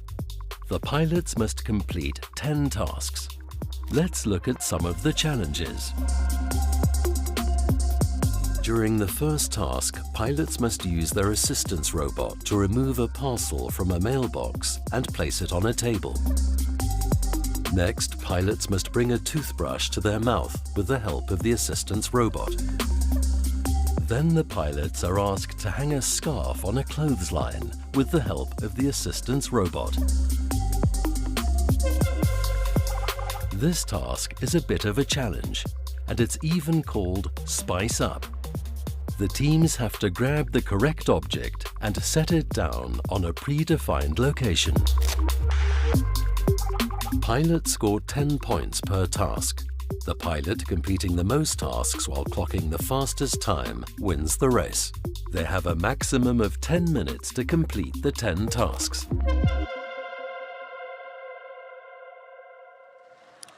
So Rob is up next, and this is extraordinary. Get ready to see some dogs under the name of Donkey and Dingo, I believe. Is that right, Felix, who now joins Bex? Yeah. That's what I was told, yes. Donkey and Dingo then making their way into the arena. All of the pilots, in fact, making their way into the arena right now. I'm now joined by Felix Erb, who's our expert in this field. And I tell you what, it's going to be a great final that we are really seeing here. We're for every final, we keep saying we're amped, but we are, yeah, you know. Definitely pumped because of the finals before. This is going to be very epic. It is going to be epic. And again, we have, you know, the same series of tasks that we've seen in qualifying, and they're challenging. There's a time limit, Felix, and the pressure of everybody, you know, in the stadium right now. It's a great atmosphere. You just walked up through it. What was it like? It was absolutely incredible. We're loving it. We are loving it. Let's take a look at where the teams are coming from then for our final in the assistance robot race. Darkness descends here in the auditorium as we take a look at the four that line up. Smart Arm, Rob, RSL, BFH Fair One and Edan are our teams which will compete for glory here. Let's meet the pilots.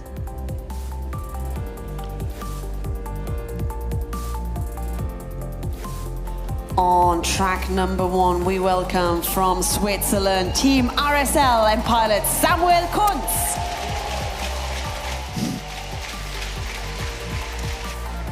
With his signature orange hat. Absolutely. So in qualifying sessions then, we saw Samuel perform with both of the robots, Dingo and Donkey, as they are known. It is going to be a massive challenge in this final, though. We have such a wonderful array of pilots competing. Another Swiss team, it's BFH Fair One and their pilot Fritz Eichholzer.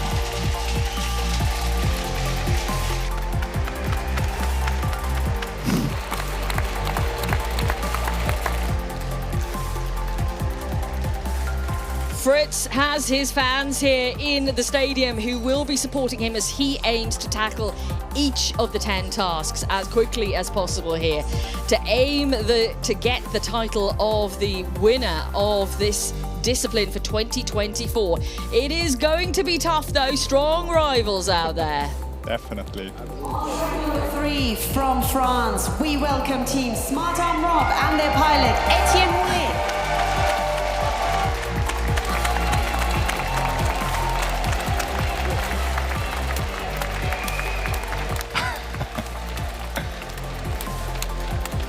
Etienne Moulet had a great qualifying session, showed us exactly what he can do with the technology at hand, swiftly and deftly, and completed a good amount of tasks to put him within this final. And again, he would like to be the ultimate victor here. The top step, is it for him? We will find out very shortly. And completing this lineup in the final of this assistance robot race on track number 4, it's the German team, Edan, and their pilot, Matthias Atzenhofer.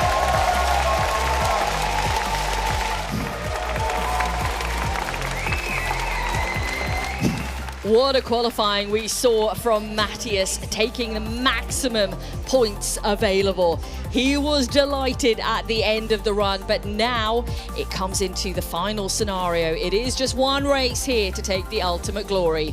Let's make sure we get down to it in just a few moments. We go live with this final. Can feel the pressure building, to be honest. I'm so impressed. You're like a slow cooker right next to me. If I take the lid off Felix right now, a lot of steam is going to come out, definitely. Well, this is really the culmination of everything that we did and all what the teams did and what the pilots did. It's really coming down to this. Exactly, these moments now just ahead of it. Like you said, so many years, months, weeks of work building from, you know, one CYBATHLON to another, from the challenges even to this moment. Yes. All this work, this technology to hone it, and it comes down to what they can do today. It was really a road to CYBATHLON 2024, and that's what we're going to see now. Yeah, that's a really great way of putting it. The road to CYBATHLON 2024, and we're about to see the culmination of all of the work that has gone into it by the teams and by the pilots. Get ready, Assistance Robot Race final is about to get underway for us here in the Swiss arena. I'm so delighted that there is such a fantastic atmosphere. Everyone has their individual support, but I'm sure they must be feeling nerves. The green flag has gone up here to ready everybody. Yes. And the countdown clock has started. You can see it's going to be less than 20 seconds for Sami Kunz to get underway for Team RSL. The countdown underway. He looks very calm. He looks very calm. As ever. You know, I think that's part of his appeal is his utter composure. He knows what to do. 4, 3, 2, 1, go! And the referee quickly moves out of the way because straight away, you see them. Our robots are underway. And they're really nicely positioning them to save as much time as possible. 10 minutes, remember, for 10 tasks here at the Assistance Robot Race. And this first task is to get the box out of the mailbox and put it on a table. Now, how is Sami controlling everything here, Felix? Is in full control of both robots. But they... Oh, no! Oh, the parcel fell down. That's the first. Oh, that's so... Yeah, the parcel has dropped on the floor. That's a task fail, unfortunately. Okay, regroup. He moves on to the next one. Task. And that is the toothbrush. And this is a very intricate procedure we're seeing here with the robot. Talk us through exactly what has to happen here. Yeah, the robot has to get the toothbrush and put it into towards Sami Kunz's mouth, and he has to do it without external help. So interesting, in this configuration, he can approach the robotic arm with his wheelchair. But we see that. Oh. So here we. This is Fritz. Yeah, and Fritz. We actually see the voice command input that Fritz just uses to control the robot. And we see this is going well. That's very successful, isn't it? Now he has to just put it onto the table. Yes. So voice controls is what he's using? Yeah, well, partially. He also has different modalities, but mostly it's sort of the system is querying him whether to proceed or not, and he's in control in doing that. The robotic arm has has a semi-automatism built in, such that it already goes towards the object. So that's clever. Yeah, that's clever really technology. Yeah, it really shows how much the people have put in, how much effort the teams have. Whoa. It's a bit hard on the parcel. Yeah, I'm not sure whatever's inside is going to be safe, but that really doesn't matter. All he needs to do is get the grip and put it on the table. Still fine. This is Etienne Moulet we're watching from Smart Arm Rob right now. Very well done. So that's 10 points. Such a great atmosphere here, spurring our pilots along. It's special. Okay, this looks, it looks, you know, to the naked eye an easy one to pick up a scarf, but it's so difficult, especially when you have to as well then move it and put it over a rail. It's a very high, this is a point where the robot arm has to reach quite high, and this is tough for assistance robots. And it's also tough, it's a very flimsy material, of course, but it can't droop off the rail if you don't position it correctly. Okay, let's see if our robot here can manage it.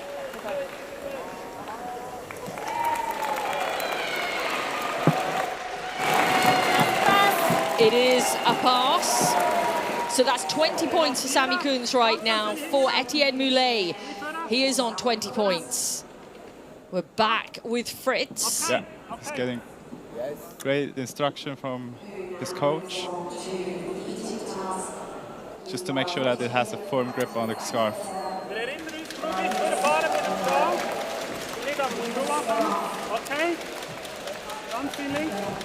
We can see. That might be a bit far. Oh, let's just see. He might need to just, as you say, push it back a little bit because he's done that well. He's doing he's controlling it by moving his wheelchair, which is really smart. And now he just needs to drop that scarf down. That's a perfect score so far for Fritz. Jose, it's been a good run, 40 points now. Let's switch out to Matthias Atzenhofer here. Already completed his first task, Felix. Pretty fast, 1 minute, 28 seconds, 31 seconds. And already on to the third task now. Okay, back with Etienne. And again, similar to what we saw here with the rope, with the toothbrush. It's a delicate task where safety is absolute paramount. So he has to bring it to his face, but he can't move. He cannot move towards it. Towards the apple. We instructed the pilots to do that, just to make it fair for all teams. Okay, go. Yeah, perfect. And the referee says it is good to go. Fritz is at that moment as well. He's already putting it back.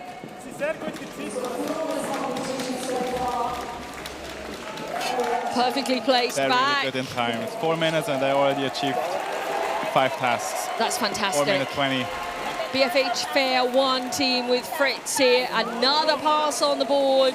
Now we see That's the 50 crowd. points. This has been tricky for some of our pilots. Definitely. It's a dynamic environment where you have to look, you have to know where things go and adjust accordingly. But it seems like he's managing just fine. Really well done. There's a red flag there, though. No, what happened? I don't know. I didn't notice what had happened. He must have touched maybe a red object, but there was a red flag there. Unfortunate. It was looking like a perfect score, well. yeah.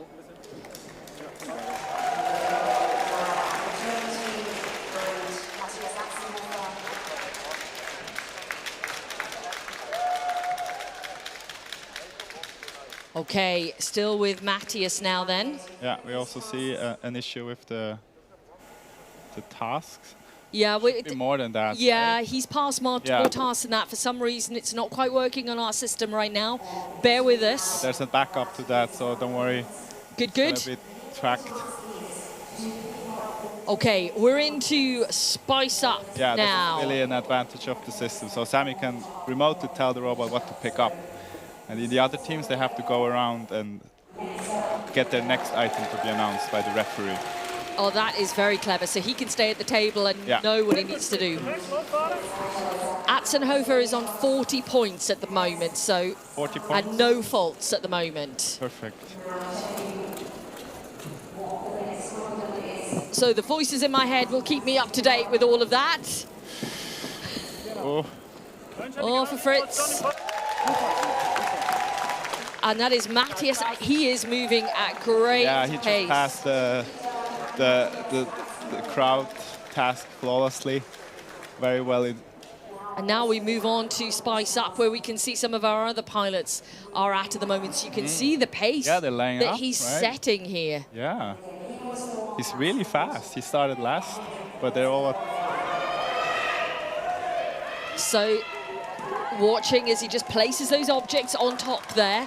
So what's the real challenge here, Felix? Talk to us about, you know you've been involved in kind of setting out these tasks. Well, the challenge in that is to be adaptive to what the referee is unfolding with his card. So now we saw that he now has to pick up another item, and he needs to, the robot or the pilot, and both of them are in the shared control environment, need to know where to go. Okay, we're back with Fritz. We've got 3 red flags Yeah, now for Fritz. It was a really strong start, wasn't it? Well, yeah, I'm wondering what happened to the Spice Up task, but the door they were not attempting in the qualification either. So they've skipped. Yeah, but I've seen that that Smart Arm passed the door. Wow.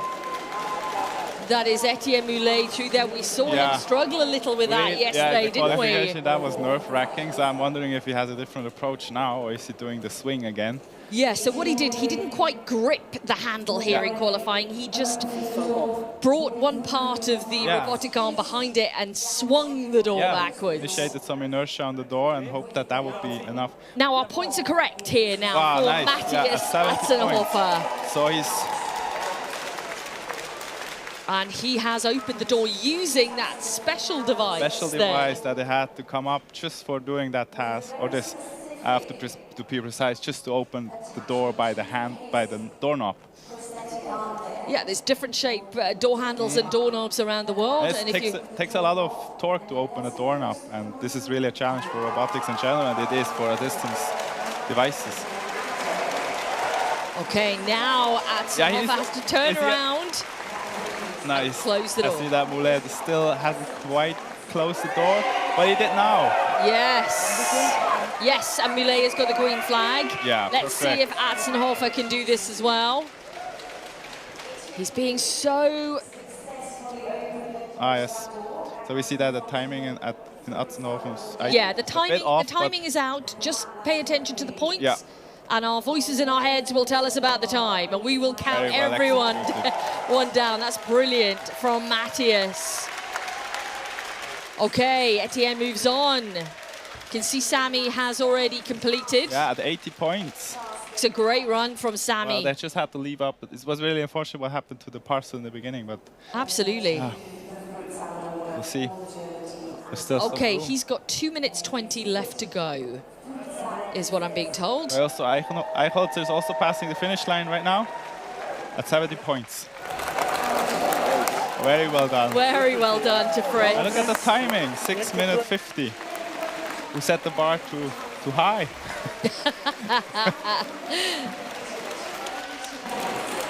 Let's move back then and find Etienne Moulet now at the final task, the dishwasher task.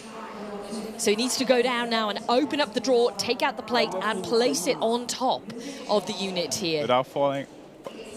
Without dropping it. Without dropping it. Which we found trying to get a grip on the plate is difficult. Is slippery, and these are not even wet, that would be. Look, and we see Matthias at exactly the same challenge as well. He's cruising through this task, and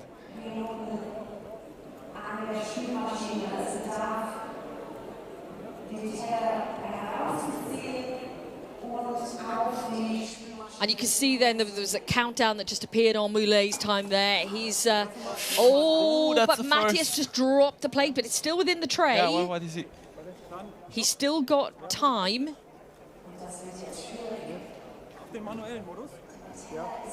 So he's now getting instruction from Jörn Vogel to go into manual control.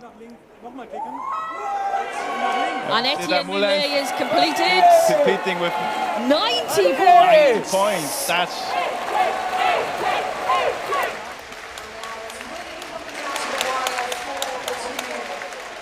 But already Atzenhofer has 90 points. Yeah, this is. But for whatever reason, there we go. There he goes. The hand, it's opening. Yeah. Okay. Do it. He's got 32 seconds to try and complete this task. This is game changing. Oh, 30 seconds, less than 30 seconds now. Okay, he's got a grip. Can he lift it? He can. Put it down. All he needs to do is put it down. It doesn't matter if it's upside down or if it's flat. He's got it down. And now he has Release to switch it. modes. 10 seconds to go. 10 seconds to go.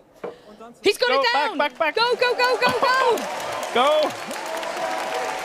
2. Is it going to be enough? And 1. And it's a green flag that has been given. And the team are already running. Second.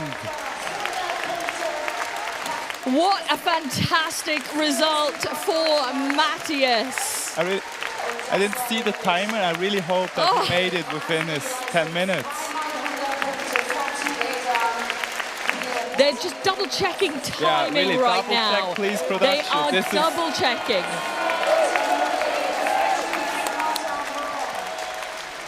I think we're just going to check and we're just going to clarify. Okay, we are looking at the winner here. Is he the winner? Yes. Atzenhofer is the winner. Confirmed. That's... Look at him. He is so calm. That was a great play with going into manual control at the very last second. Those final tasks on nearly every final that we've had today. The final task has just wiped the floor with us in terms of... Yeah, incredible. Well, is the last task failed now? Yeah. Let's take a look back at some of the moments then from Matthias Atzenhofer here. He did have, Felix, a really strong qualifying earlier. Yeah. And that has translated into a very strong run here.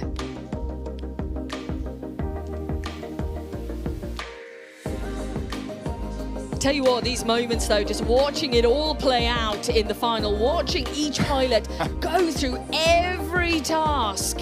And, you know, mistakes are made, successes are gained. It really is the up and down of sport that we see here. Yeah. Human emotion. Sports. Yeah.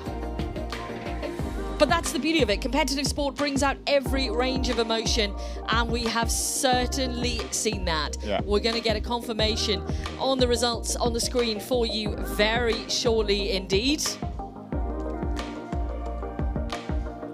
These were the moments that were... Felix and I were really on the edge of our seats here at that point in time. Such a good play to go into manual control of Matthias. Look at the relief on his face at that point as well. My goodness. That was a close call. It was very much so. Okay, and there then is the result. Matthias Atzenhofer is the winner for Team Edan, with Etienne Moulet in second for Smart Arm Rob and Samuel Kunz for RSL in thirds. Fritz Eicholzer for BFH Fair 1 in fourth position. Wow, what a race. We take a deep breath here. Yeah. Both Felix and I, and Abby is probably taking a million deep breaths because she's feeling all of this emotionally very much, but hopefully she's going to be catching up with our winners for us. Hey, Abby.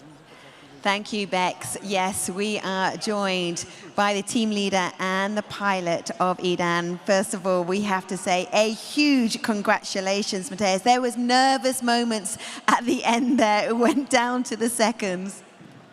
Yeah, it was more nervous. The last part was a bit critical, but we done it. It was a faultless performance. If we take the clock out of it, only pilot to get 100 points.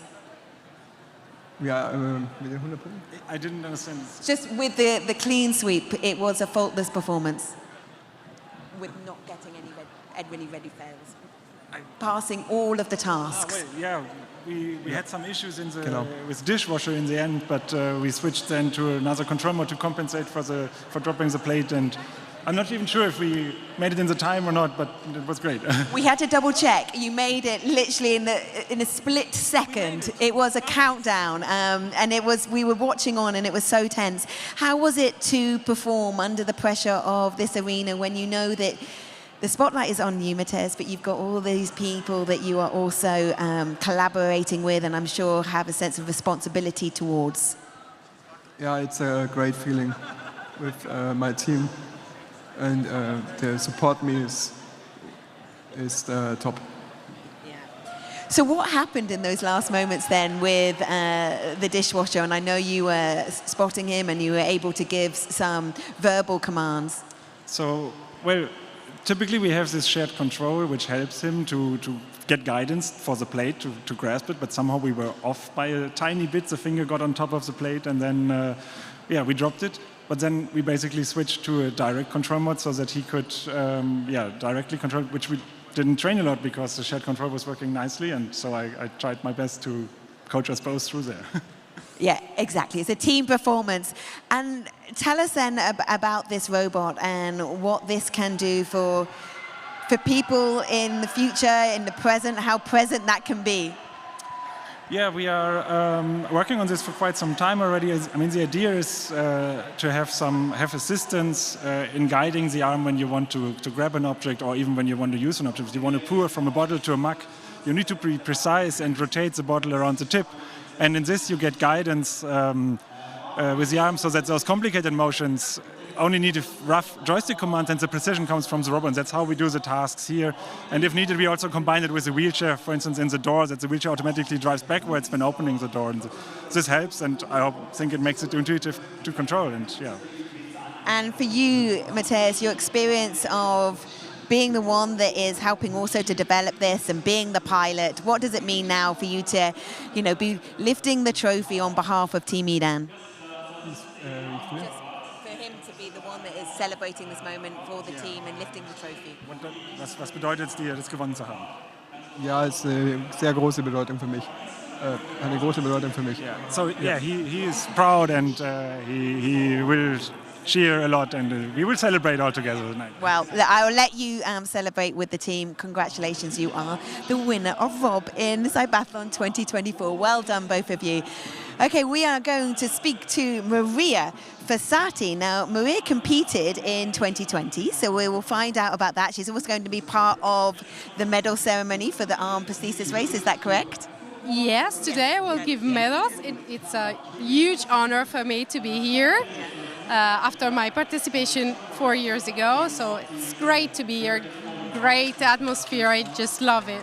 What's it like being a spectator in comparison to being a competitor? Well, easier and less stressful, I imagine. Exactly. I had a lot of fun. As a retired pilot, I could, talk with people, and really without this anxiety made up by the competition. It's very hard for a pilot being here and concentrated on the topic. Really hard tasks this year, so great. And we've seen that then in the Rob race, the fact that it went down to the seconds, and they had a malfunction in the last task, and just the pressure that is on the pilot, because they're also responsible for the team. Yes, exactly. This is the issue, big issue, because you're the pilot, okay, but you're driving this technology. So you're there in part of the team, and you really feel the pressure, and issues are normal in research, in our labs, but really the competition pushed the teams to go farther and farther. So great, great. It's so wonderful. And like we said at the start, you're now back here and enjoying it, and you get to give over the medals. Will you have a few words with the pilots beforehand and just say congratulations? I was in your shoes. I know what it takes to win. Well, I will say them that great job for all the pilots to be here, to really feel the pressure and to stay here. Well, all these eyes on was great, and we do all together, researchers, users, people, the market, the companies. We are all here to say, okay, we are people. In our diversity, we can do it, assisted by technology, but we can do it. It's such a great spirit right at the heart of CYBATHLON, and you feel that community. Thank you so much. We are now going to go to the medal ceremony, so I'll hand you back to Bex Williams. Thank you very much, Abby. Some incredible scenes that we've seen on the arena floor here. And the darkness descends as we are about to get underway with our medal ceremonies. So, und jetzt feiern wir mal alle Teams, die hier Top-Performances geleistet haben. We are now starting with the first ceremony of the day, and that is that of the leg prosthesis category.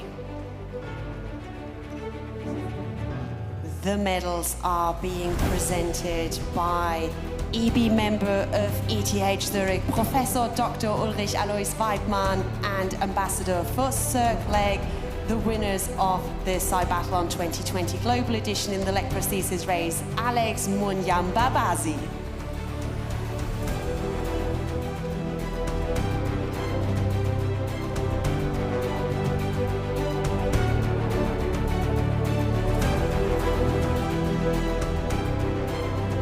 Some wonderful scenes, some wonderful moments here. The delight in all of the pilots' faces and, of course, the teams. Congratulations to Team SRX from Iceland.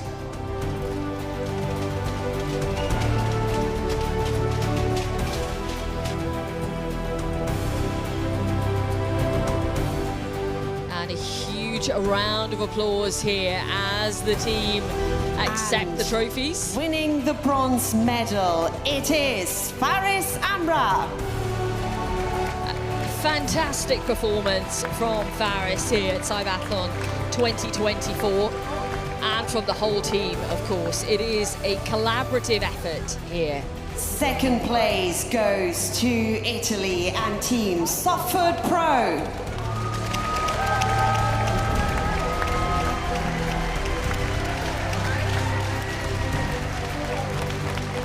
What a character we've seen here in Flavio Gaggero, and of course the fabulous Softfoot Pro team. And the title in the leg category goes to Italy and Rehab Tech Leg. It's just wonderful scenes. You can see exactly what it means to Andrea Modica and, of course, Rehab Tech Leg. It's fantastic to see the other pilots cheering on as well here in the stadium.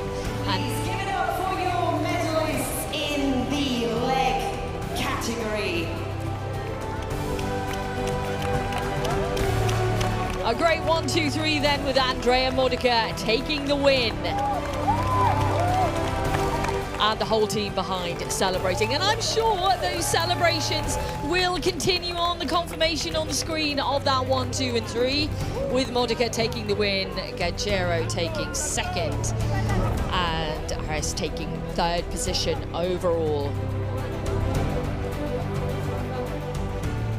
Wonderful scenes then as we celebrate the Leg Prosthesis Race. And winners. we continue straight away with the next victory ceremony. Over on the right-hand side, we will be looking to award the medals for the Functional Electrical Stimulation Bike Race. And I have to say, the finals of each of the disciplines we've seen so far this afternoon have been thrilling. Die nächste Zeremonie-Siegerehrung für Now we bring on Functional FES. Electrical Stimulation Bike Race auf der rechten Seite hier in der Arena. And of course, our winners are in a remote hub in Korea. So we see them there appear on the screen.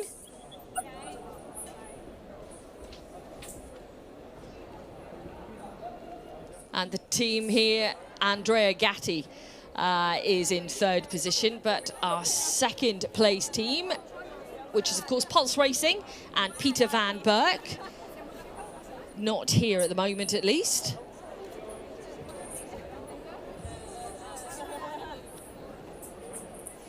We'll see them take the spoils on the podium. It's been a fantastic amount of work, of course, for everyone involved in every single discipline here in CYBATHLON. I think the crowd really today got behind, though, the FES discipline, to see everyone compete against each other, to cycle and to see it in a virtual world as well was absolutely thrilling. And it was a nail-biting run to obviously the finish between Peter van Berk, his service dog Jan alongside there, and the whole team of Pulse Racing, joining us a second position on the podium. And now coming up, the medal ceremonies for the Functional Electrical Stimulation Bike Race, where the medals will be presented from the professor at ETH Zurich and the initiator of CYBATHLON, Professor Robert Riener.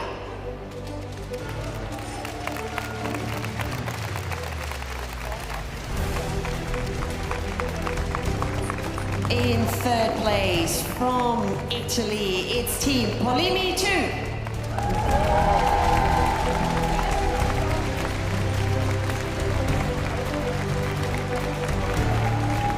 I love the fact that the team is still cheering as loudly as when Andrea Gatti here took third position overall in FES.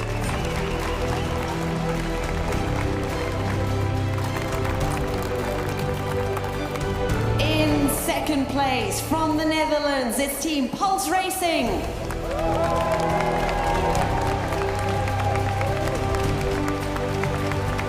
Such a vibrant crew behind Pulse Racing. The medal goes to pilot Peter van Berk.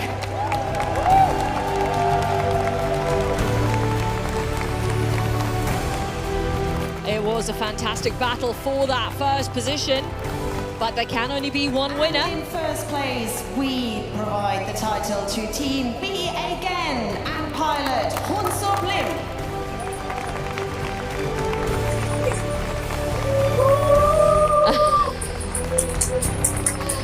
I love the fact that they have recreated that back in their remote hub, and they should celebrate. Please give it up for your medalists in the Functional Electric Stimulation Bike Race. And I'm sure Peter's service dog is wondering, well, where's my treat for all of this? But a fantastic result in FES, but it was Hunsab Lib at the end of the day that took the ultimate victory. And Lim will celebrate with his team.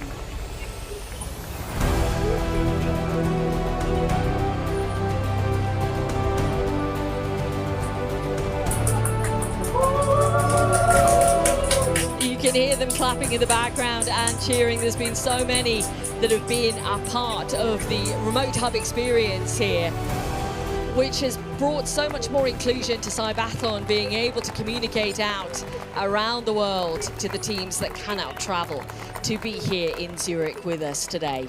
Confirmation then that Lim took the win in FES, then Van Berk, then Gatti in third. Okay, more ceremonies coming up for us, of course. We've had some thrilling, as I mentioned earlier, finals that have kept us really in high spirits here on Saturday afternoon here at the Swiss Arena. And we move on now to our next.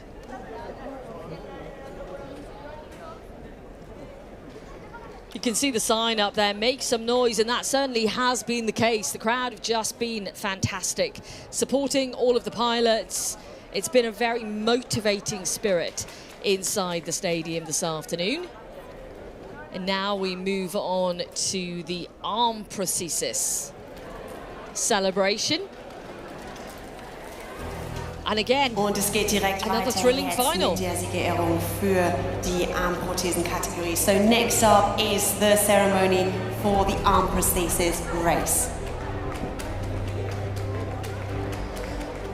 Ceremony will be presented by designer and former CYBATHLON pirate Dr. Maria Fossati. Great to see Maria Fossati here, ready to give out some awards. Former competitor in CYBATHLON. The Italian team, Bion IT Labs.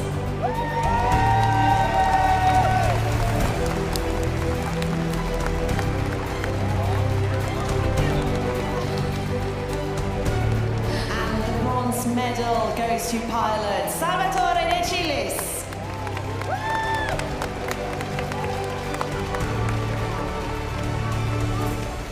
You can see how happy Salvatore is, and of course the whole team. Second place goes to France and Team Bionico Hand. We saw this dance earlier. They're recapturing it for the podium.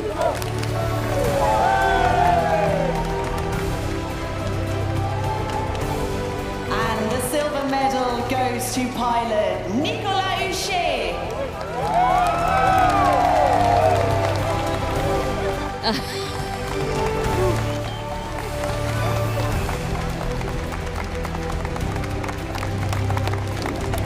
And in first place from China, it is Team Hands On.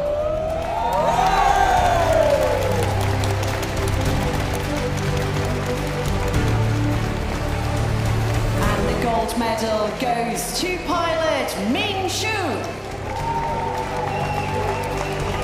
What a supreme performance been delivered in the final. So composed, so diligent with her tasks and quick. And it earns her the title of the winner of this category in 2024. Please give a round of applause for your medalists in the Arm Prosthesis Race. Great scenes, podium selfies being taken as well, and why not? They have earned it. It's been a fantastic week for all the crews here at CYBATHLON, which has led to the results that you see here today.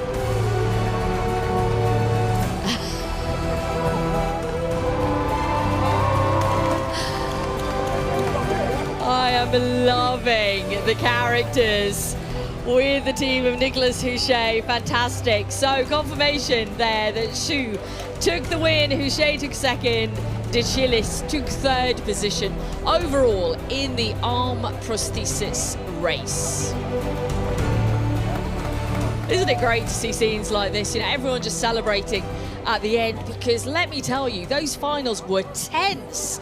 We watched those pilots line up and there were some serious nerves out there. But all of that can just be released now. It's relief and it's success, of course, for our top three in the Arm Prosthesis Race. We have still plenty more to go, of course, across the next day and a half here. More qualifying sessions, more finals for you as well. But we do have another podium to line up for you right now.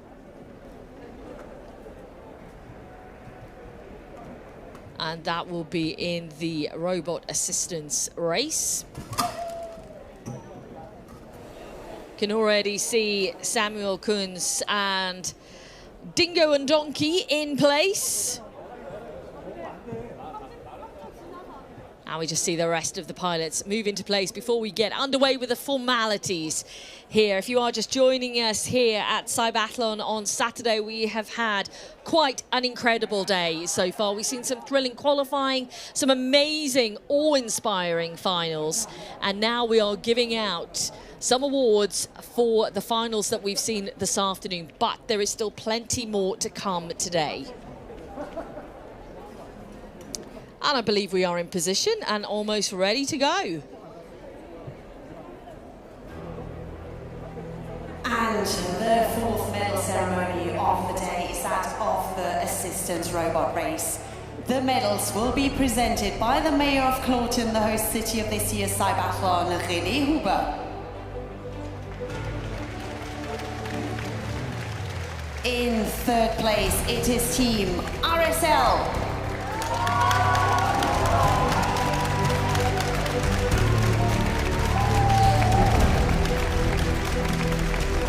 And the bronze medal goes to pilot Samuel Kunz.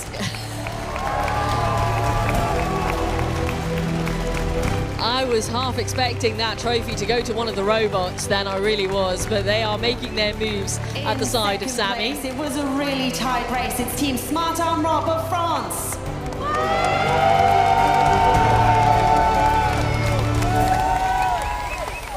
It's a great little celebration from the team from Smart Arm Rob. And the silver medal goes to pilot Etienne Moulet.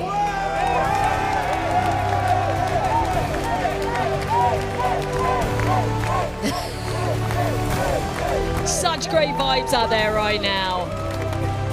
And the winners in the robot category from Germany, it's Team Edan.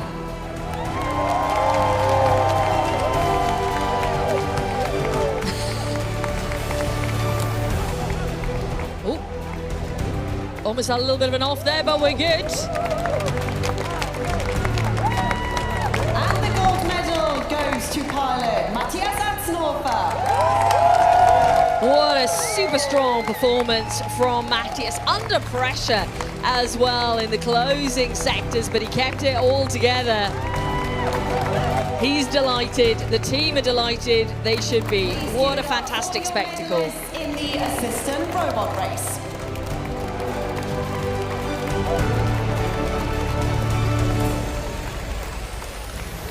And there is our 1, 2 and 3 then, in a category that has fascinated and delivered such unique performances. Technology working together seamlessly. Look at the smiles here, that's full delight. And how incredible to see this technology moving forward into the future. It can do so much right now. But what will it be able to do in a decade from now?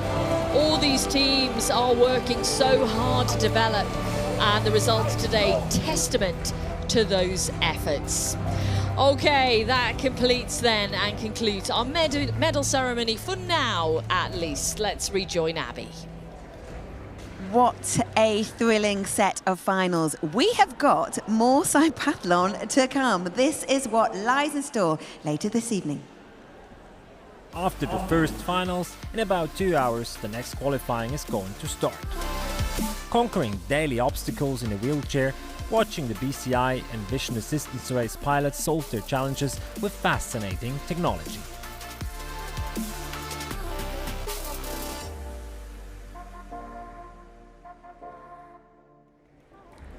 What a brilliant session we've had here for these finals. Victories that have been full of meaning, full of purpose, full of emotion, full of impact, full of dedication. It has been absolutely extraordinary. Thank you for your company. As I said, we'll be back later this evening. I'll get the local time right this time, 6 p.m. Am I on the money? I hope so. We look forward to seeing you then.